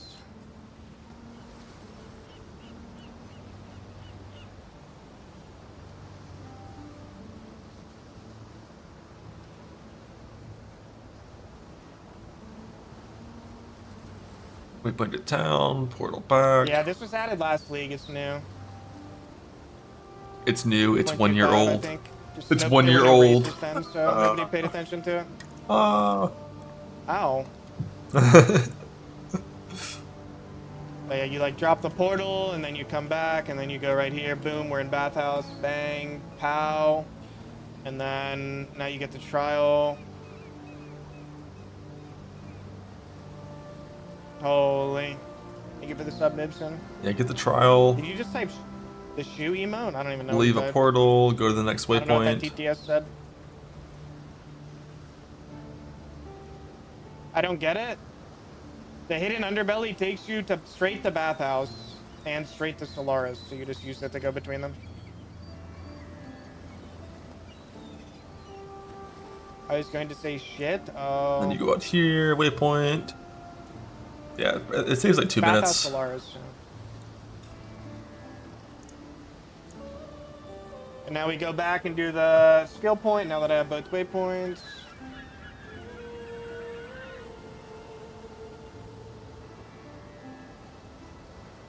If his trial Holy and fucking bathhouse are so close, XCD chatting. close together there. That's weird. PoE balance sucks ass. I want to play bow or spellslinger archetype, but if I deviate away from Earth Shatter, suddenly I am missing 7 endurance charges. Leech with partial lynching leech, thousands of HP regen per second with shouts, capped armor. I didn't read the rest. Just play Mana Man, bro. Capped armor? All problems you just typed are solved. Talk rant. Is he losing it? And how He's much reading a faster bait I'd be if I message. never read chat. Probably not even that much faster, like 2 minutes maybe.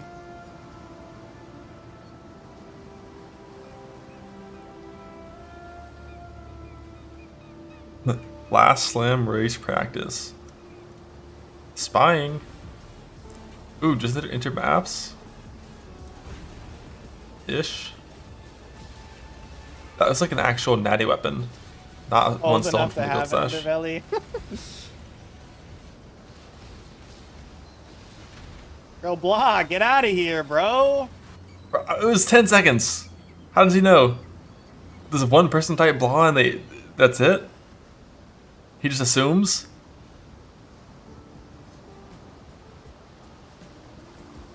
Bro, what's going on here? I need to repub my endgame. Ooh, is Bago playing Mana Man? Yeah, I'm too slow at recognize. I don't know how far in Bago's probably gonna win. you have to be before. All the dumbass Zerkers are gonna be dead. Easy bait. Inside's a lot safer.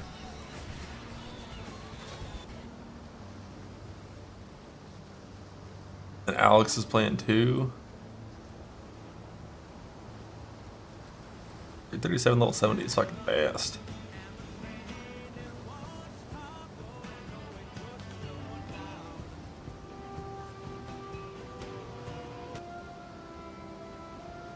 Alex has a weird tree.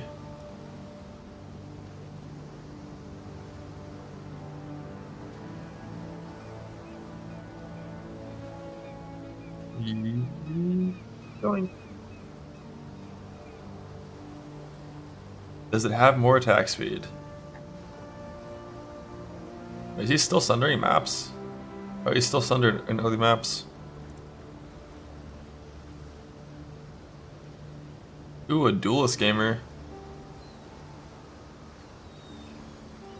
Like all the same ship, but then goes from the duelist.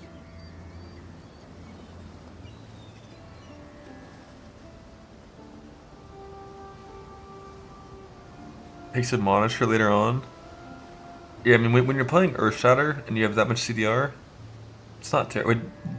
I assume he's playing some self-cast Warcry, then he's not doing my setup of like full auto exert. He's gonna go Admonisher.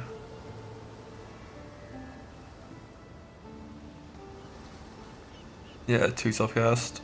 2 self-cast Flesh and Stone. I respect it. I mean, it's cowardly as fuck and I don't respect it, but I respect it.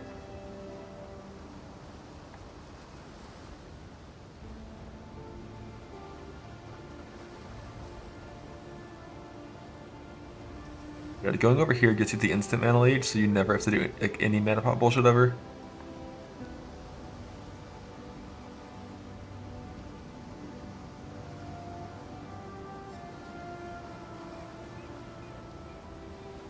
And I assume he's not going Templar, because if you're going here, you can't really do both.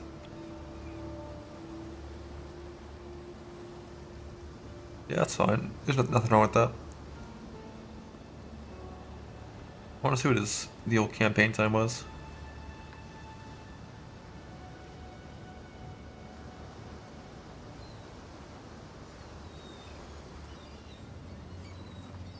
I don't think he did lab equality, right?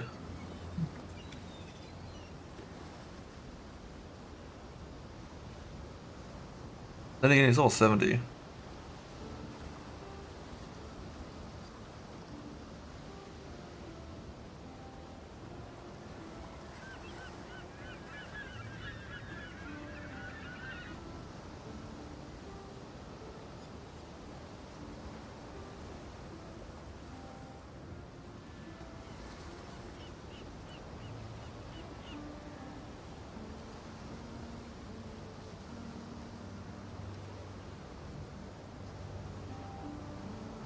They killed the red boss. Enter that like 250-ish. With the red boss dead. That's pretty similar.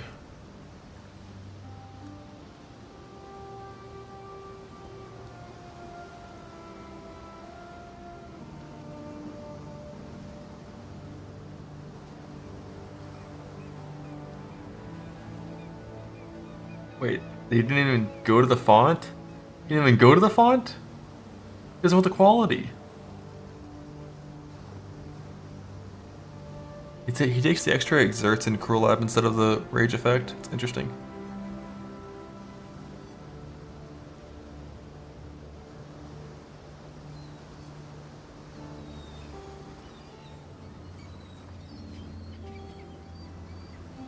But yeah, he just does 1 lab and leaves.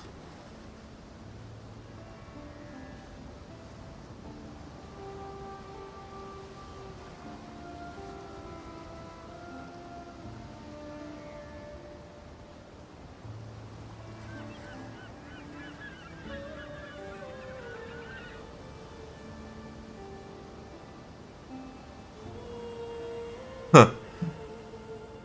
Sharpen and sand around GCPs. Yeah, just have Tusion hook you up.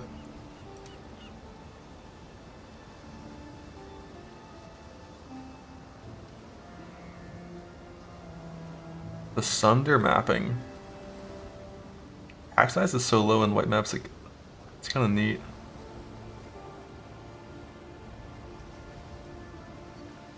He likes Sunder until...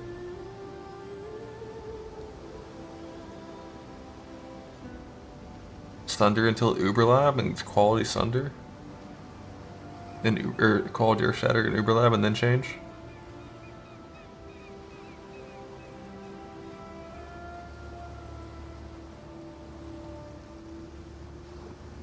Like this is like the perfect example of Sunder's problems with mapping though, if you want to full clear. Like hit this, a straggler over here. More things coming in with like no lingering area effects.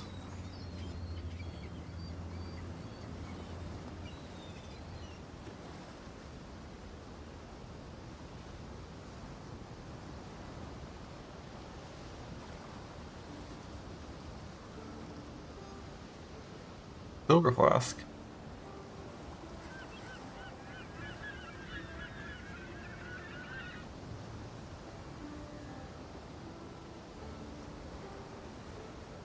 Auto-aim's snaking too comfy? Oh yeah. I mean, snaking and Earth Shatter both feel good, I like it. I don't think I want to do Sunday maps. I'd like most of my current setup and plan.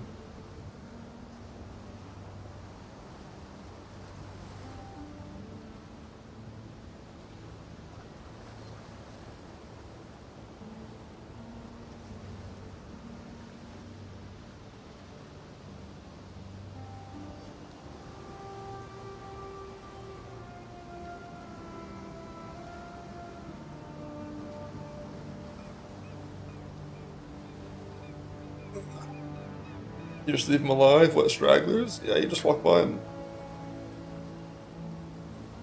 What do I actually need to change? Let me see. Oh, item filter stuff.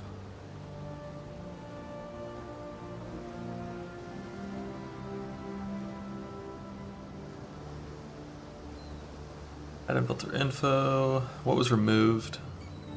Memories and runes. But didn't they add new runes?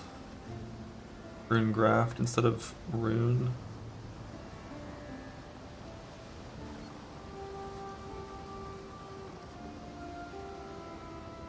I don't even know if those things are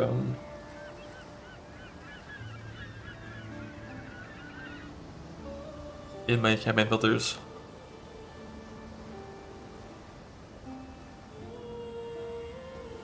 Memory gone.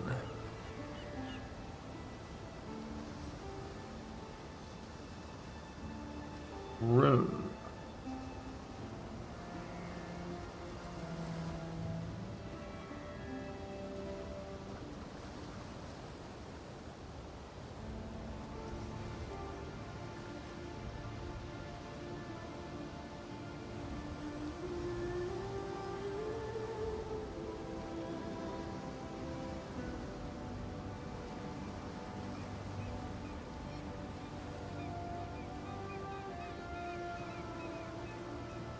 Rogue markers. It says I hide markers in the campaign, but I don't hide contracts. Love that. Show hide.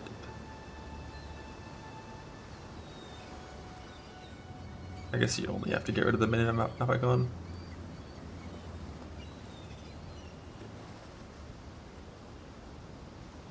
Contracts and blueprints gone.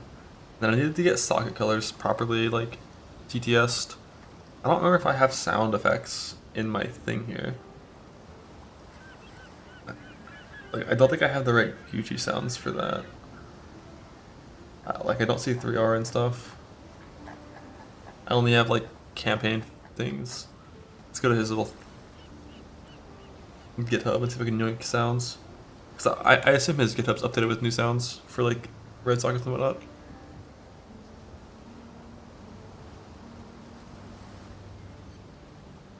Let's see. Yeah, there's a bunch of stuff.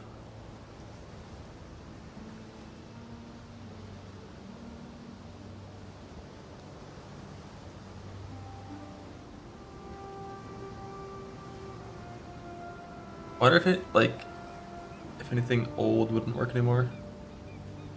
For whatever reason.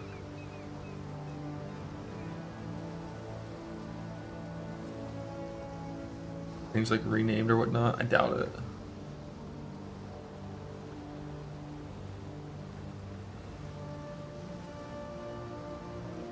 There's so many options for sound now, holy fuck.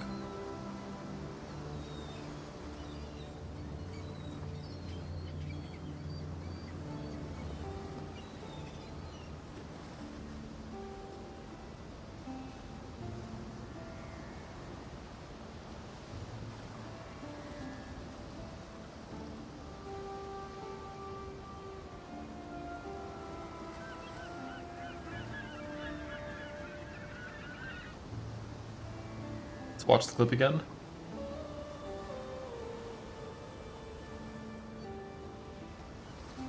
Photos from the side.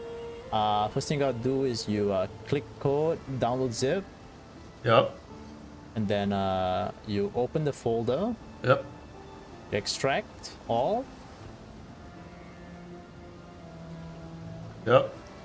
Now it's going to be here. You can close this. And then make sure you know which files you want. Now you go in game. Go to options, games, item filter. Click this to open your filter file, and this is where your filters are located. And all you gotta do is select the ones you want. And so one thing I don't like in his clip, he just puts a sounds folder into this thing, whereas mine are all in here individually. Like, should I not need to have all these in here individually? Could I just have a sounds folder?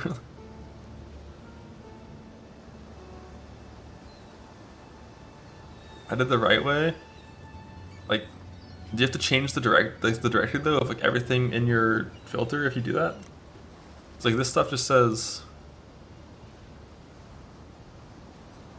Yeah, you do. Like chance.mp3. Would it need to be like sounds / chance.mp3? The scatters, that's something from Ties. Are they?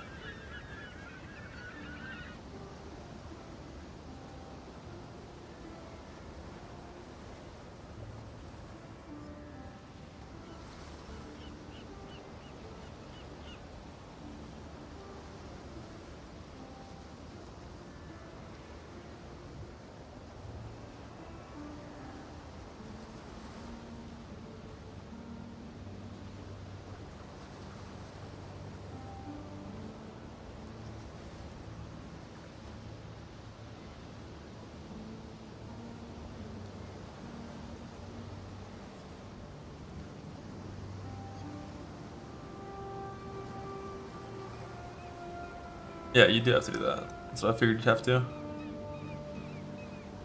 For all of them. I could update these. It shouldn't be too hard.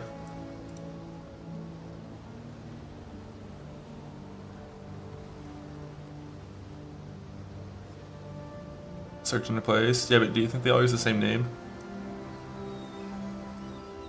Although on this filter, I literally only have alt, chance, and fusing, and transmutes, and whetstones. Like I have like nothing TTS on this filter.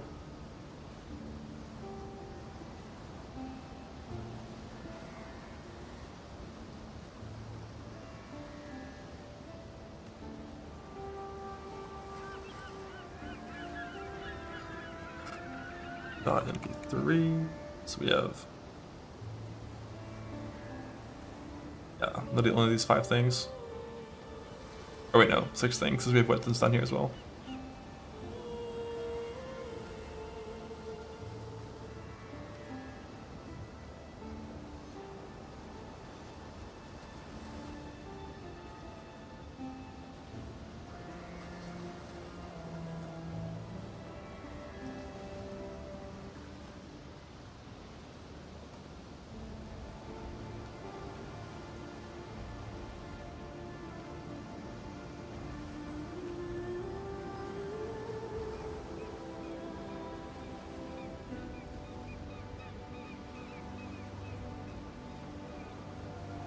What?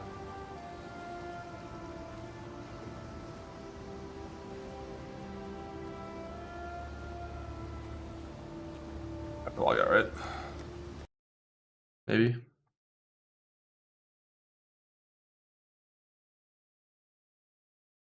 Try again. Wait, did it just like... Where's my shit? Where is it? It's gone. It's gone. It's not in the old folder either. It's gone.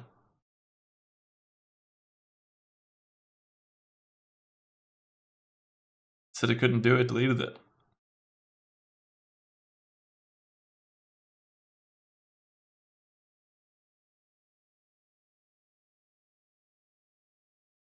Extract round 2. Timer's running. Oh my god, the timer's running. Ah.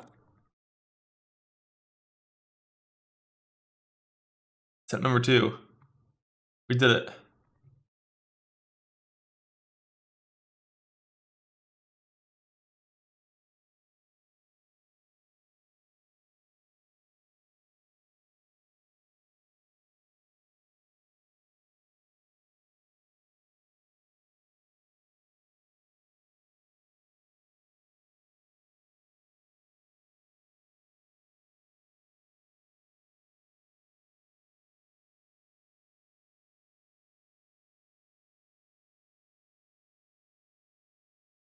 I don't need to even really get rid of my old ones. I can just still use them.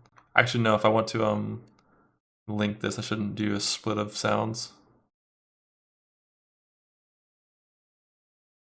Buggers couldn't just standardize name. Yeah, that kind of makes sense. You just grab all of Tetai's, put them in a Gucci's filter, hit replace to anything still in there. But I just don't want to have any Tetai's because if I link this in a spreadsheet, I just want it to be like one simple thing of sounds to use.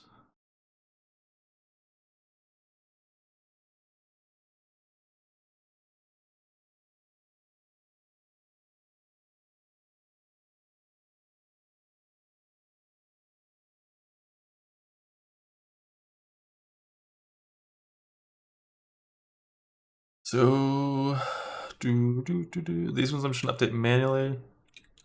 What was it?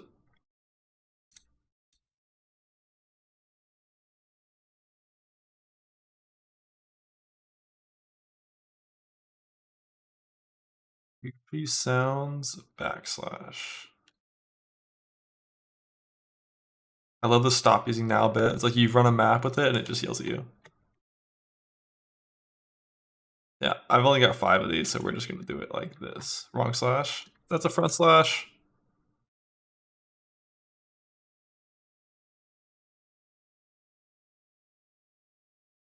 Ooh. Wait, mine was right? Hey, which one should it be? They get baited?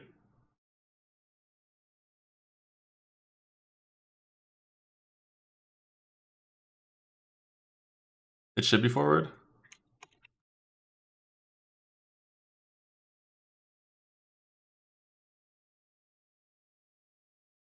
Always forward unless it's 1998, you're working in DOS. Okay, buddy. Wait, I didn't fix the copy paste. It's doomed. Back, forward, back, forward, back, forward. Which one is it?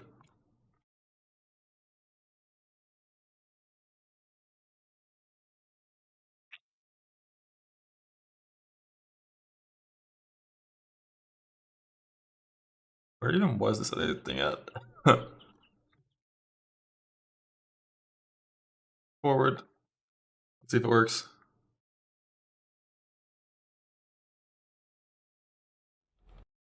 No replace. Just had about 5 things.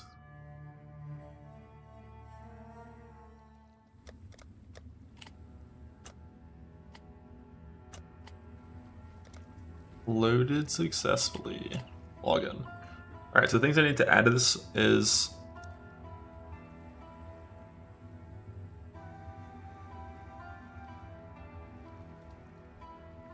first let me go up here and just verify real quick. Drop a what's done to be sure. True.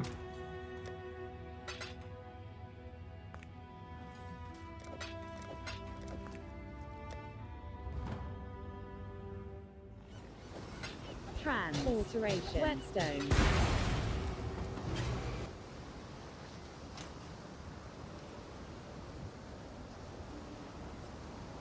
Alright, so the sounds I want to add are color related.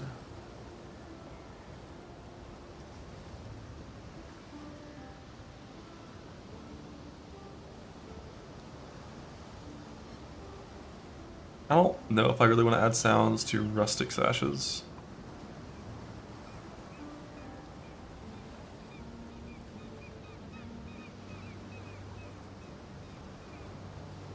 I don't think I do.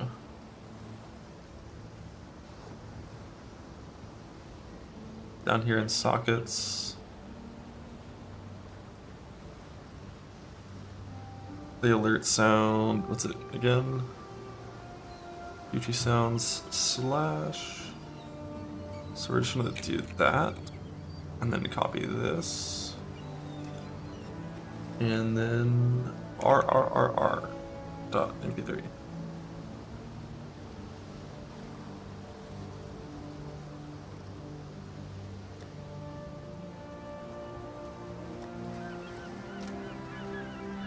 Has to be custom for all these? Oh fuck. Play custom alert sound. Is it play? No, just custom alert sound.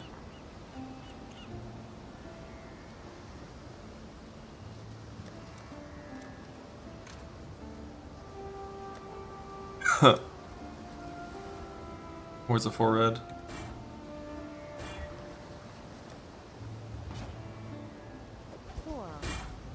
That's so fucking quiet. These all gotta be 300.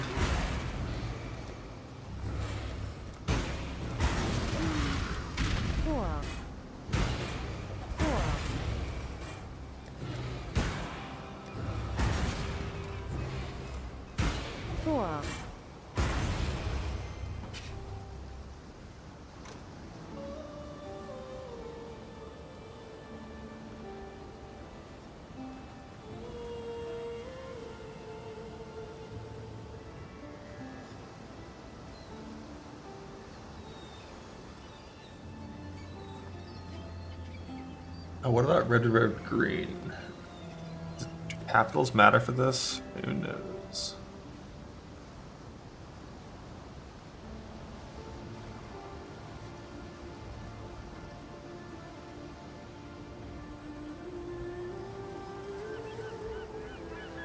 I don't even see red, red, blue as an option here.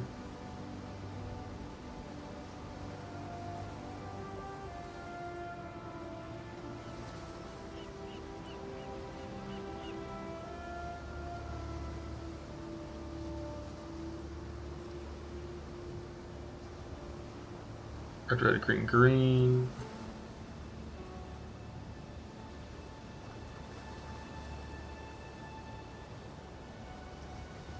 I think this is probably gonna be GGR, right, for this one.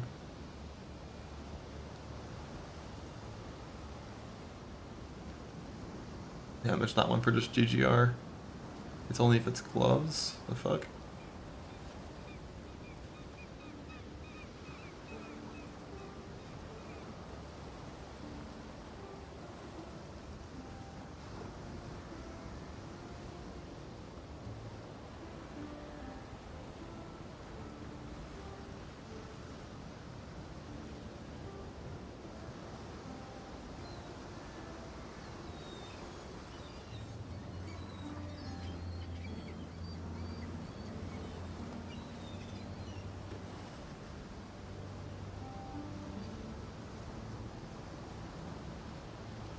If I just put that sound in.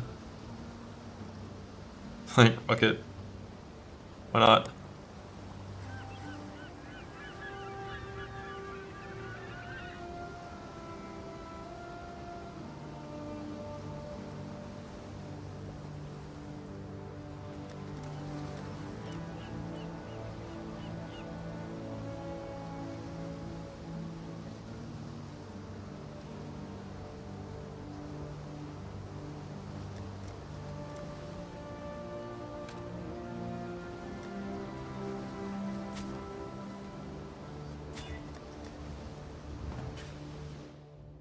Two R2G. Shit. It's too powerful.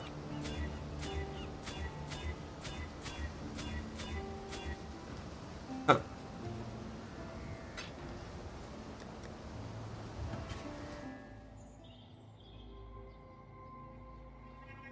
I think RRG does exist though.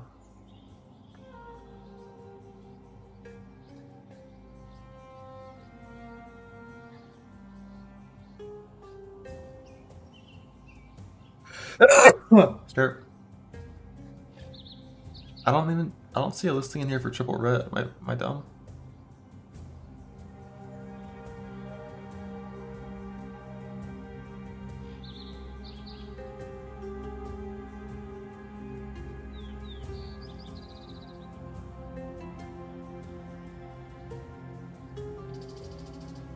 Yeah, it's just not in there, so we do.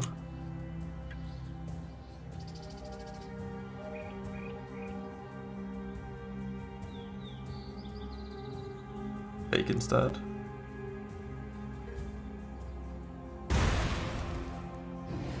Yeah, they're all like individual, but like I don't want to do that. Oh, it's too high level.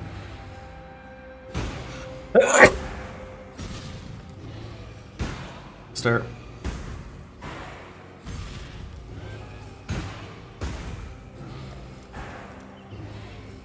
2R1G. 2R1G. Oh, it doesn't even say the name, it just says glove 2R1G. in the title of it, but it still just says the colors.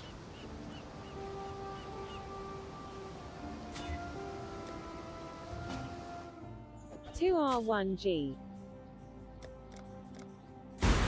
2R1G. Huh? The G1R. GGR. That's owl. This again. Gloves 2G1R. But that one says glove. Oh wait. That's because GG, like RRG was this one on here.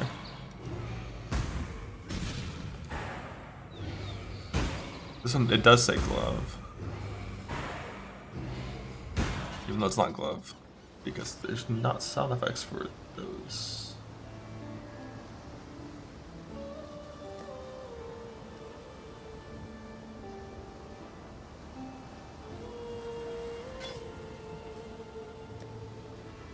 A menagerie?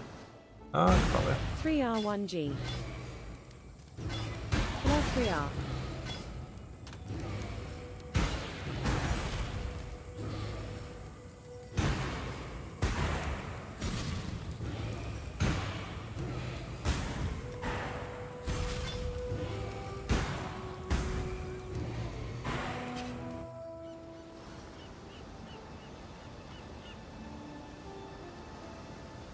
Yeah, these things say glove, but it's actually all types. Unless I want to copy it and do it all individually, because I assume each of them has their own thing. Which I guess I could just do that real fast. Copy this 4 times and then... yeah, shouldn't be too bad.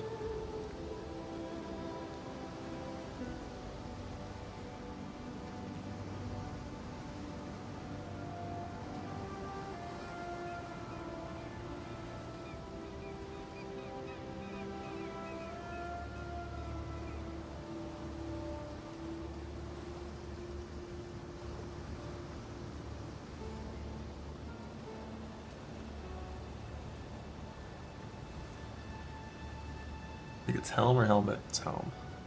What's body armor? Just body? Chest.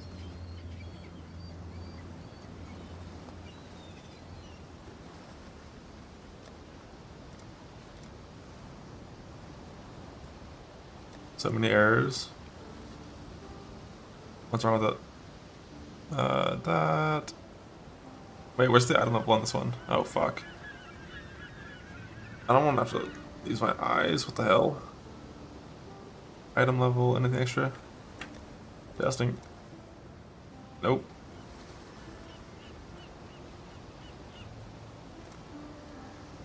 Boot. Is that boots? That's boots.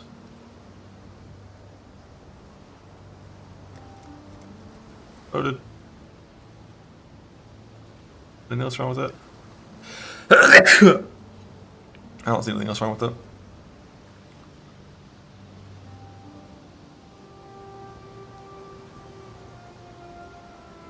Alright, round 2.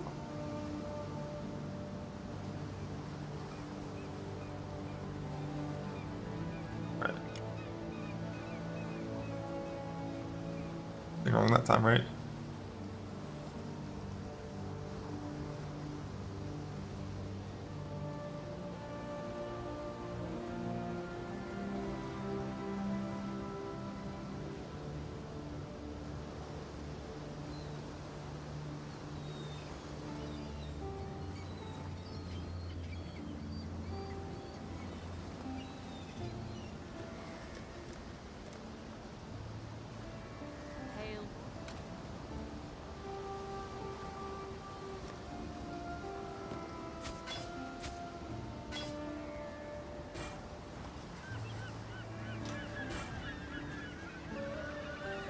Yeah, I changed it all to lower than 65 because I think I should do that. I think it's better. 3R1G. Gloves 2G1R. Glove 3R. 2R 2G. 3R 1G. 4R. Helm 3R.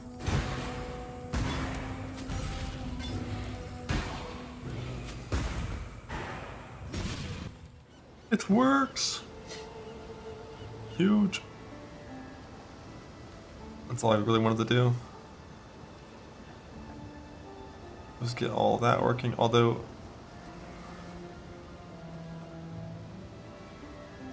why isn't this one overwriting all those 4Rs? Oh wait. Oh, the 4 links are up top.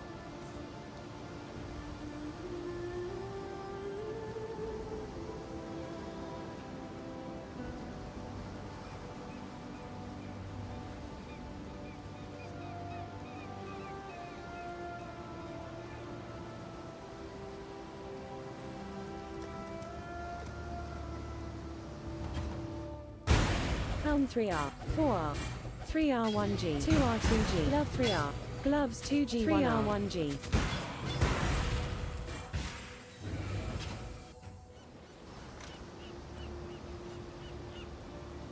Anything else I want to do? I don't really think so. I could do weapons, but like it doesn't matter. Yeah, red, green, kind of. You can do stuff. Like I show those, I just don't have TTS for them. Like red, green, blue level 25. I have blue red as well. But that's sockets, not socket group.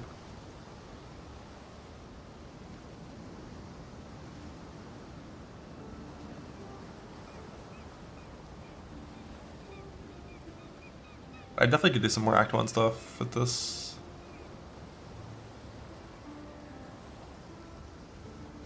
I don't have enough just socket ones. But then again, if it's got 2 red, we're chilling.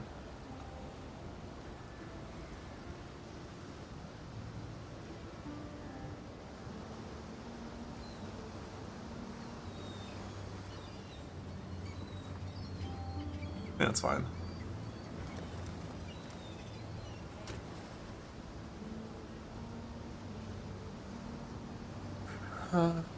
Okay. See if I can modify sheets now.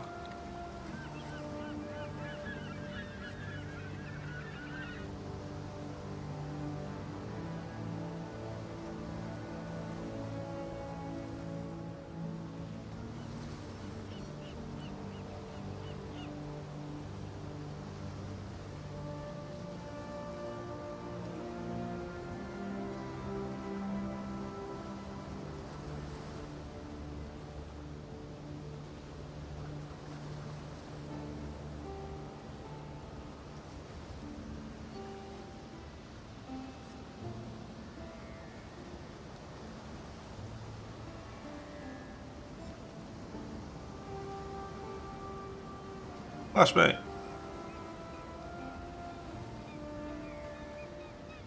Gotta get darker to back.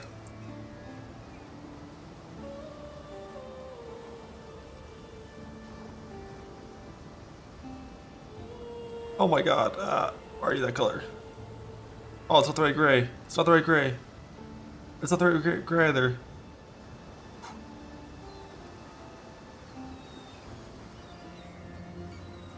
Just like, Dark Reader might fuck up the cells themselves. Let's see.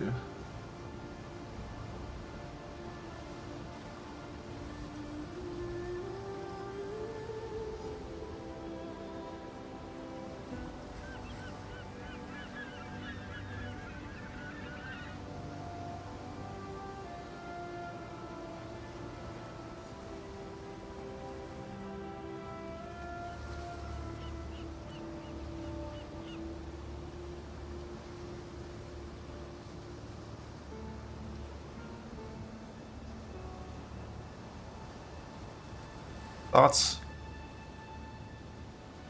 Looks fine to me.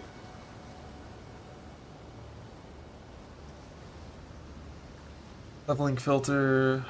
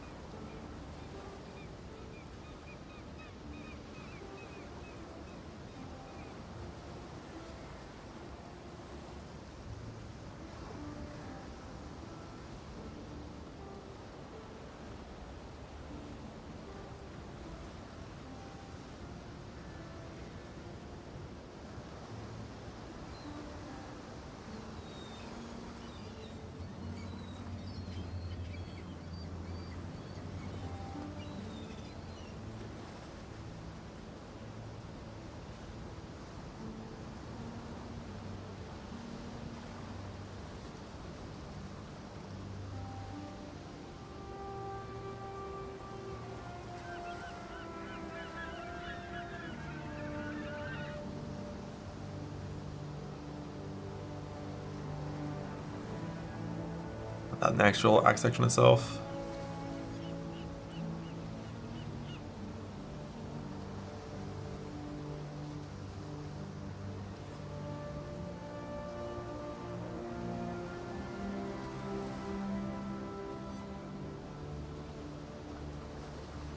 League start prep section.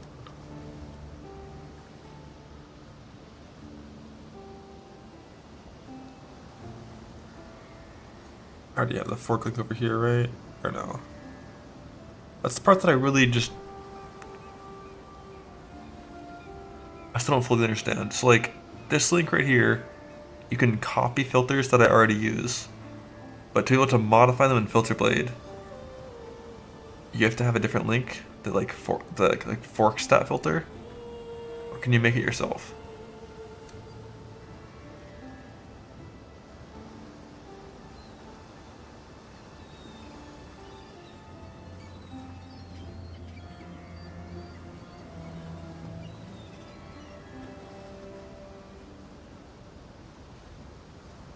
What's happening?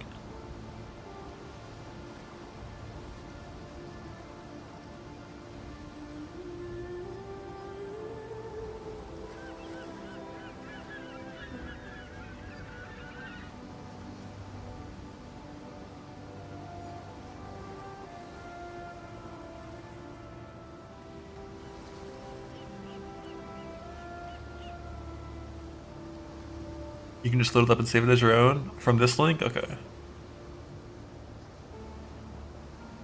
Like this link just opens this, and then you can just like, it looks the same as it does for me, and you can just yoink it.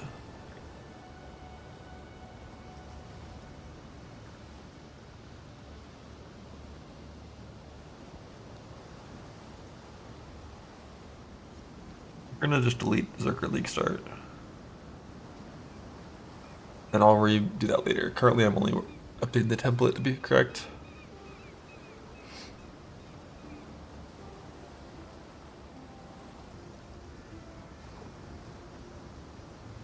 Yeah, like so for these, like I'm just trying to get this to be proper for League Start, which I'm gonna have to fix tomorrow once this site gets updated.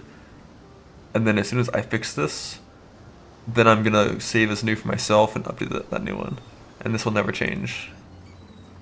Ideally.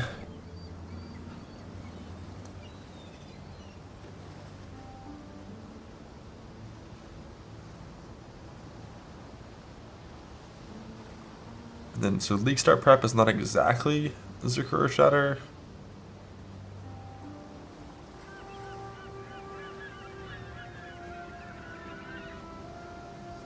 This is just like general stuff.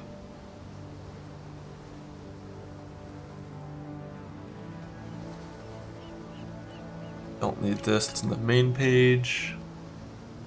This would go in a League Start thing.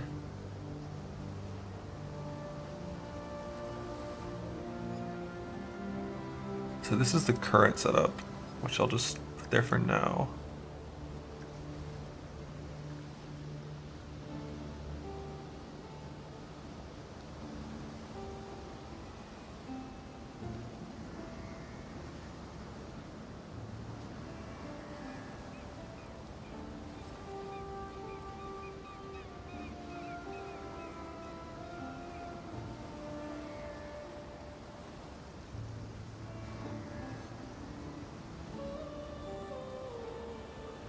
I don't know how accurate these are anymore. I'm just gonna redo this whole thing.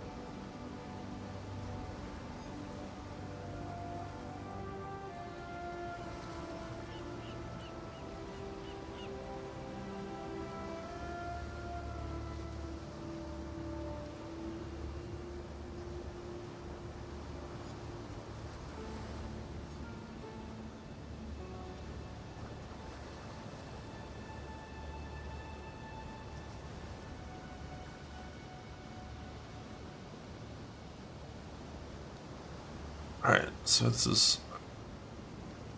I have one extra point here still. Start with the quantity.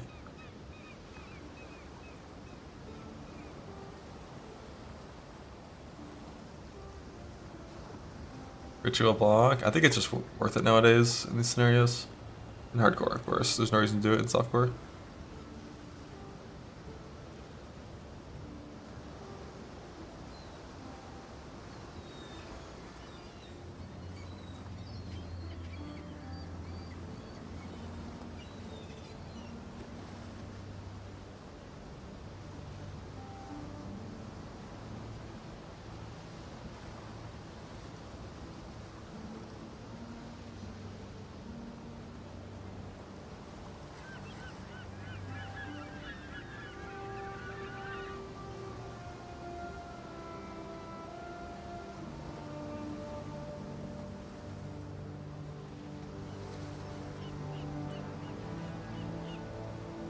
Then sustain.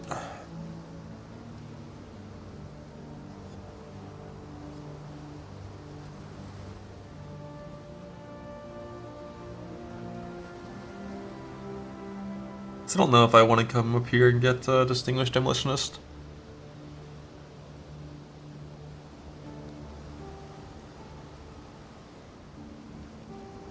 It's like increased radius in bad map layouts is kind of annoying.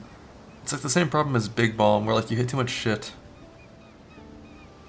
And like 20% increased number of bombs means you have to place an extra barrel at every single map, and like who the fuck wants to do that?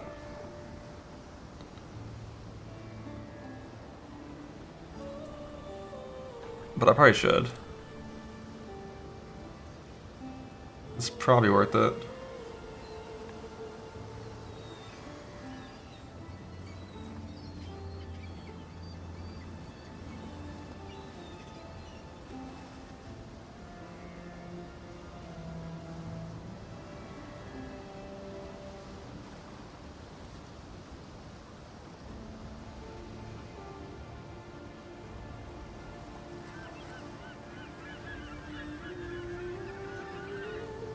It's not the new version of the tree. Oh, it's not. Doesn't really matter. As long as the link still works. Like, nothing where clicking changes.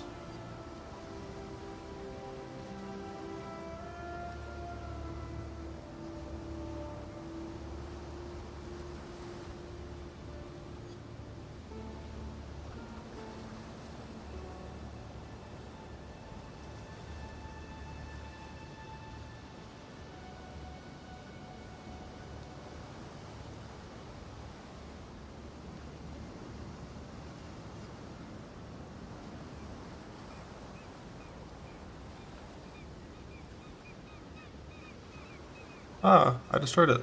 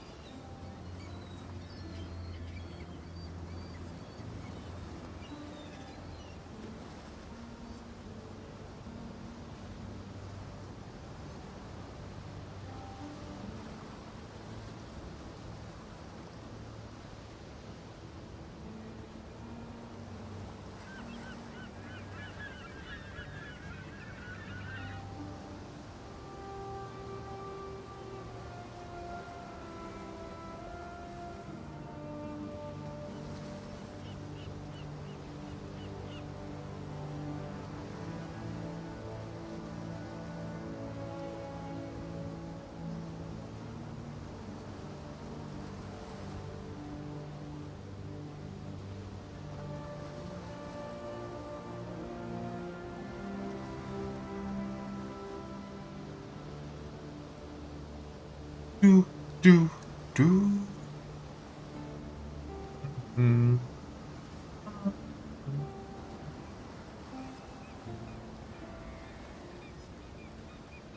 Harvest. Let me go.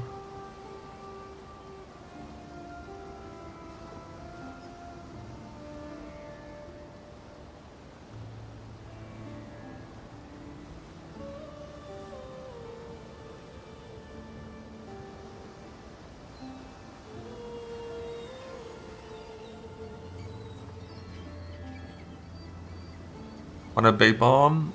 Big bomb is just too slow, too dangerous.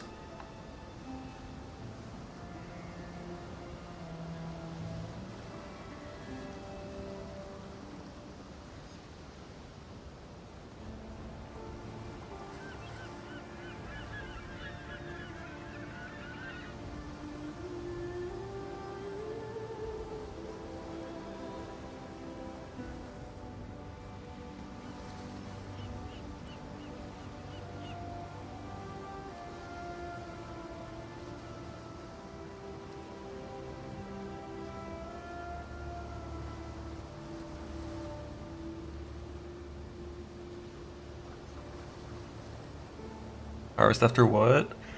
Whenever you don't need acquisition currency anymore, which is like random based on your luck. If you get a bunch of coins in logbooks, it'll be earlier. If you don't get any logbooks, it'll be later. Who knows? Like ideally, you can do it like when you're entering red maps ish. But if not, then you're gonna do it when entering 16s ish.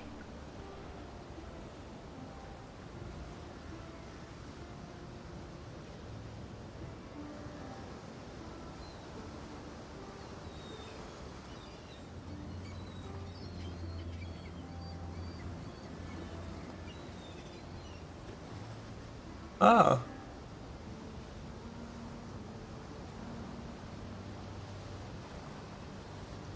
Beautiful. That's black background, white text over here. That's not what I actually have, is it? Isn't that just because of Dark Reader? Or no, yeah, Dark Reader's reversing these, right? That's why it's weird.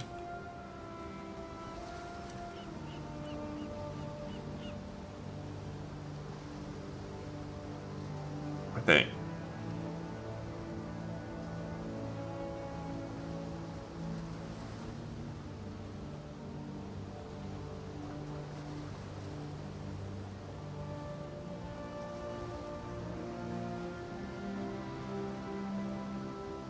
So whenever you yoink one of these,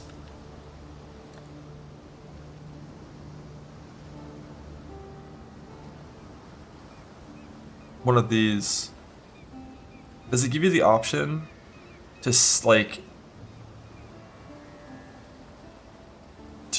keep using my own, or does it always force you to save a new one? Like, should I have a note there that says save as your own?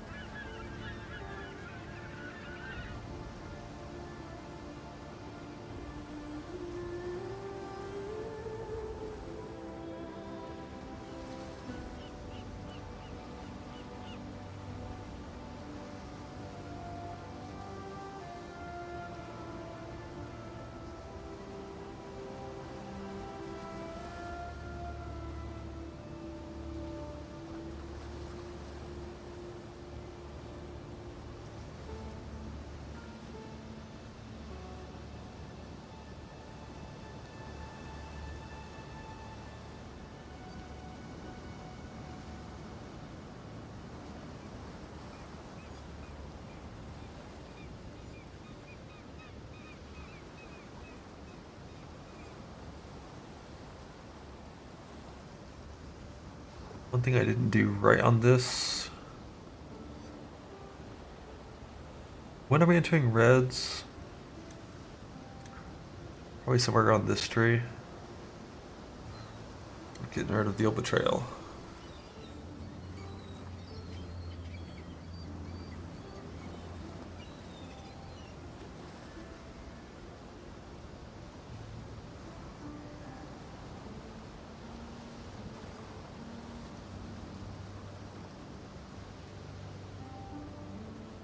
But that's only hardcore.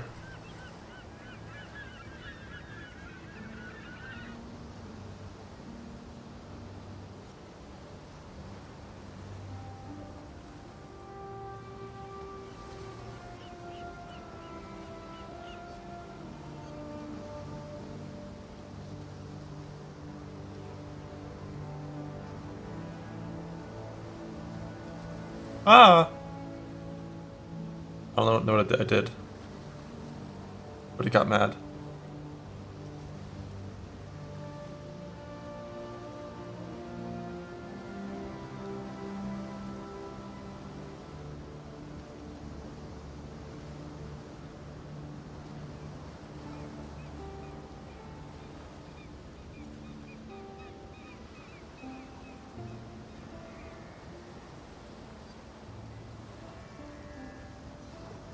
Alright, let's yoink one of these big ones. I'll test it later.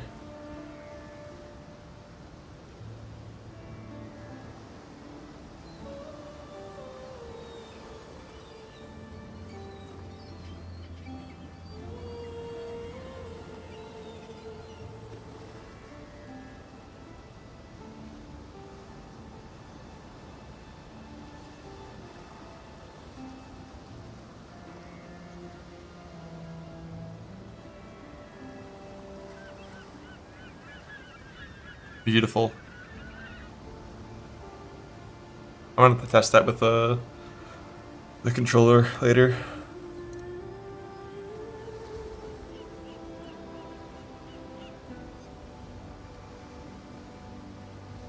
Doesn't show fortify? That's fine.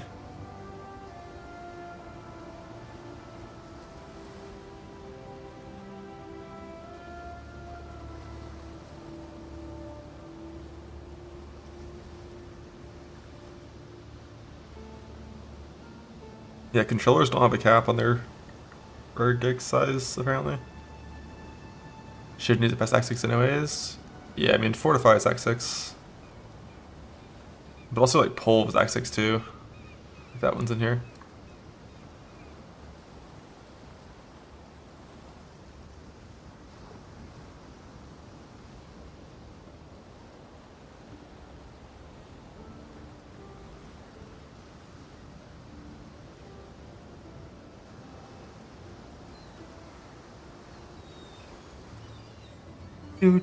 Alright, so Atlas Tree is ready.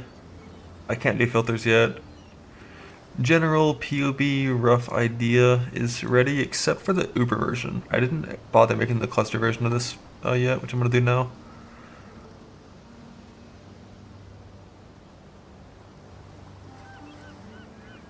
Make this the actual axe we're gonna start with.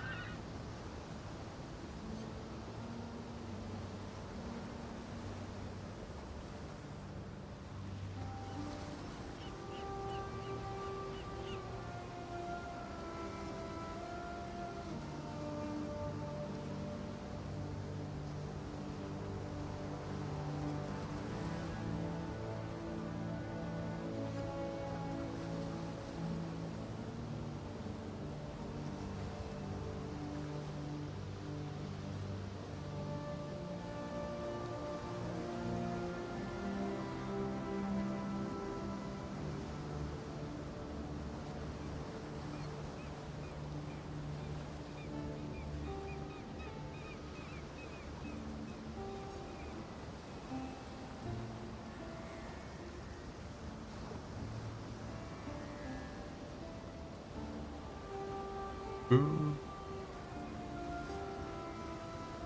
A whole bunch of random shit.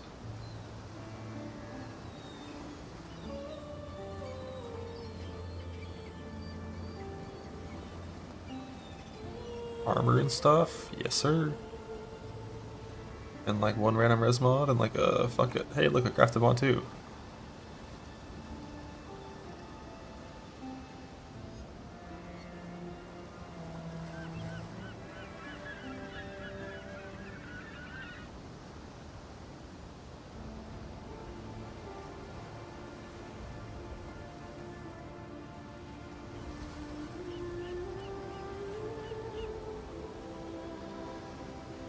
Cool.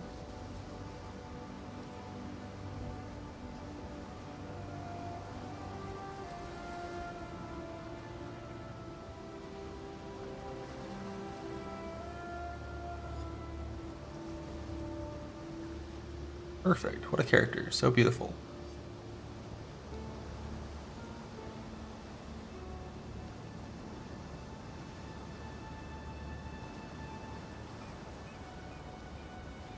Just a bunch of trash. Except you should be a Radiant Jewel with Mana Leech.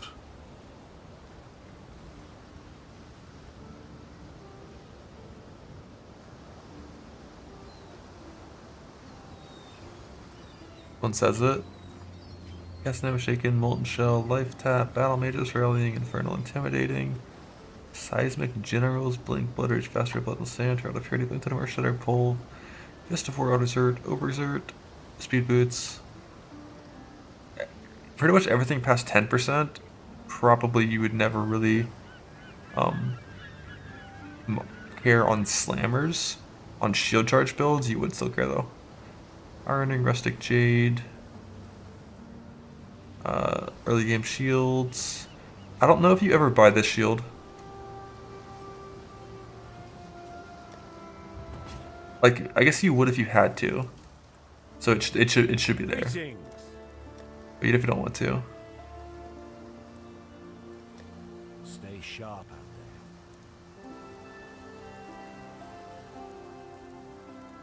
I'll put that just to know what it's doing. Oh yeah, sure.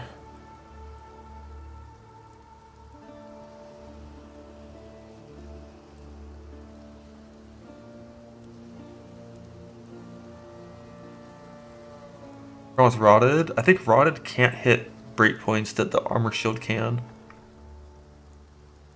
Right?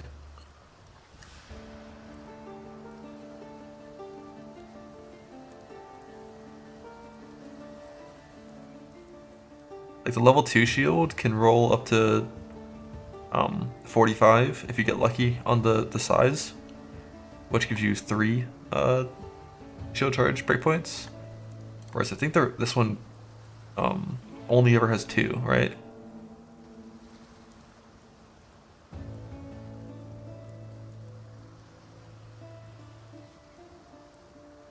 So like best case scenario, you buy Corroded that high rolls on its base defense variability.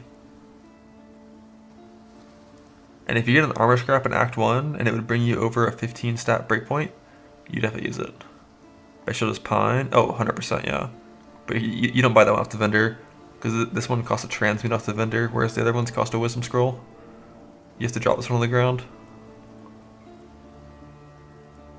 Like if you drop one of these in prison on the way to Brutus, you do more damage, you move faster, you're so chillin'.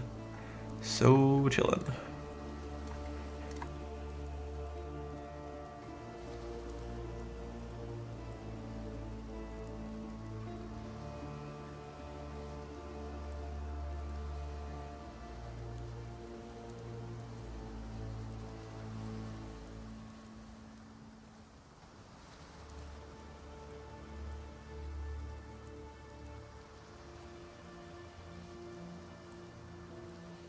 I guess you're just gonna craft Impale actually.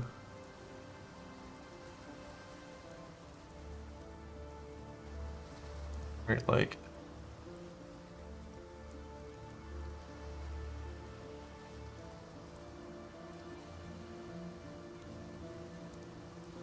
You can do either, but Impale's less than an Exalt.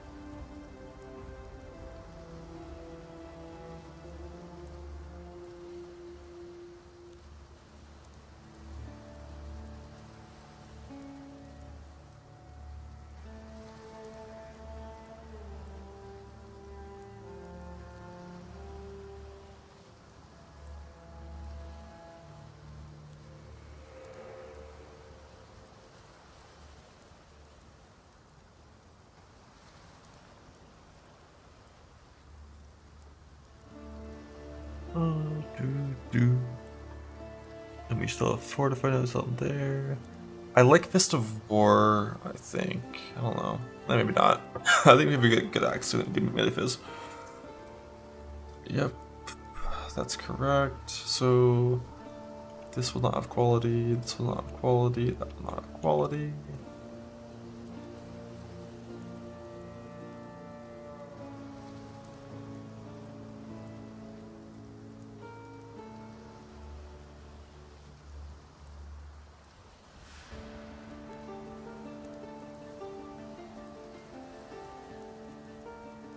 Well, faster attacks, so we can go to not have quality.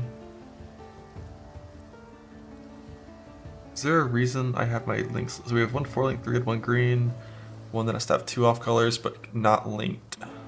So it's just blue red and then it's 2-2. Or blue green and then it's 2-2 linked. This one 3 linked. And then the 4 links for auto exert stuff.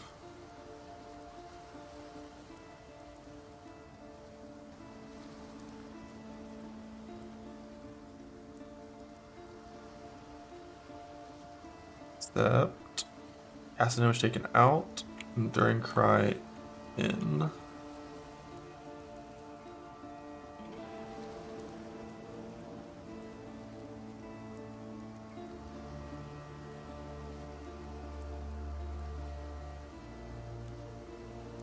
Alright, this is the final setup. The level 94 Endgame Giga Unkillable Invulnerable Super Chad Zerker.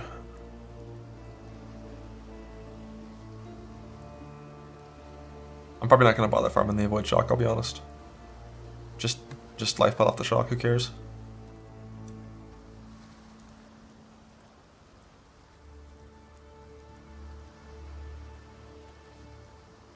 Or actually more likely...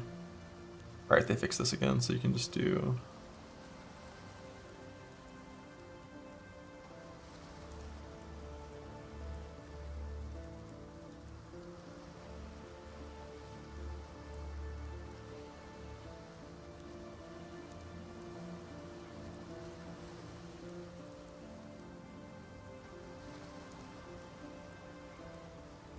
Has to be at least 48, I believe.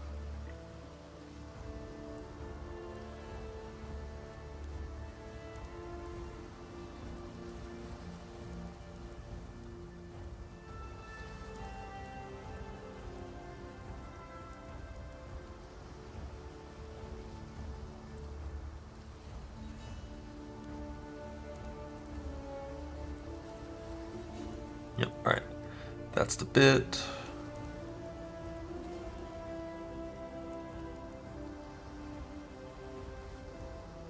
For bossing.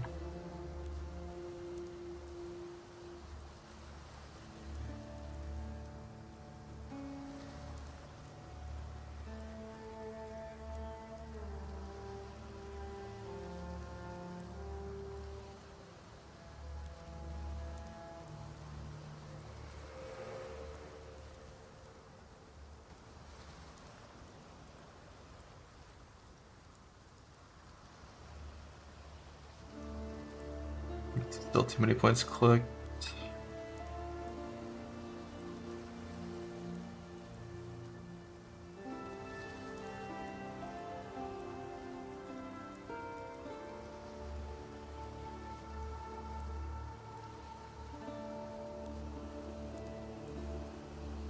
But it's kind of just like you don't finish off getting life nodes, I guess, until later. I wish there was one cluster that was just like, yeah, that thing sucks, we'll get rid of it. But it kind of doesn't exist.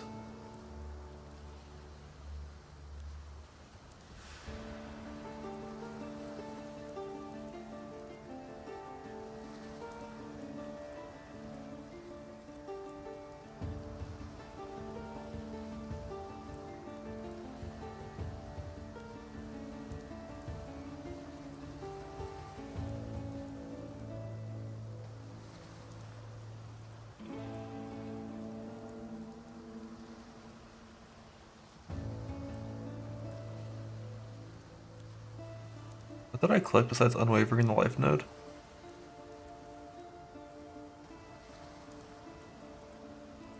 Like, get rid of 4 points. What did I add?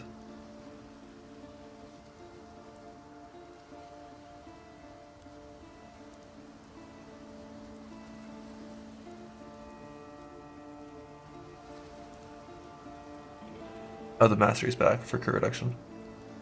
Crit reduction, life node, unwavering.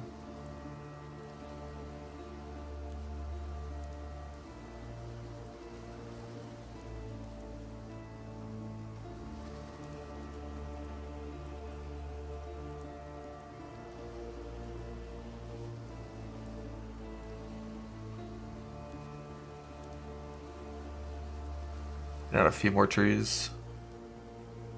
That's not how we do that.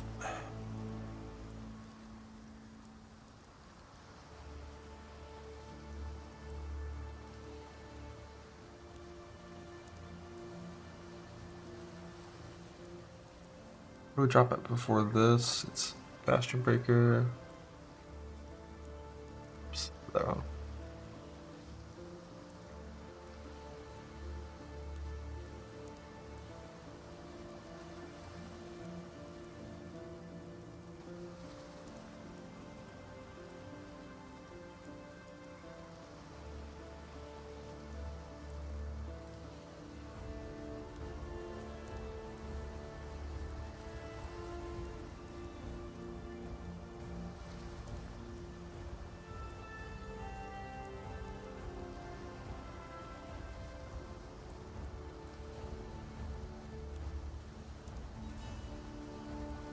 Not sure what this is going to end up at, but I'll just leave it as that for now.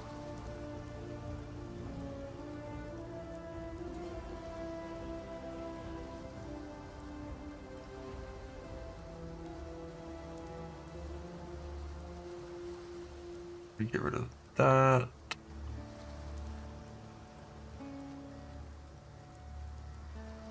And that, yeah, 77.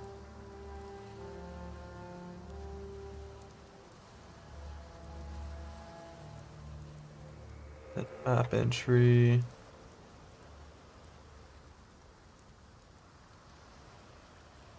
Yeah, and the rest I'm pretty fine with. Except, like, I'm not actually entering maps at this level, so I never actually have the endurance charge at this point, but...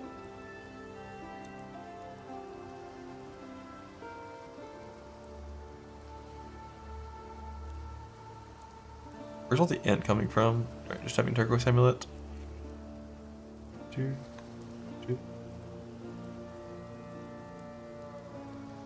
So one thing I do differently, like I get Wrecking Ball before I come over here and get this stuff. But like, you don't have to. Do what you want.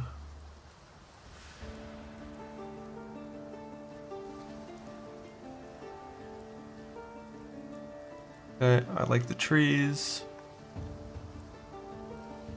Skills.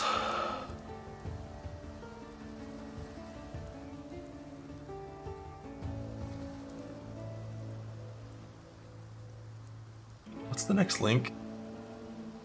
I think it's actually Ruthless. Or Fist of War, both are fine. Ruthless is way cheaper on the mana, I kinda like that.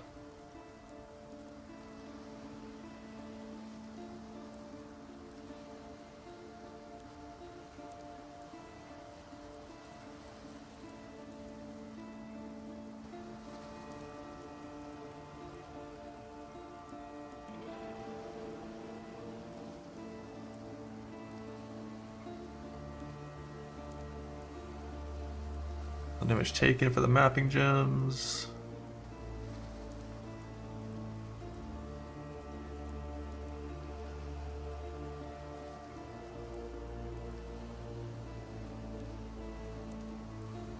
You can't use Regex is that big until next patch. Campaign gems.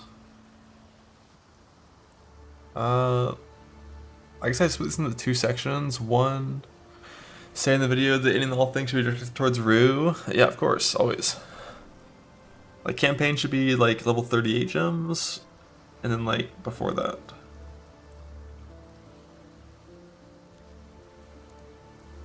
+38 is Sunder.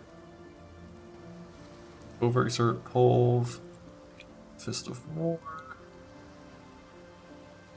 We don't do any of this shit auto-exerted. We don't use Infernal Cry or auto-exert there.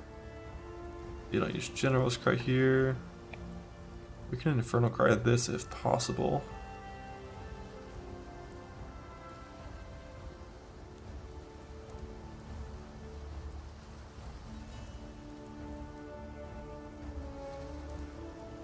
Don't do any of that shit.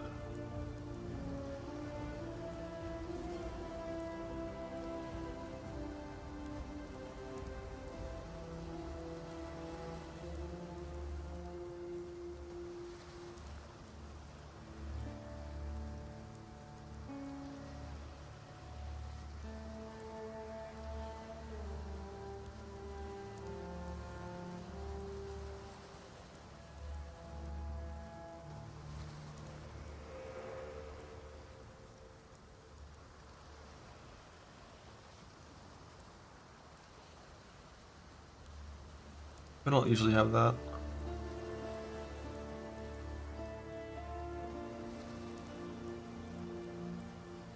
Like, this is the actual links used in the campaign, right? Like, except you don't even have this often.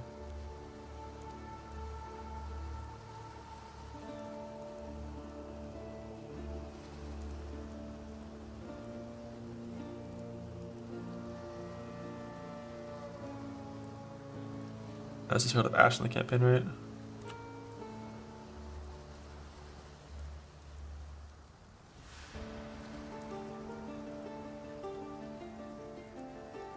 You auto-exert these in the campaign, but you don't auto-exert everything in the campaign yet. Alright, we use Blood and Sand too at this point.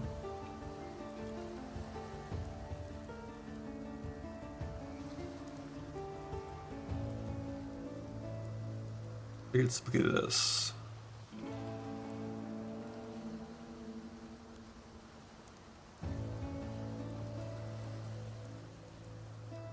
Thunder, and then 4 3 links. And then if you have extra links, like if you have Infernal Cry here, you can do it, and it's good.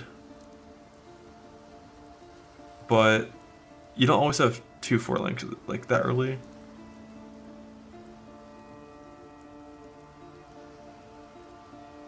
But if possible, that is ideal.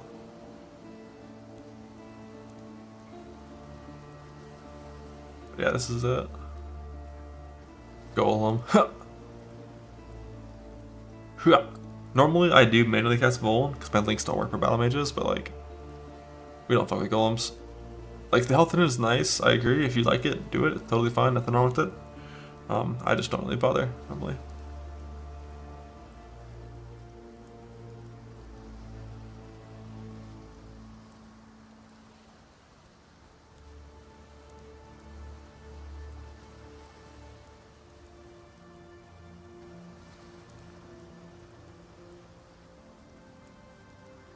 So before that, we don't have any of these fuckers, and we're doing like Melee Fizz and Ruthless. And we definitely don't have Infernal Cry at that point.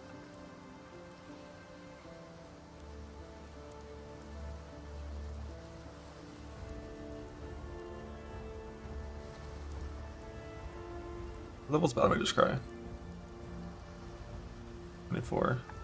But probably wouldn't have that here either. Like normally I do manual cast Vuln, but as soon as you have Overexert, you want to use Battle Mages. Not pretend, I don't even want that in the POV.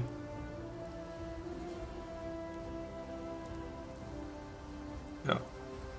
37 and below.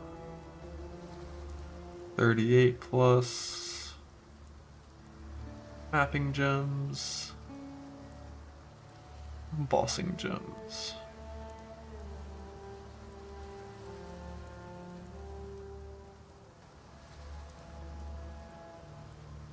Point leveling cries with their auto exerted? Nope. There's no downside of either.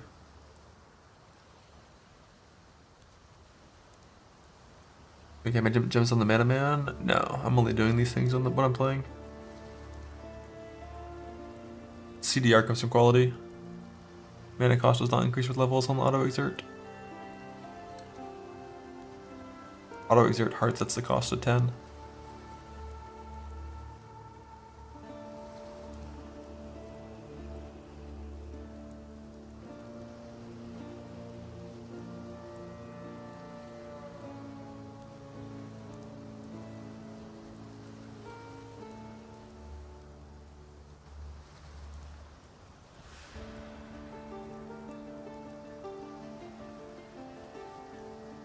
Can you like copy an entire gear set?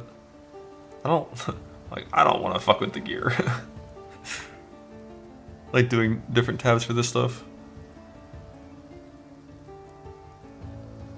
Like I can copy this, but will I copy all the items over into this?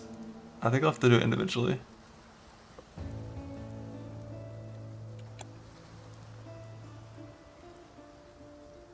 Yeah.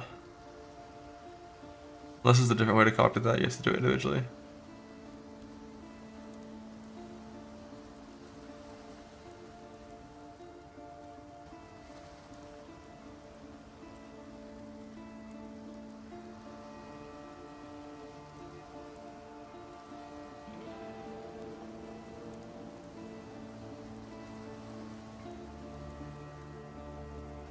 That should be... we can give it the good jewel.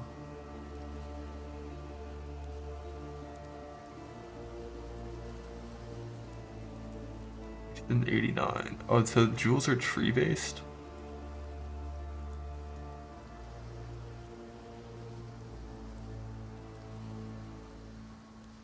Let's just build these unethical fucking jewels.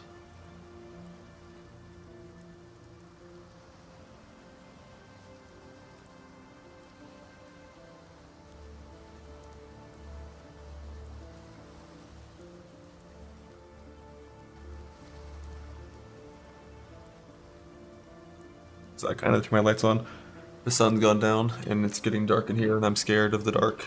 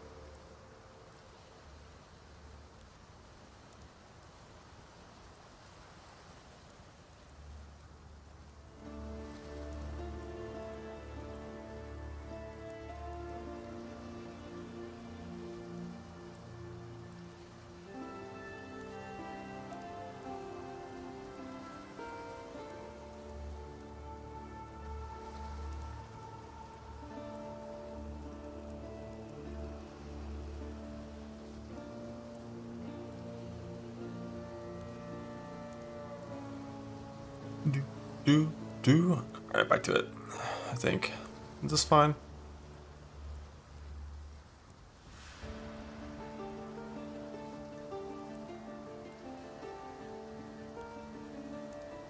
No, it's time.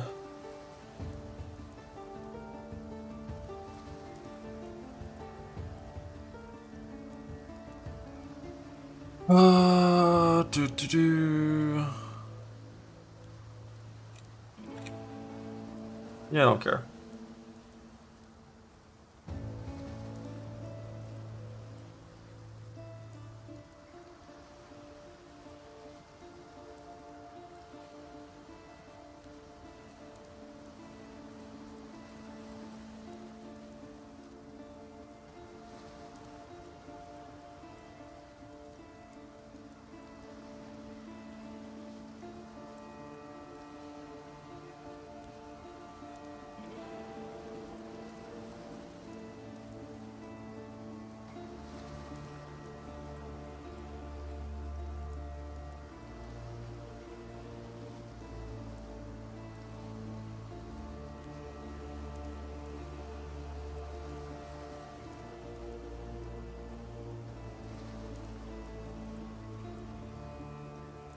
Alright, I have to do Act 1 as well.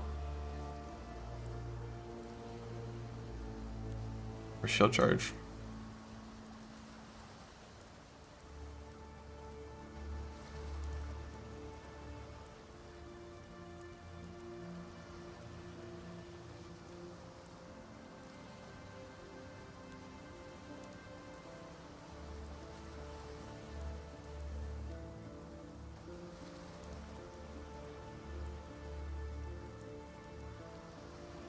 And this is 4 to 12. Oh my god, it's a disaster.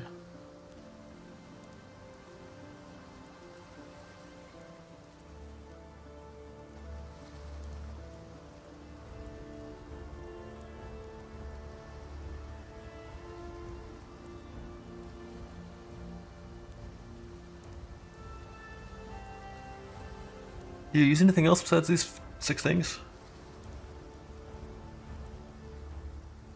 I think that's it, right?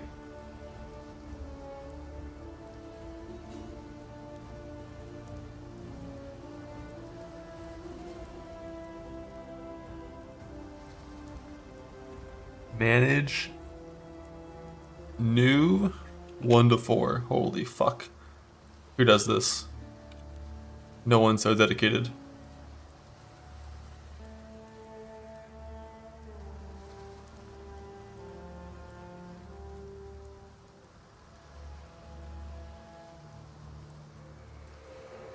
You actually don't have anything else, right?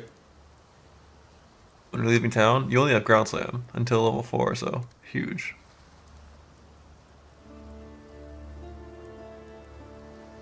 This one's unselected. It just to show that you can use any of these.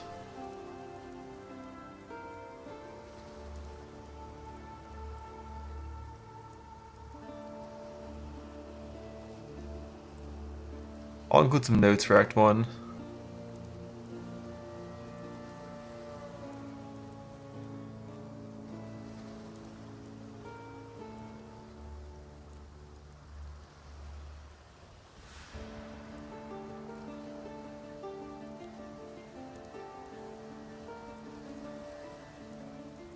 We Ranger for momentum plus a second vendor and some extra wisdom scrolls.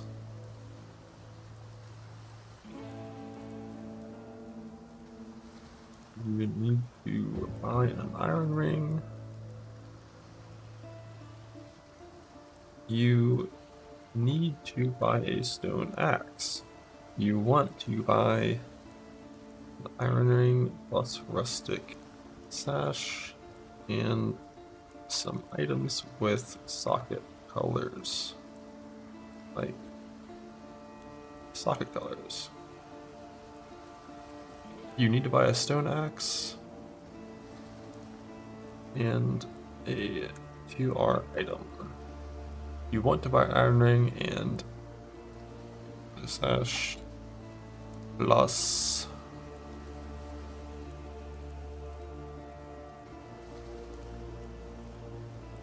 need a shield equipable at level 4. It is very important. Oh, it doesn't. It is very important once shield charging to get one of the level 5 shields, preferably an armor one with 45 plus armor. As shield charge scales with shield power.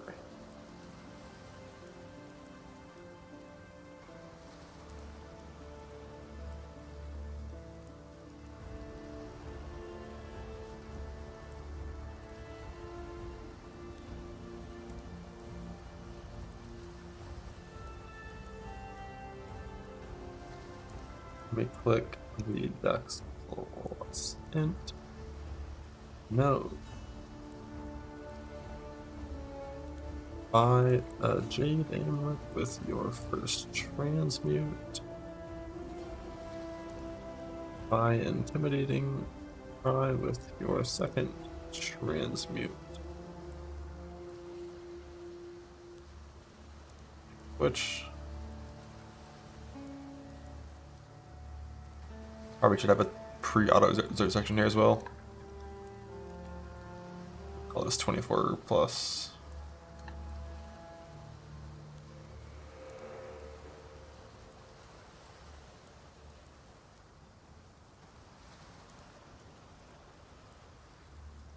No auto, no seismic.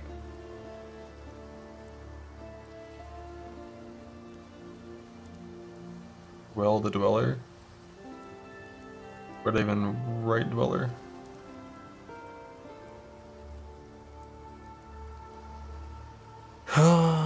do.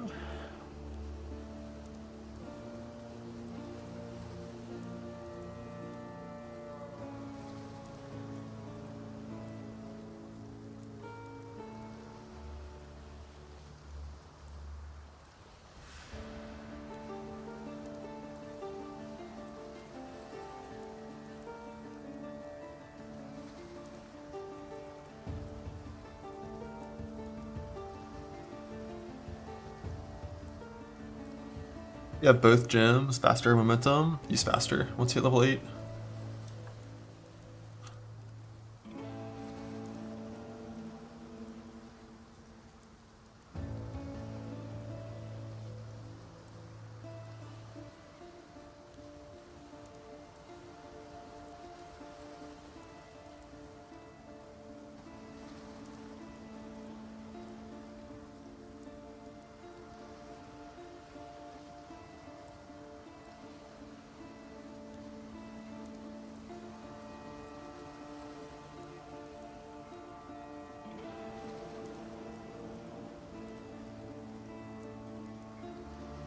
Yeah, it looks good.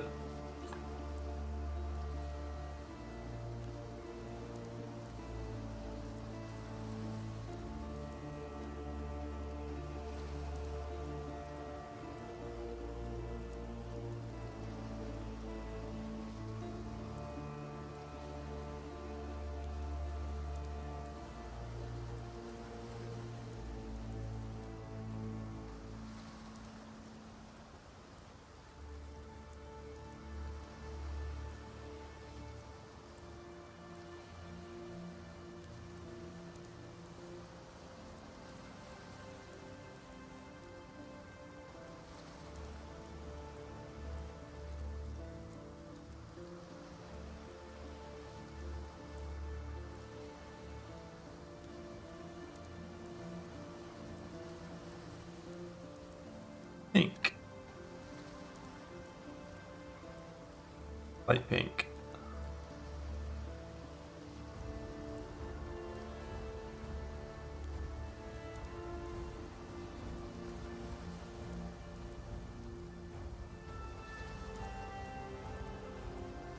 Green.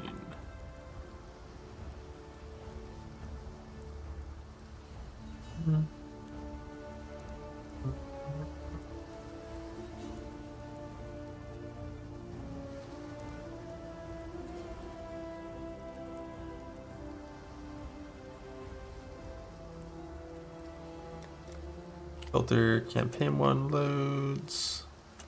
This one loads. Not that matters. Can I delete Zerko League Start? Why is it still there? I think I should delete it in 2 sections, don't I?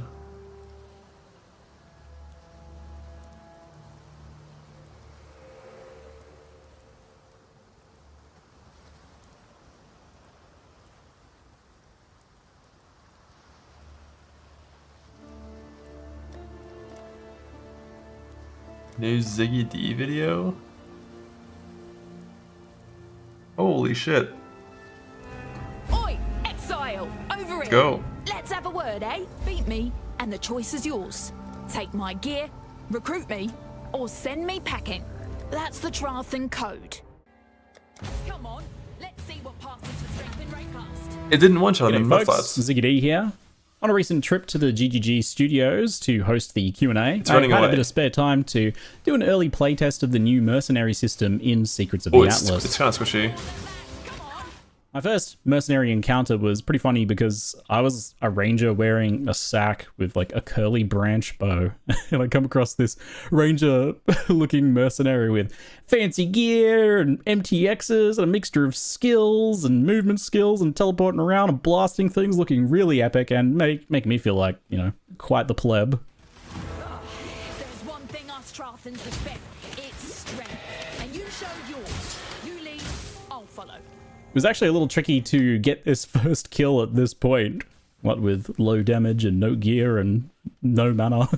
I was impressed with the first mercenary after I hired them immediately. She zips around, blasting stuff pretty aggressively, and did a pretty good job of keeping up as I ran as well. And they do teleport to you if you get too far away, so if you're really zooming.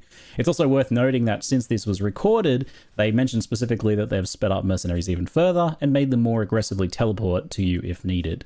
So there shouldn't really be too many issues of them kind of like getting left behind unless they're actively fighting something for a second, at which point they'll teleport to you after a moment. So at the beginning, as I progressed, I hired every mercenary that I came across to try them all out, of course, and I was impressed with most of them. The unimpressive ones were the ones that you would just really expect by looking at them. You know, they had terrible gear, or they only had like a small set of skills and they were mediocre skills at best. So you can kind of just tell by taking a look at their character sheet, their gear there, whether it's actually worth hiring them. And that's good. It works pretty intuitively in that regard. Of course, the better they are, the more likely it is that they'll have some gear that you want to steal. So there's some decision making. Did that mercenary just kill his mercenary? So let me explain the basics. Whenever you encounter a mercenary of Trathus, you can review their items and rucksack of currency, and that can also potentially contain some special skill gems. And then you can choose to duel them for the right to hire them, to take a piece of their gear or the full contents of their rucksack, so all of the currency in that little baggie there, or instead to banish them, which means that you won't see them again for a while. This is good for if you aren't interested in that specific mercenary style and you're looking for someone else. Attempting to hire them costs some gold paid up front, and if you die or leave the area during the duel, you'll lose that gold and the exile will portal away. Once you've hired them, you can change their gear and look at their stats. Each mercenary has a few key details to note in regards to gearing them. They have a level, firstly. This determines their base power level and the gear levels they can equip. In my hands-on time with this, the level requirement thing was very strict, and that was a bit of an issue, but I mentioned that to them, and they've since announced that now the mercenaries only need to be within 70% of the level requirements for an item to wear it. So in theory, something like, I don't know if the math's right here, but a level 7 exile should be able to equip something like a level 9 or 10 item. So there should be some flexibility there. I'm not fighting this and guy. by endgame, I imagine that's not a problem. He's so tanky. But it does mean if you find a merc you really like at level 10, then at some point you're going to not be able to find gear that they can equip anymore when you're finding level 30 gear, for example. And you'll need to look for someone to upgrade. You're going to want to do that anyway because they get substantially stronger and get new skills and things like that. The mercenaries also do have attribute types matching their class archetype. For single attributes like strength, they can equip any item that has a strength requirement. So super simple. This includes hybrid items too, so strength int, strength dex, all could work on a strength character. For the double attribute hybrid types, like for example, your dexterity, intelligence, assassin types, they can equip any item that doesn't have the attribute that they don't have. So a dexterity intelligence merc can't equip any item with a strength requirement on it.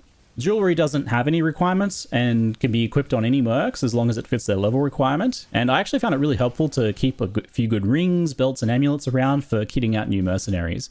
Because when you're swapping potentially fairly often while you're leveling, they're like a small and powerful and impactful thing that's practical to carry around or just keep handy in a stash, compared to, for example, trying to stockpile every type of weapon and armor for the mercs that you might find. That's just not really practical. But jewelry, anyone can use the jewelry, so no matter what merc you find, they're going to be able to equip a nice ring that you find that has good life and resists and such. Gearing was really impactful on them too. They seem to have kind of like a simulated passive tree hidden behind the scenes with tons of scaling in it, so the things that you give them with gear, like life for example, actually does have a substantial impact on them. The other gearing consideration is weapon types. It's kind of the same as you as an exile. Weapons that they use have to match their skills. So the simplest thing is to just stick with what they spawn with. If they're dual axes at the beginning, you can just keep them dual axes and you know that everything's going to work just fine. But technically, if their skill set is compatible with both axes and maces, for example, you could swap them around a little bit. That'll be something that you'll have to maces, for example. You could swap them. Their skill set is compatible with both axes and maces, for example. you could swap them around a little bit. That'll be something that you'll have to kind of look at once you find a merc. Swap them around a little bit. Compatible with both axes and maces, for example. You could swap them around a little bit. That'll be something that you'll have to kind of look at once you find a merc that you plan on keeping around long term. What's one helix gearing options. It's probably not worth worrying about too much of the time while leveling, at least. Each exile comes with a mixture of skill options determined by their class, archetype, yeah, I'm not and level. touching the shit in the campaign. And as You you out of your level up, mind. they'll get more and Until more I'm like interesting level in their 38 possible skill and have loadouts as Sunder. well. There was some mention to me of the idea of Maybe some a of post the fortify. skills kind of kicking in a bit later at higher levels, which makes sense. You can't change their skills, but you can keep an eye out for better skill loadout versions of your desired archetype. So if you find like a Templar style that you really like, you might want to look for higher level versions of it with better skills and kind of check each of them until you find someone who's got that perfect combination of skills and supports that you really want. They can have kind of any typical player skills and auras, as from what I could tell. I saw a great mixture of them in there. But they also have their own unique skills and supports that players don't have access to. In addition to that, there is a handful of special Trathan skills that you can get. You can keep an eye out for gems in the currency rucksack as potential rewards, so that'll be pretty obvious. You don't have to like click on their skills or anything to find if you can steal them. It's only from that currency rucksack if they have a skill that you can take. I found that during my early leveling experience, at least, the mercenaries could both deal reasonable damage if using okay gear, especially the spellcasters weren't as gear reliant, just like players. And they could also be excellent supports. They were able to fulfill both roles while I was progressing from that Acts 1 through 3 phases there.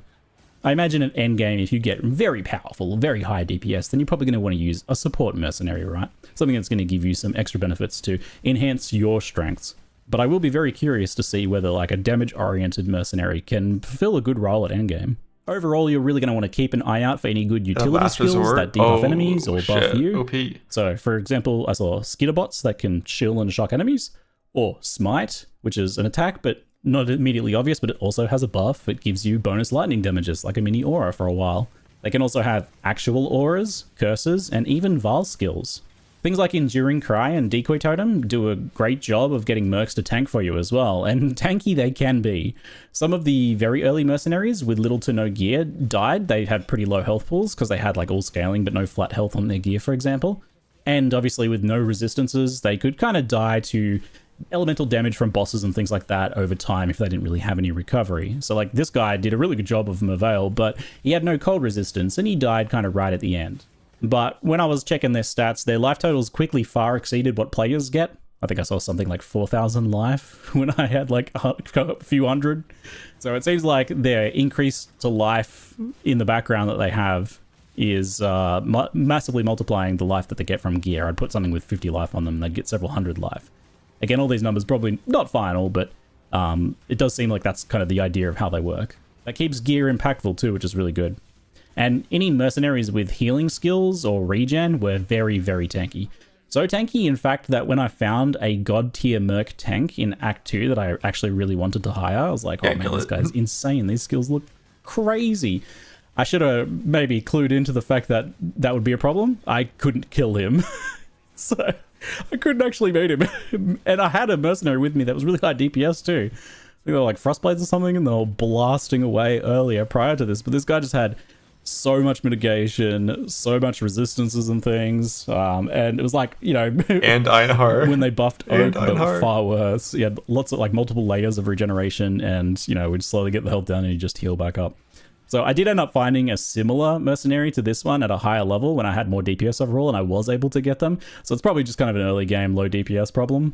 I'll be curious to see if such dangerous or unkillable mercenaries present themselves at endgame. I hope occasionally you do run into one that give you kind of like a real trouble in actually hiring them or beating them. And if that's the case, it'll be worth weighing up the potential dangers, especially in these lower levels. Or indeed if they become dangerous late endgame with stacking map modifiers and things. Some other good news, I mentioned to GGG in my kind of like feedback as I was playing that some of the ones that didn't have any healing skills, and because you maybe didn't have options or tools on every single class to heal them, some of those would have like problems where they'd just get attritioned over time and didn't have any. So I suggested some sort of like out of combat healing, and they mentioned that they've actually granted a skill now. So when you have a mercenary, you're granted a skill a bit like Detonate Mines. It'll teleport the mercenary to you and heal them up. So you'll now have access to some out of combat healing, or it might even work in combat, I guess. And it'll help you kind of like reposition them a bit to convocate them to you. that sounds like a really nice quality of life feature there. So you can have up to 3 mercenaries in your town or your hideout, and you choose one of them at a time to join you in zones. And when you hire a new mercenary, you'll be given an option to replace one of your existing ones and have them joining you immediately. And you're also given a warning if they have gear equipped, the ones that you're dismissing, as you will lose that gear and you may want to go back and remove it first. As long as you haven't started the duel, you can like leave and do that and then come back if you want to.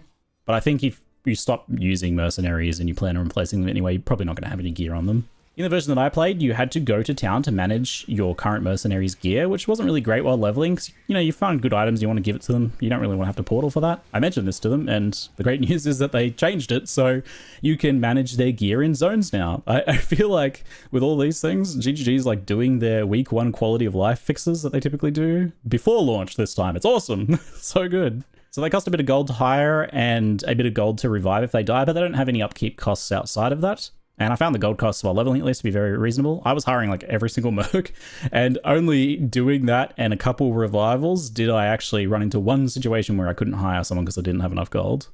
And that was like really just abusing my gold totals. I even did a bit of gambling in there too. When they die, they leave the zone and cannot come back to that zone instance, even when revived. So I think that's a good thing, as it means you're not really encouraged to portal out when one dies to go revive them and come back and keep fighting. You just push on yourself to the next zone and they'll be back automatically as long as you've revived them since then. It also means that you care more about their gearing for survival too. You actually like want to make sure their resists and things like that are good long term. So on the topic of gearing, there is a lot that we can learn from Animate Guardian in the past in terms of giving them cool uniques to help us and them. Before that though, it is good to keep some specifics in mind here. So they aren't minions. Things like grants life recovery to minions on life flasks won't work. They aren't party members either, so things like Conduit from Nocturnal Caress doesn't work either. You can't grant them charges that. I did find a pair of those and it didn't work with them. And I confirmed that that was by design since they're not counted as party members. But they are, of course, allies, that keyword there. So wearing something like Shaper's Seed, for example, that mentions allies, that, if you wear that, gives them 4% life regeneration. So that should work. And keep in mind, you're also their ally. It goes both ways. So if you give a mercenary a Shaper's Seed amulet, you will also get life regeneration % and mana regen. There's really a huge list of potentially good things to equip mercenaries with. Tons of uniques and even some like influence modifiers and things like that, and corruptions, I think. So some examples are Perkle's Toe, the amulet. It makes your damage lucky with little downside if they're wearing it. Leer Cast, to get 50% increased damage. That's an Animate Guardian classic staple right there. Similarly, Crown of the Tyrant, depending on the... That's an Animate Guardian classic staple. Look at all that. All them tooltips. Idle, comma, attack 1. Right there. Similarly, Crown of the Tyrant, depending on the sockets, gives you damage bonuses, and it lowers nearby enemy resistances too. I'm also curious to see if some more extreme options exist, like for example, can they survive using Doriani's prototype with negative resistance stacking to lower enemy lightning resistance with no downside to you? That could be insane. Given how tanky I've seen them be, it seems like it could be possible. I don't know if they can get enough armor to survive lightning damage, but maybe. And if they die, I guess it's not as bad as you dying. Anyway, keep an eye out for weird uniques and mods on gear for mercenaries. I was like looking at every unique with fresh eyes and excitement because I was like, ooh, they could actually do something with this. I feel like there's going to be some extra value to uniques that don't usually have any. It's chain the few hooking. hours I played so far, the Templars were probably my favorite overall. I did enjoy some time with some of the bow characters, but the Templars were something else. Great auras, smite to give you lightning damage, holy relic, consecrated ground. I think I saw some with like war cries as well for bonus damage. I even found one with dominating blow, and that guy was a machine. So as my time was running out, I decided to have a little bit of a goof, a bit of fun. I wanted to see if my mercenary, my Templar that I had at the time that was quite good, could solo Malachi for me, right? It's a nice test to round out my play session. That's Primordial Box Slam. Sometimes get a bit distracted by the ads and get sidetracked, but he was doing it.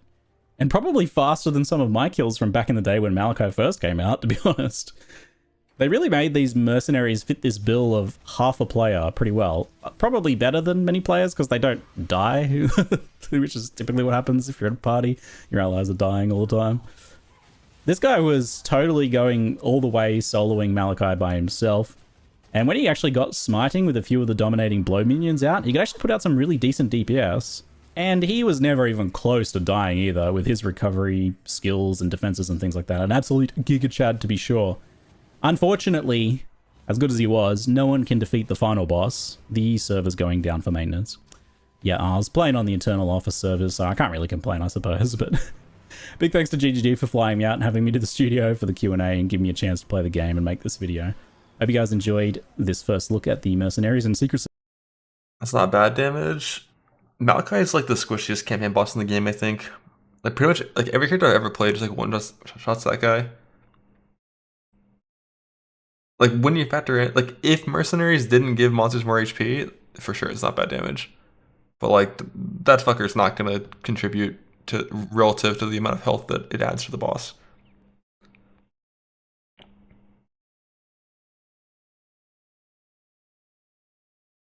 Especially because like you have to replace your merc every like 4 levels in the campaign to keep them on pace with the zone level. There's like no chance that I would ever hire a merc in the campaign. Just for that reason. Like maybe I'll kill some and yoink some of their currency in the campaign, maybe. But definitely not hiring one until I get to the end game where I can equip them with unique items that make me stronger. And eventually you can make a support merc that's worth it. But like that fucker ain't doing no damn. At scales bosses, yeah, so mercs are half of a player. For both loot and for monster difficulty. So unique monsters have 50% more HP because of that. Rares have 40% more. I'm not sure about things below rares, but it's something like that.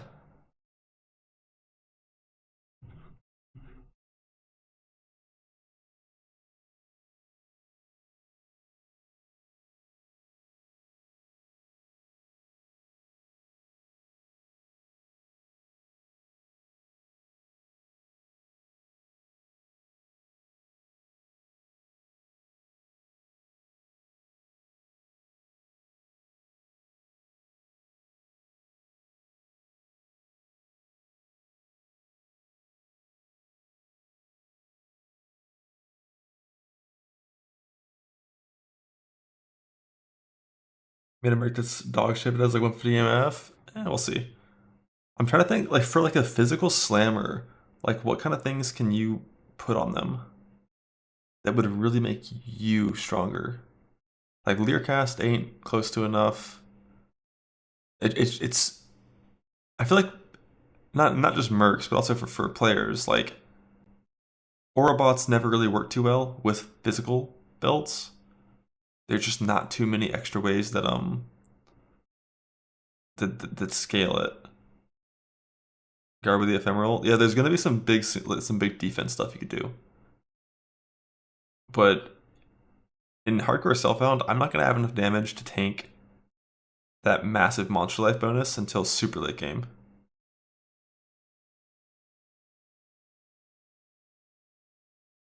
Basically, Perklestow. Log in, play lightning build.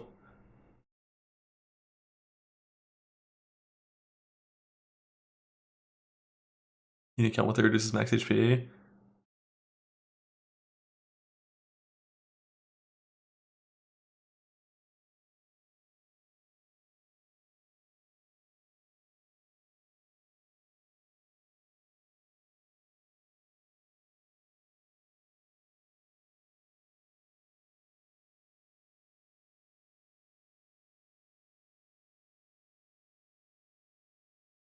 Vengeful Cry. Does that work on your party members?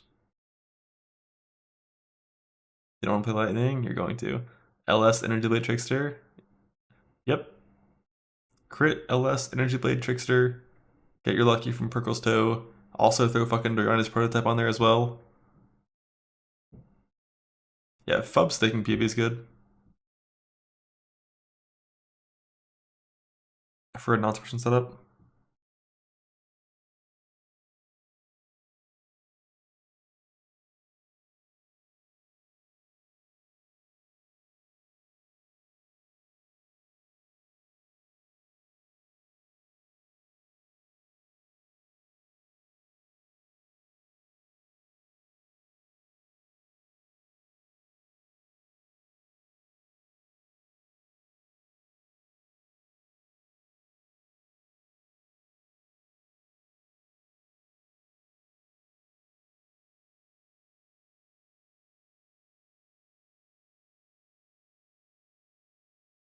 Let's use another Ellis meta. I mean, Smite's good too.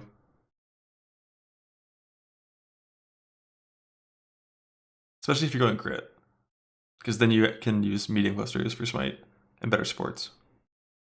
But yeah, like crit, Energy Blade, Trickster, Smite or Lightning Strike, Molten Strike for single target, log in.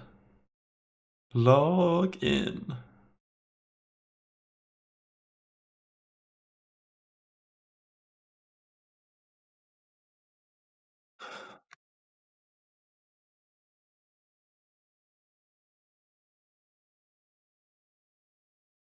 Hello Zenith meta again after a whole year. Yes, sir.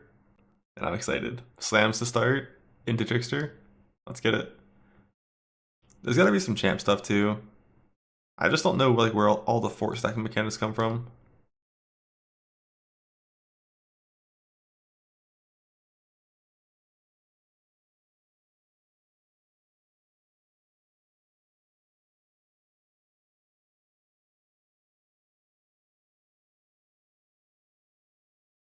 Gloves, badge, lethal pride. Is there no helm implicit?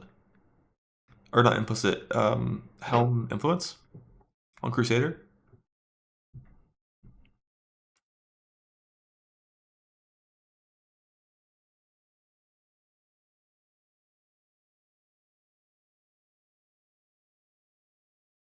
The chest build mod is focus only, but I guess that's a damage mod now, isn't it?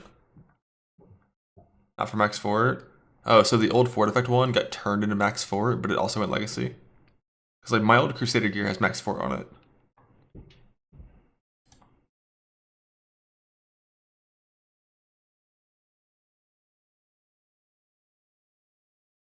But yeah, 10 max fort while focus is actually a damage mod for champ now. That's what like, especially if you're an armor stacker champ. Holy fuck, that's an insane fort mod. For offense, like that. Plus like you get your chest focus, your glove focus, and your weapon focus mods, and if you're like a shitty crit build, you can get your fucking belt focus lucky crit and a ring lucky shock or focus shock. Like god damn. That's like a 2.5x damage focus button.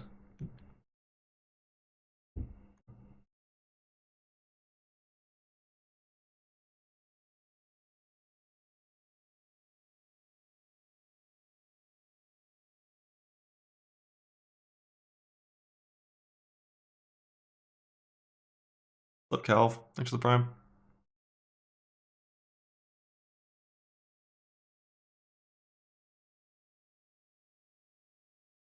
Fortify, banner, slammer, 100%.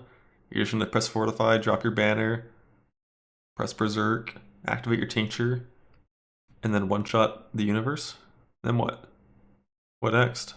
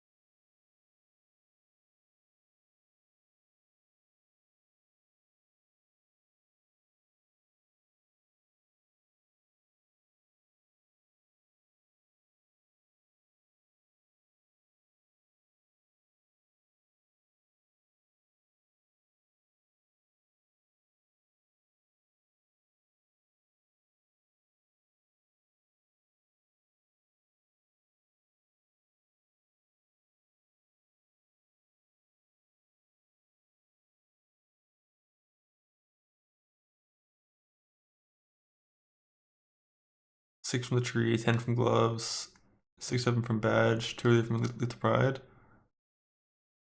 I mean, if you can, like, you can get at least 1 from lethal pride in self-found.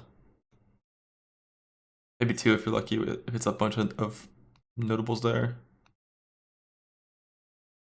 That's still like, 44-ish.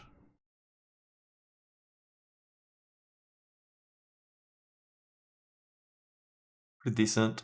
But like if you're like a 6k life champ with 44 fortify, you still need suppression, and that's like okay defense, but then you kind of still want some max res. I guess you have endurance charges too still, right?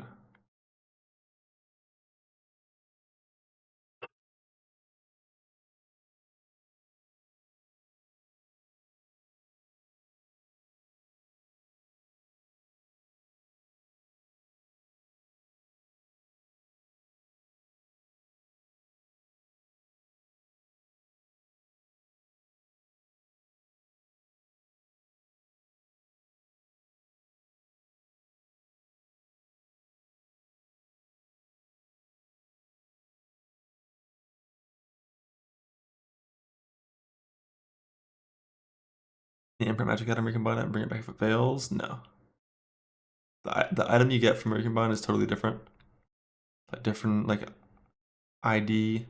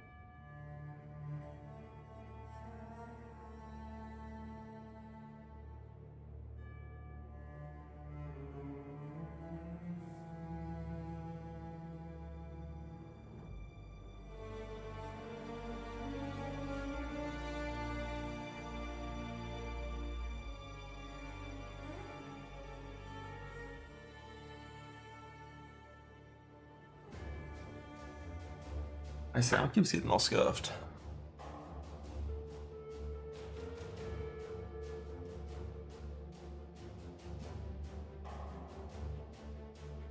My little like aux extender is dying.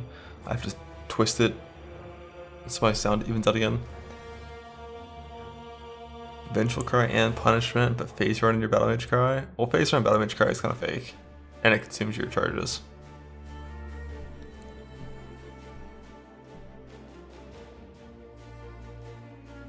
Actually, Phase Run Battle Mage Cry is an interesting idea with the index deck.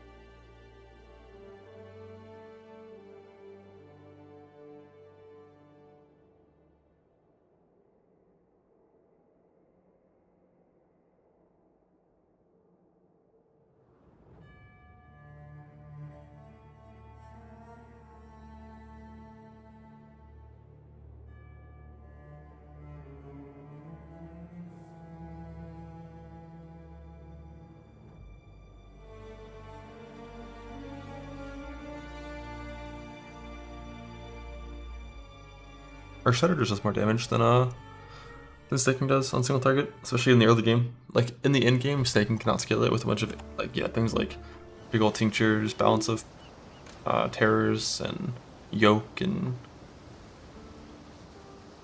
good implicits, and a bunch of like really good end game stuff. But Shatter does a lot more damage baseline as a gem and stays physical, which means you don't have to worry about resist bullshit. So it's just like better on low budget when your character's weak with similar clear.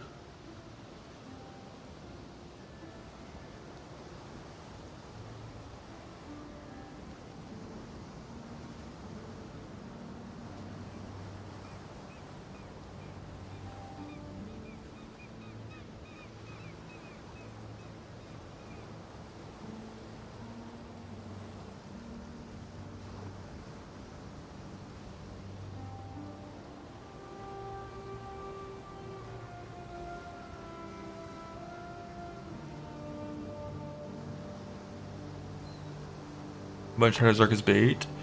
A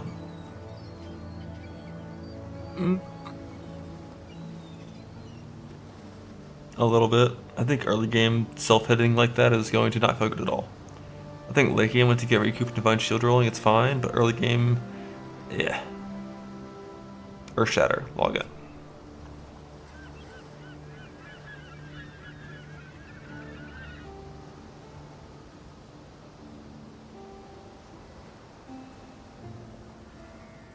New strike node. Yeah, I have no idea how that would feel to play with. Building on how to deal with mana issues in campaign. Yep, Mana Flask. Mana Flask is how you do mana in the campaign on basically every build in the game. And then thankfully you can eventually outscale that, not need it anymore. With complex will be a thing. How far do you have to move every single swing? Like half distance was like this. You need good move speed for that as well.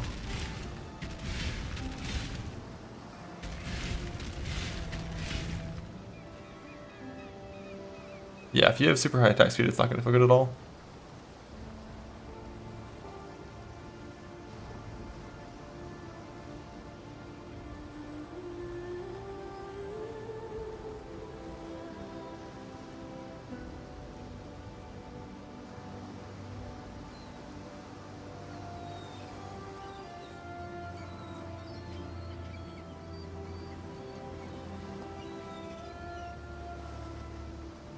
Let me use golems. I wouldn't. Golems are like elementalist only. You gotta have auto respawning. Or Shadow the Thunder when you reach maps. Yep. Void better than Crewy. I don't like Crewy until like hyper endgame when you guarantee a T1 attack speed mod and you have good speed jewels. Early game like Val is the slowest I ever want to use.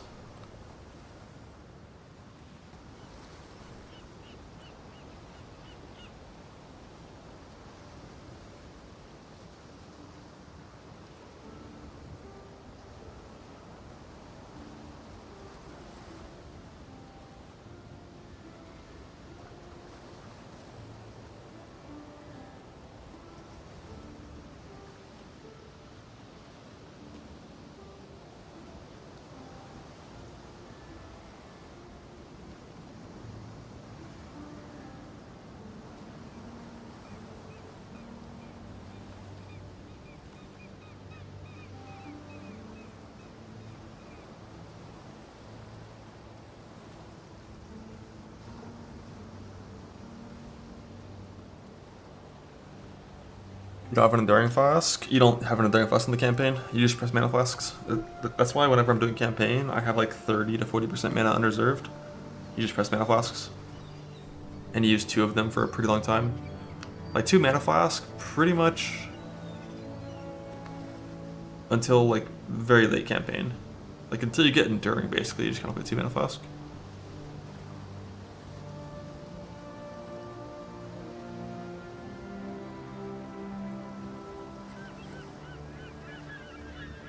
Yeah, the phase run is kind of fake, because right off the bat, it's only every other hit that procs phase run. And I don't have enough decks for max level anyways.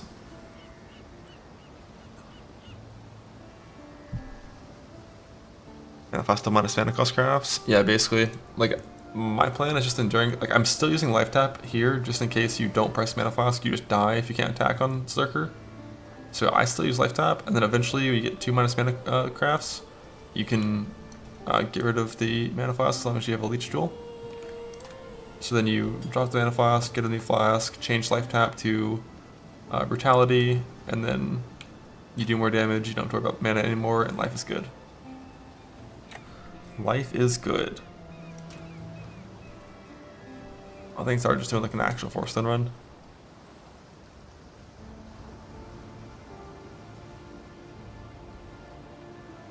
Really killing life flask going dry and running to bosses. Basically don't get hit by anything. And always pick up every portal scroll. Always. And like in front of the cry, I don't like it. No, the sockets are too rough to do that. And like Leech on its own is not enough to drop the Mana Flask and life tap, because you don't have a big enough mana pool in reserved and it costs too much. You gotta have Elrion. Got to have Elrion.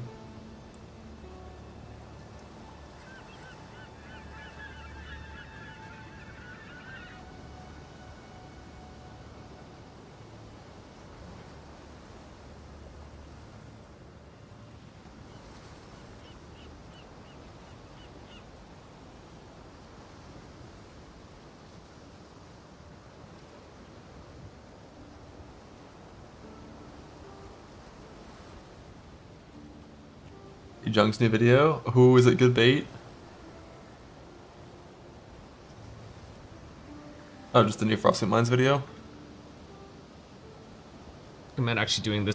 You will be looking for a corrupted version of this. This is for 2 reasons. One, to obtain nodes. Now, if your skill, you can't use Frostblink base. Not used. Like, people don't use this thing, so it's like pretty accessible. If you don't have it, so be it. Mines, your suppression, unnerve.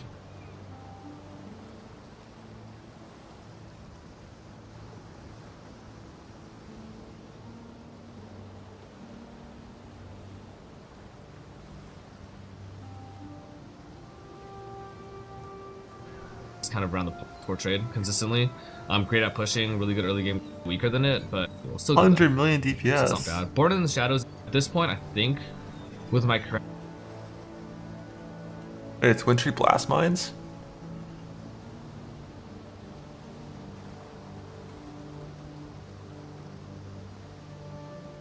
Literal mirrors of gear. What? The Mage Blood? Forbidden Jewels? I think the rest of it's already pretty cheap. Current setup. Wait, he did a campaign run on it? You guys are saying Quinn build, DDPS. It's really not fun. I believe that on the 3.26 League start, Frostblink Mines will be the strongest bossing build. And in comparison to Reap Mines, which many people consider to be sort of holding that position currently, it is almost twice as good at a cursory glance, just with that double hitting interaction that Frostblink of Wintry Blast does have, and also the chill effect scaling. And I'm comparing this with a fully stacked version of Vol Reap for Reap Mines. Then you factor in Bronze Lithe, which gives you more than double damage at the low end and even more than that at the higher end, and you'll see that this skill I think is about 3 to 4 times as good as Reap. While the mapping on this build isn't as good as Exsanguinate Mines, when you're low on damage, you actually need a stronger hitting skill, and Frostblink Mines isn't too bad at mapping. It's sort of like a slightly worse version of what we previously had with Hexblast. The skill can still auto-target and has fairly good coverage once you scale into Area of Effect, which I would choose to do early. Now, in terms of thinking about what makes the best bossing build, you gotta think about, well, just what does actually make a good early game bosser. And I think of 3 main things. Firstly, good single target damage. This should be obvious. Secondly, I think of bossing type defense. So in the current landscape of PoE, most bosses, well, they mostly do spell damage, so having spell suppress cap, and being able to survive at least 1 or multiple big spell hits, things like Shaper Balls, Seer's Beams, Maven hits, is much more important than, say, being able to survive a Shaper Slam. This build actually has pretty good spell mitigation, as all Tricksters do. Lastly, a good early game bosser needs to deal with, well, what happens when supplies run low. You need to actually be able to farm up bossing supplies because other people won't be able to do that in the early game if you're a good player. So this build is very well equipped to be running, Guardian rotations. It's not a super fast T17 runner, but you can do them fairly safely because you're able to throw mines from fairly far away. It's got decent defenses, fairly good avoidance, and of course, great damage. I want to jump straight into the PoE for this build. I do believe that it is one of the most underlooked builds over the past 2 leagues. I don't know how it wasn't more popular to begin with. Last league when I played it, it was incredible. And this league I experimented with it just a little bit more in terms of league progression, and I think that it definitely meets and exceeds all expectations. The first thing that I want to get out of the way is in terms of early progression. Now, Frostwing Mines can be played pretty remarkable. How does he do it? How does he do it? Where do they come from? We watched Ziggy's Merc video already.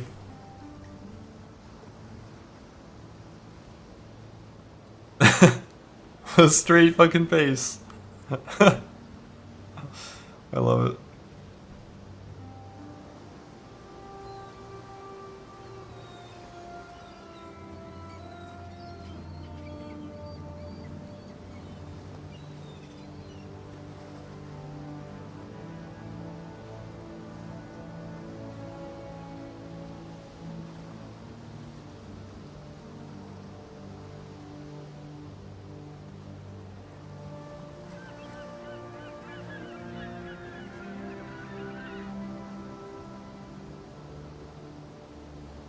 Well, I'm gonna have Bastion Breaker for mapping. It's just gone for the boss itself, which only had like 3 to 5% DR. Learned a long time ago he makes people away from his builds. He scares cheaper. He's a fucking demon. It's what he is. Does he play these builds for his league starters? He does. He does actual test runs on them and plays them. And like, I'm sure they all function in software trade because almost everything thing does.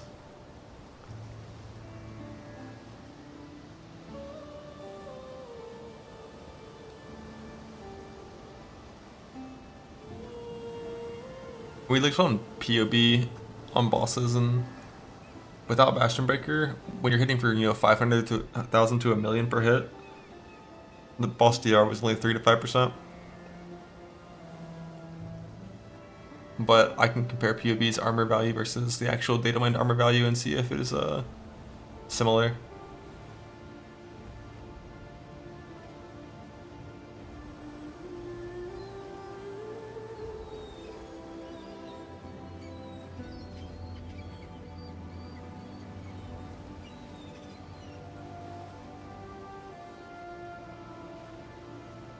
The jungle before that one? Wait, was there one before? What's the one before? How to tell if a POB is bait?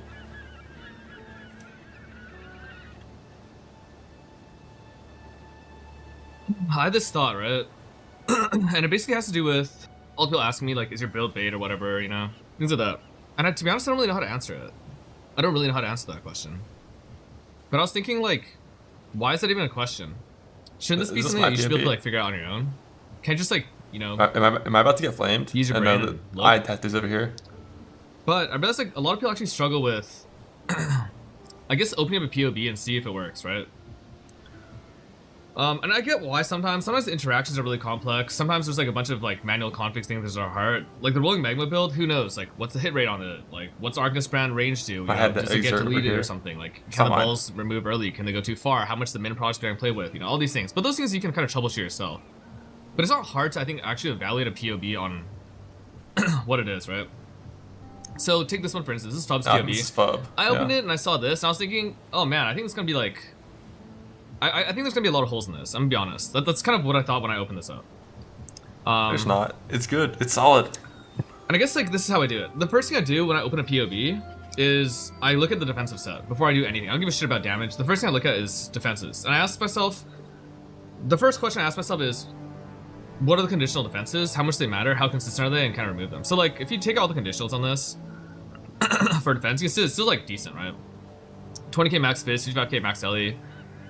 There's not like sap or anything here. It seems like mostly okay as far as it goes defensively. It's, a Berserker's got 6k life, Fortify, Endurance charges. It makes sense that it's like this, right? And then you look at 3 different categories as far as defenses go. And I want this to be really clear. There's 3 really important categories. The first is max hit, the second is avoidance, the third is recovery. So max hit wise, this build is like pretty strong, right? Calling recovery defense. Super good. Like, it's about as good as you want an SC trade, I think, like, before you start farming, like, endgame stuff. And then the next one I would look at is avoidance. And for this particular build, avoidance is, like, basically non-existent. It runs a Jade Flask while mapping, which puts you at a tiny amount of evasion. This is still better than nothing, granted, but it's almost nothing. It has no block because it's playing two-hander. It doesn't have any sort of multi-mitigation of any sort. It can if you take to 5 pain. Wait. What does Fub have on his ascendancy? What is that point?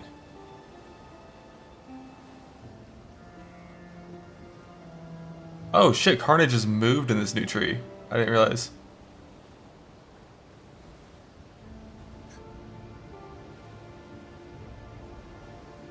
I was like, what the hell's up there? But they, like, solved it around.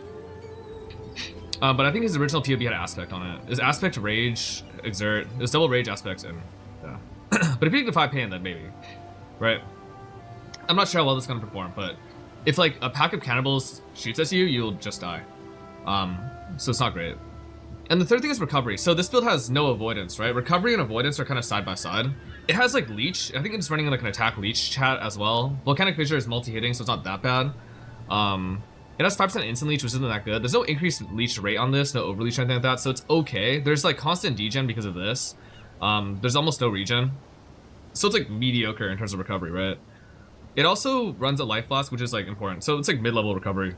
So like defensively, this build's like okay. And the POB doesn't lie too much. DPS wise is like the next thing, right? I'll look at kind of 2 main things. Firstly is clear versus single target, and the secondly is burst versus consistent uptime. So clear versus single target for Fissure, it doesn't matter. It's the exact same pretty much. You just press your shit, you're auto-exerting everything. You get like, I mean, he's playing a full auto-exert setup. I think he's, yeah, just Infernal Cry, but the rest of it, super consistent, so it's exact same for each. The only bursting is Tincture, I think, for his entire build. He's playing no Berserk.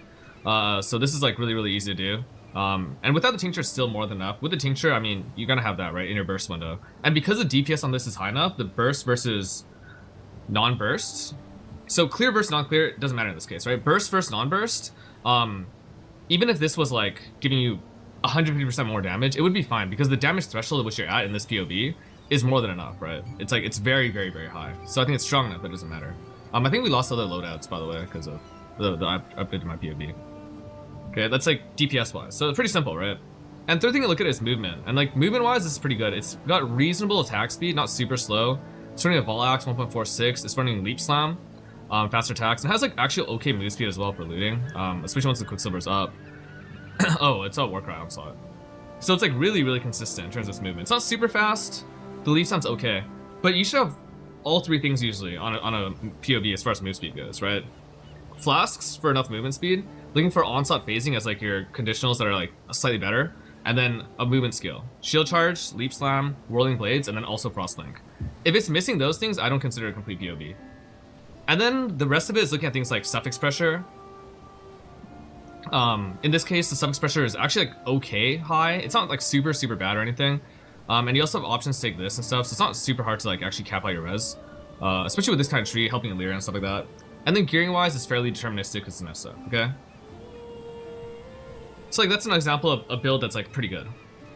I went up this other POB this morning. This isn't meant to like, I'm not trying to be incendiary or anything. It just happens to be a POB that I looked at. I looked at it and like, I thought it was extremely obvious that it was dog shit in a gajillion different ways. And I want to go over what, like, using the exact same criteria. Oh shit! You can kind of see why this is the case. So this is it's a Quantrix. cultist character. Okay? It's Quantrix. It's Wintertide brand. It's Quantrix. And like configs aside, let's just assume the I don't even know if these configs are correct. I'm gonna assume that they are, okay? But we should note that a lot of these configs are from somewhere. So the first thing, defensively, what are we looking at? How much conditional? I look at the max hit, I'm like, oh hey, that's not bad at all. I look at conditional defense. Max hit's pretty good, or conditional defense first. I check here, right?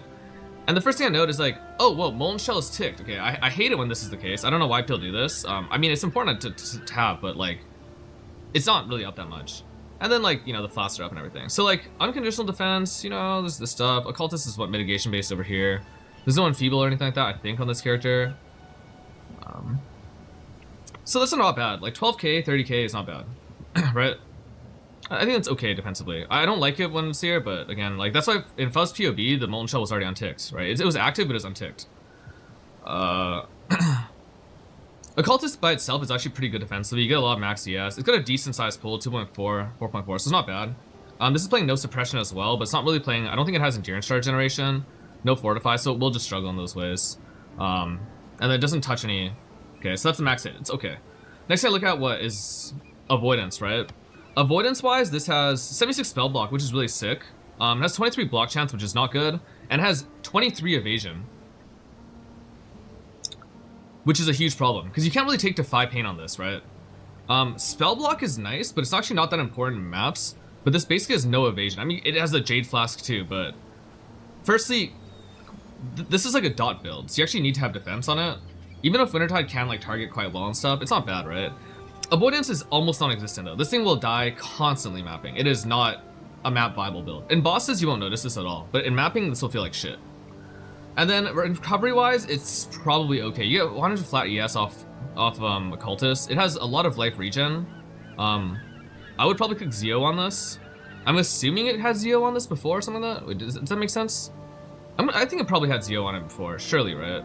Okay, I don't know why it doesn't have Zealot's Oath clicked, but let's just pretend it has Zealot's Oath clicked, because that would be the right thing to do.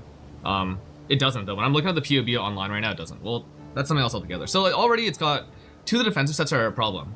But then I look at this character, I look at like how it's set up defensively, and I realize, wait, defensively, it's running golems for defense, actually. It's running golems for defense, and it's an occultist. So in terms of the conditional defenses, yes, these are already conditional defense on elementalists. On an occultist, this is like non-existent, basically, man. There's so much elemental damage. Wait, that's still also, I don't know why PDR golem. it takes to be active here, but we take this, and then if you actually take out the conditional defense and the conditional, I forgot, like it gives you dot multi too, right? Which one? Where's the third golem? So you have to lose the chaos golem, the stone golem, right? And now it's like 10k 28, right? Which is actually still okay, but where's the PDR from? Is that from somewhere? Wait, this is weird annotation. Sorry, so we like these are the conditional defenses. Okay, I mean 10, 28. It's running. No, it's not. It doesn't have Flesh Flame. It's his Leaf Starter, right? So like it's super conditional actually. So you're gonna lose that as well. What is this? Harsh Lessons, Arcane Surge buff, sure. You're gonna have to go through. This is absurd. Like legitimately 0 increased AoE, and I don't know how that's gonna map. Like I played Cold Dot before. There's no world in which I would ever do this. Also note that it doesn't take caster mastery, which is one of the most important things to have on a 3 cast skill. Your cast rate on like the Cold Snap cast rate, it has 46% increased cast speed, dude. Sorry, this is just bugged out because of charges. This is like incredibly dog shit for cast speed. This is like gonna be the worst feeling Cold Dot build you can play, actually.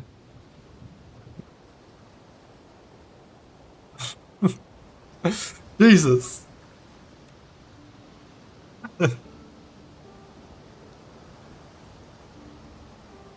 I'm just glad I didn't pick one of my pobs and fuck it up, because like, you know, some of them are bad. Some of them are bad. Like one of my pobs had 293 strength, and it was bringing a royal plate that requires 293 strength. Like, I'm so glad that you didn't point that out.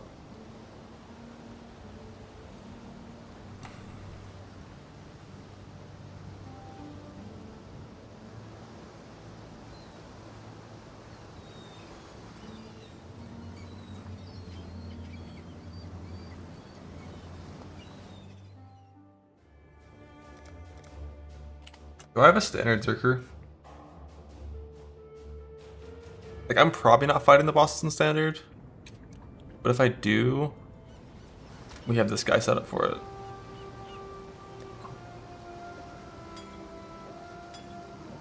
With like a bunch of life pots and shit.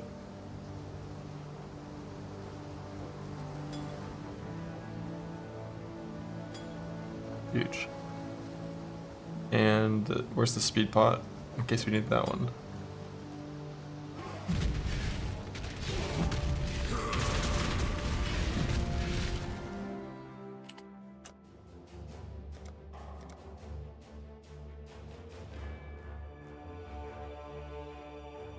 Here, be 1 sec.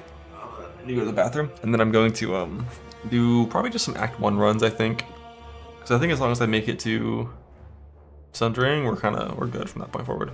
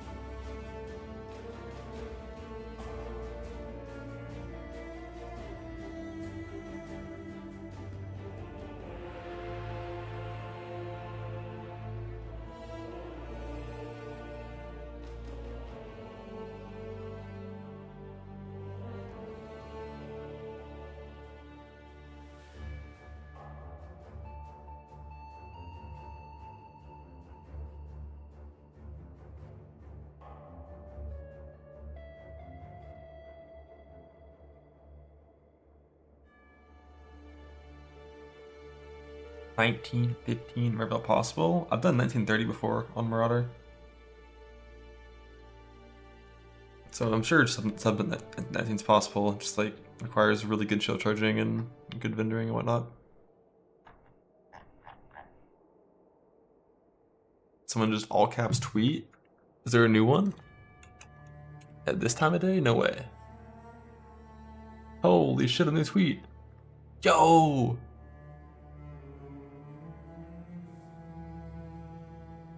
Mystery box.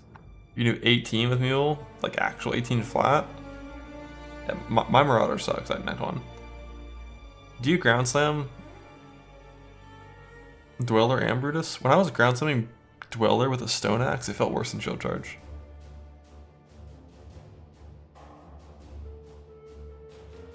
I think if you have level 5 shield, that's gotta be better, right? Than the level 2 axe.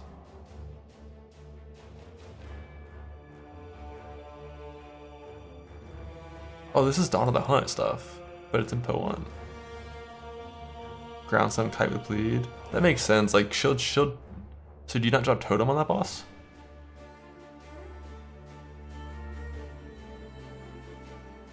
Ground slam kite with bleed instead of totem.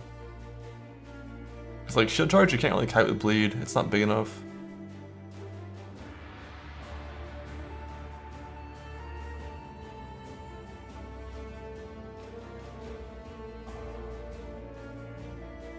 I think if you have double iron, level 5 shield rustic, and totem, I think you can just sit still and spam shield charge and it's fine.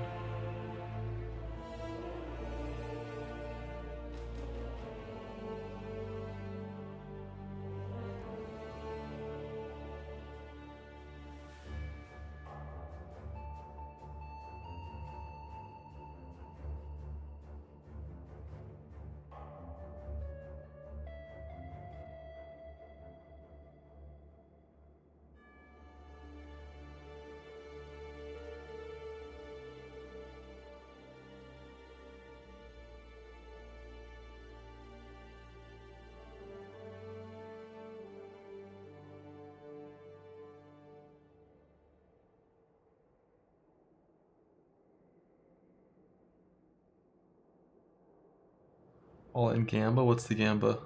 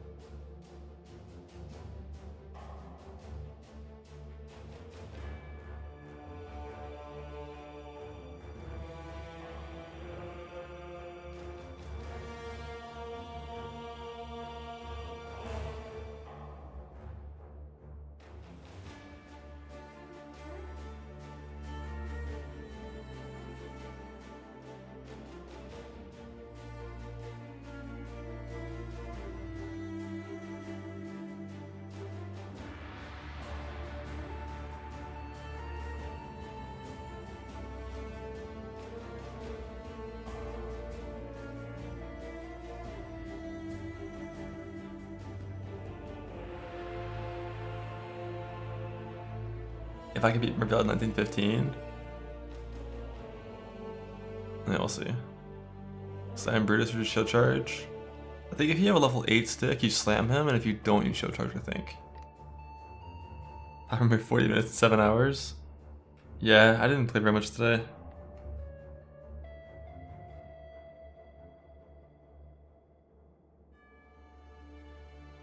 But I got the POB set up, I got the sheet a little more set up. Campaign filter improved, Atlas strategy locked in, standard tester ready in case I decided to do that.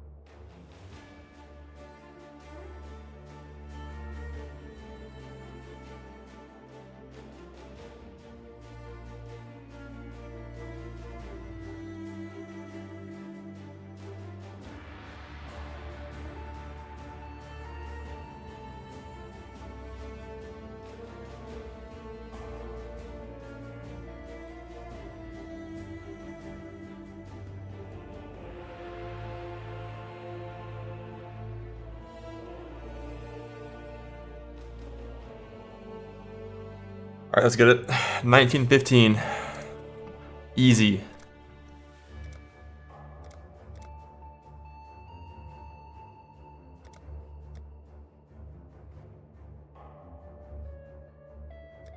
I don't actually even want that. I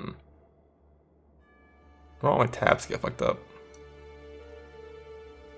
Speaking of which, everyone, log in and see if your tabs are correct in Hardcore Self-Found League, or whatever league your parent league migrates to. Because if they're not going to be good when you log into the league tomorrow. This is not the actual run, I just want to go see if my tabs are correct in this league.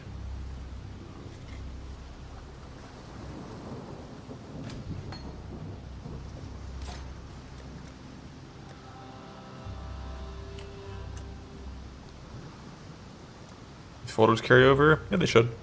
Basically, like, whenever you... Let's say tomorrow you make a character in Softcore Trade Mercenary League. Your stash is going to look like it looks in Standard League. If you were to make it in Hardcore Self-Found Mercenary League, your stash will look like how it looks in Hardcore Self-Found Permanent League. Like, wherever your shit migrates to, this is what your stash will look like. So let's just peep this real fast. Yep, looks good to me. Let me pull that one.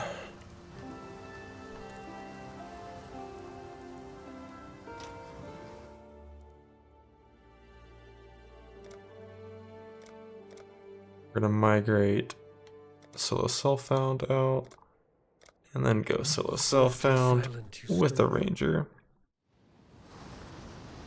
I've not seen a wilderness like this before.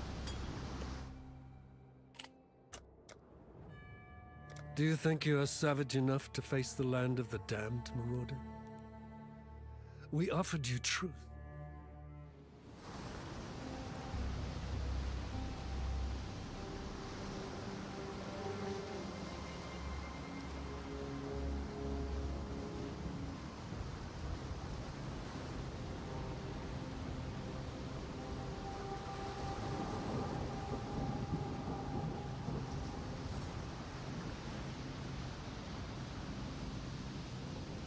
Alright, that, ranger, timer,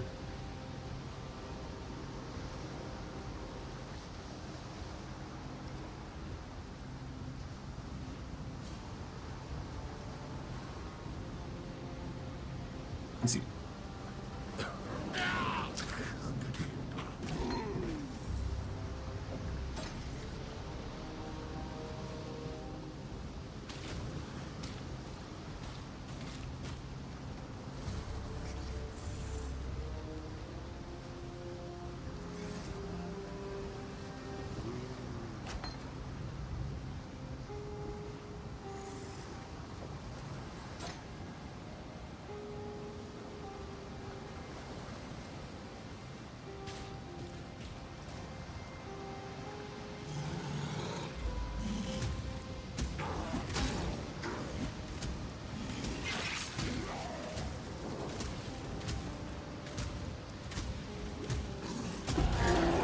Still breathing, that's a good sign.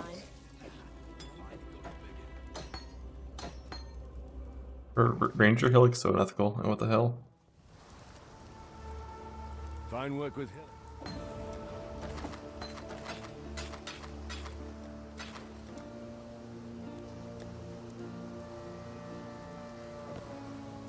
Green move speed. Farewell. I've Cyanide what? Farewell.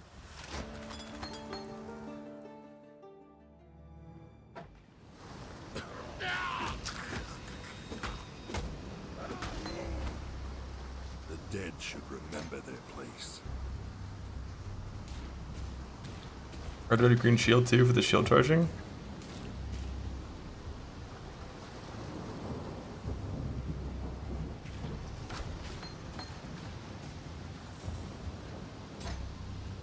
It cost a lot though. Both of those cost 2 wisdom scrolls, so I'm kind of poor.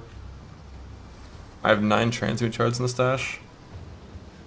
So like Iron Ring Stone Axe, and we kind of have to just go. I don't have 2 red. So hopefully there's 2 red on the vendor here. I'm not gonna have Rustic Sash. I'm ready for it to all get fucked up by like I go to the vendor, there's no iron rings.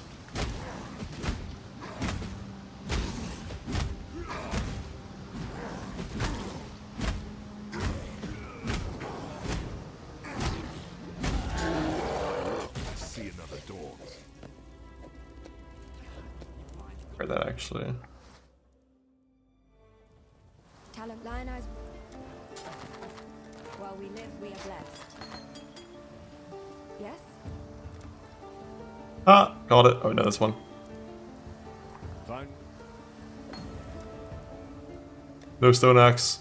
No stone axe. I repeat, no stone axe. Stay sharp out there.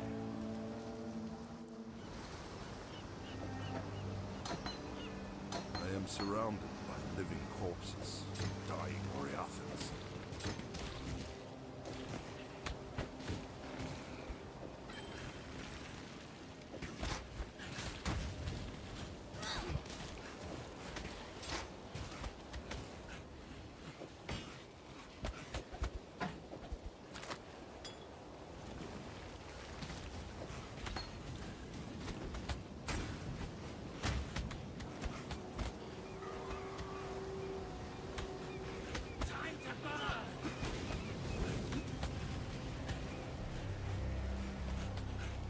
That's level 2. Come in.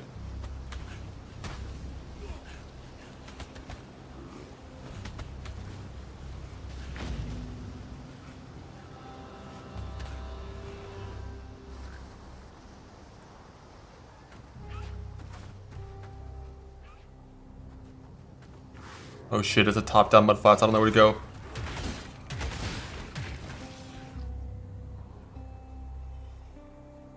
This layout shouldn't be allowed.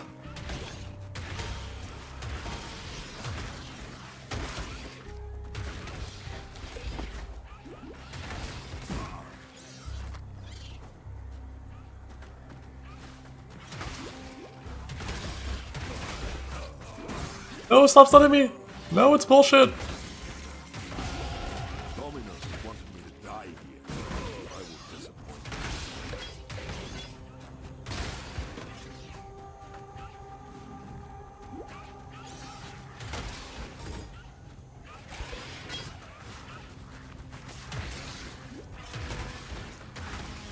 I need some XP. Can y'all fight me? It's so over. Went right instead of left at the start.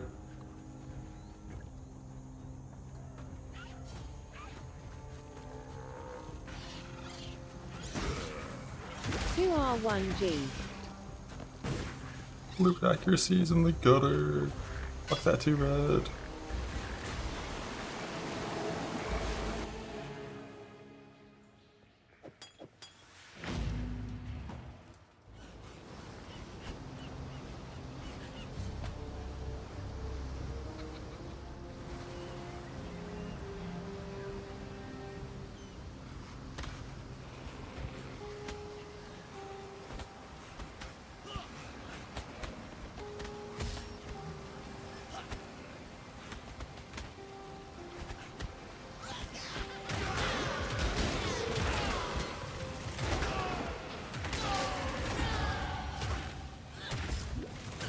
Bro, it's so much worse than Stone Axe. Boots 2G1R. I cannot. I don't.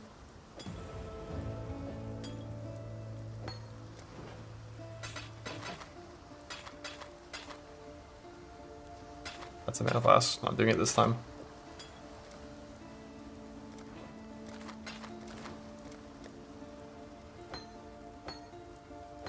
While we live, we are blessed. Got a job.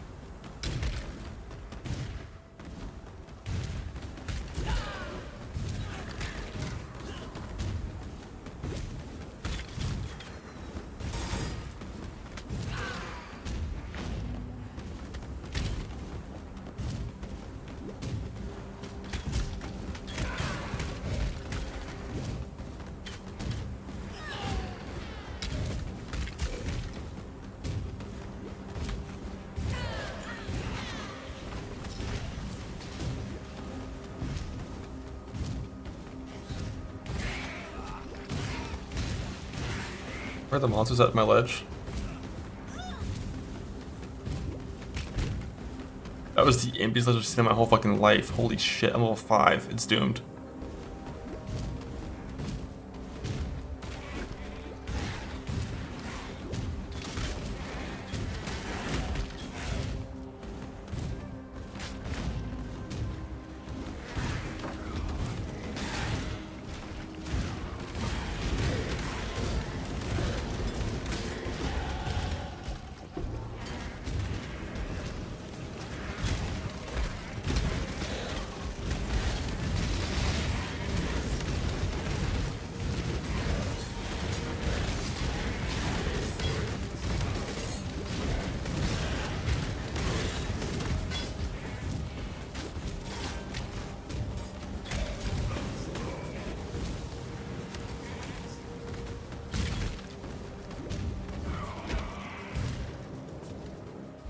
Chance Slayer's best for the event. If one of the bosses has Fizz Reflect and they don't tell us about it, Slayer's best. Otherwise, no.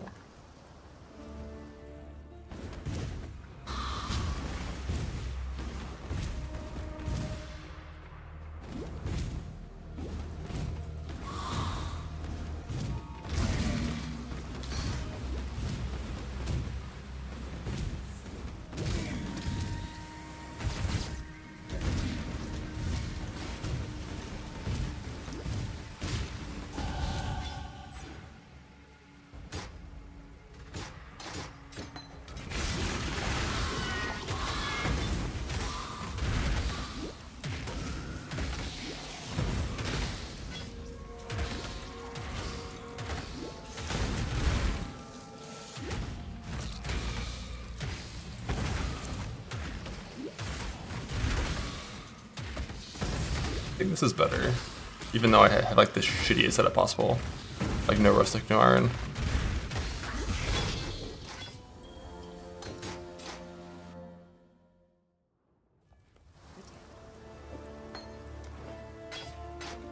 Go Pine Buckler? What?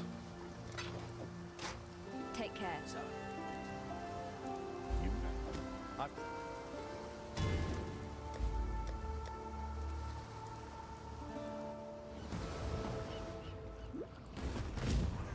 Fine, but I have to change to different boots for it.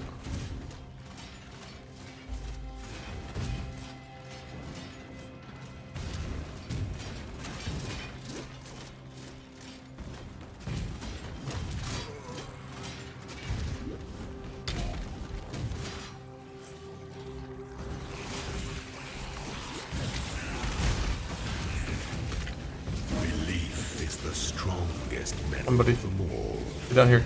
Get down here.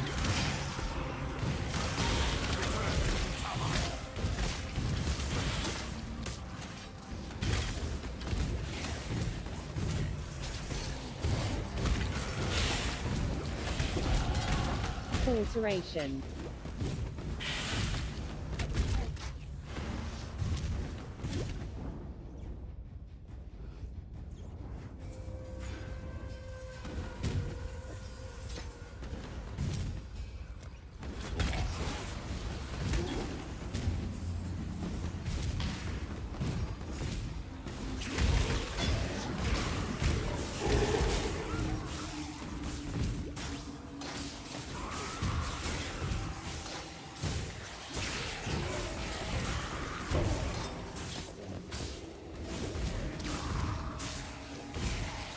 Let it go.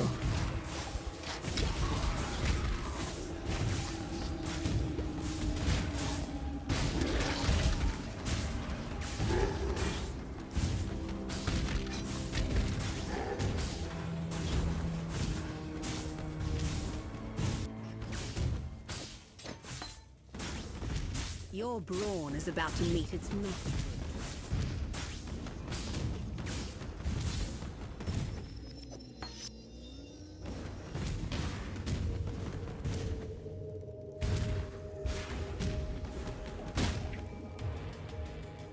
I'm putting sand up. Your crime is trespass. Your sentence is death.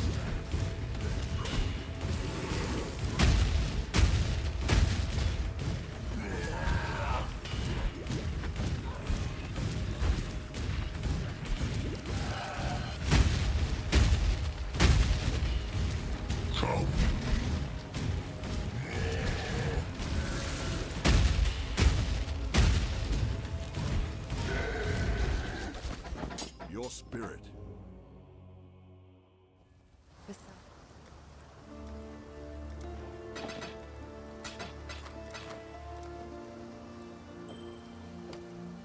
Goodbye.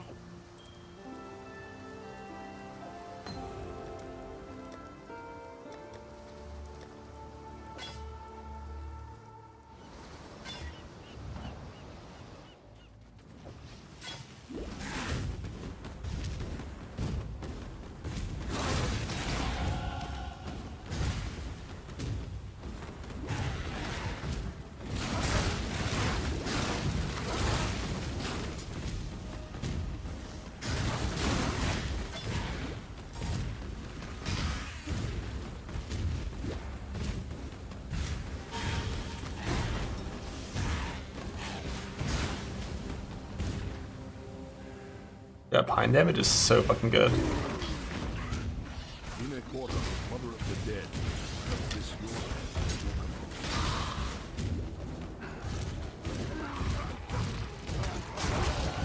every death could be life.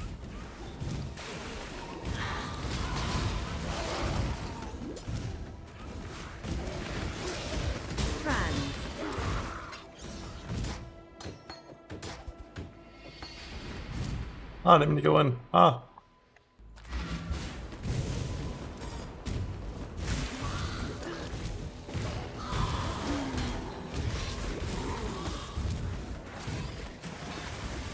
No one saw that chopper. No one saw it.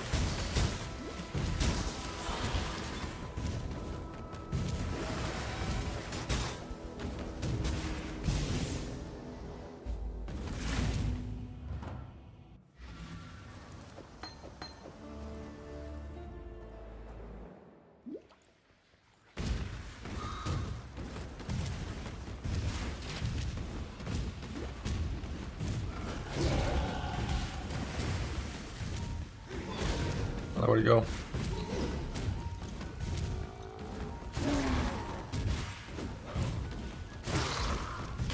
No shot that's the longest dead in my life. What the fuck?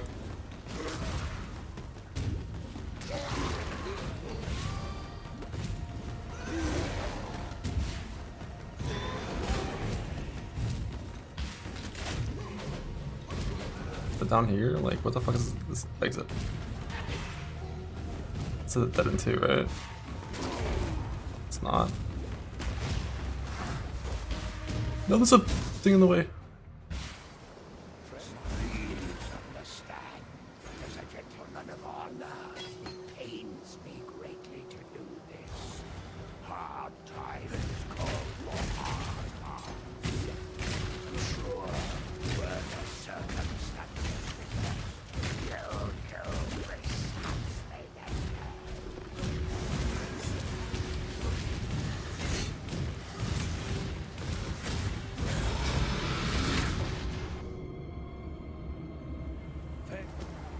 If you must, take care.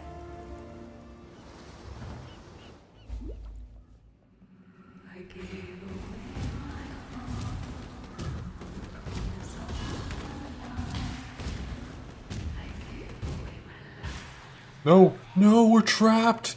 We're trapped. We're free.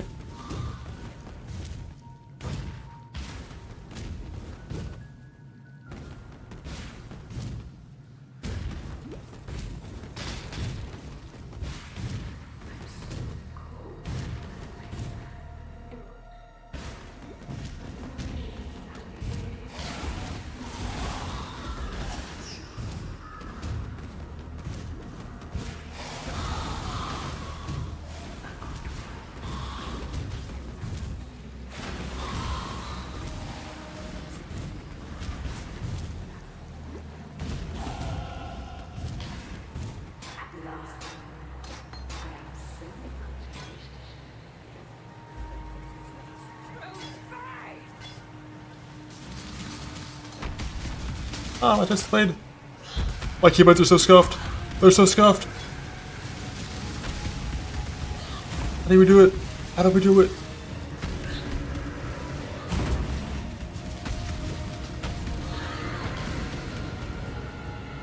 Where's my leave sub at? It's down there. No! Get off my inventory! Get off my inventory! Oh my god! What's happening? Oh my god!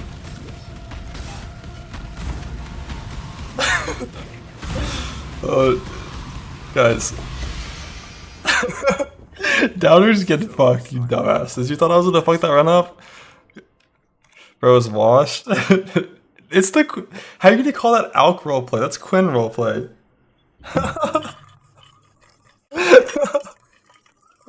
I did my best. Did y'all believe?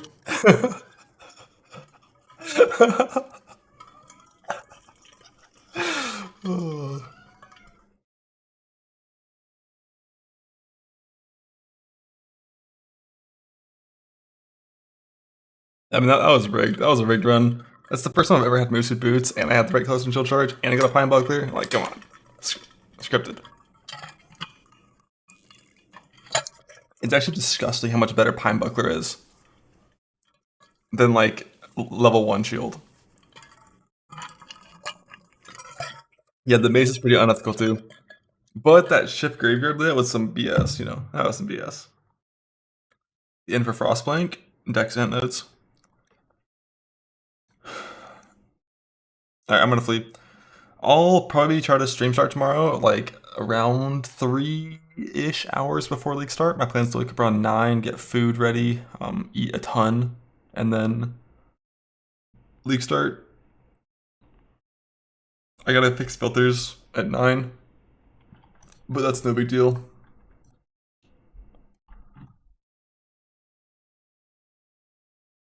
I'm sure Exile's got like a couple more hours than him.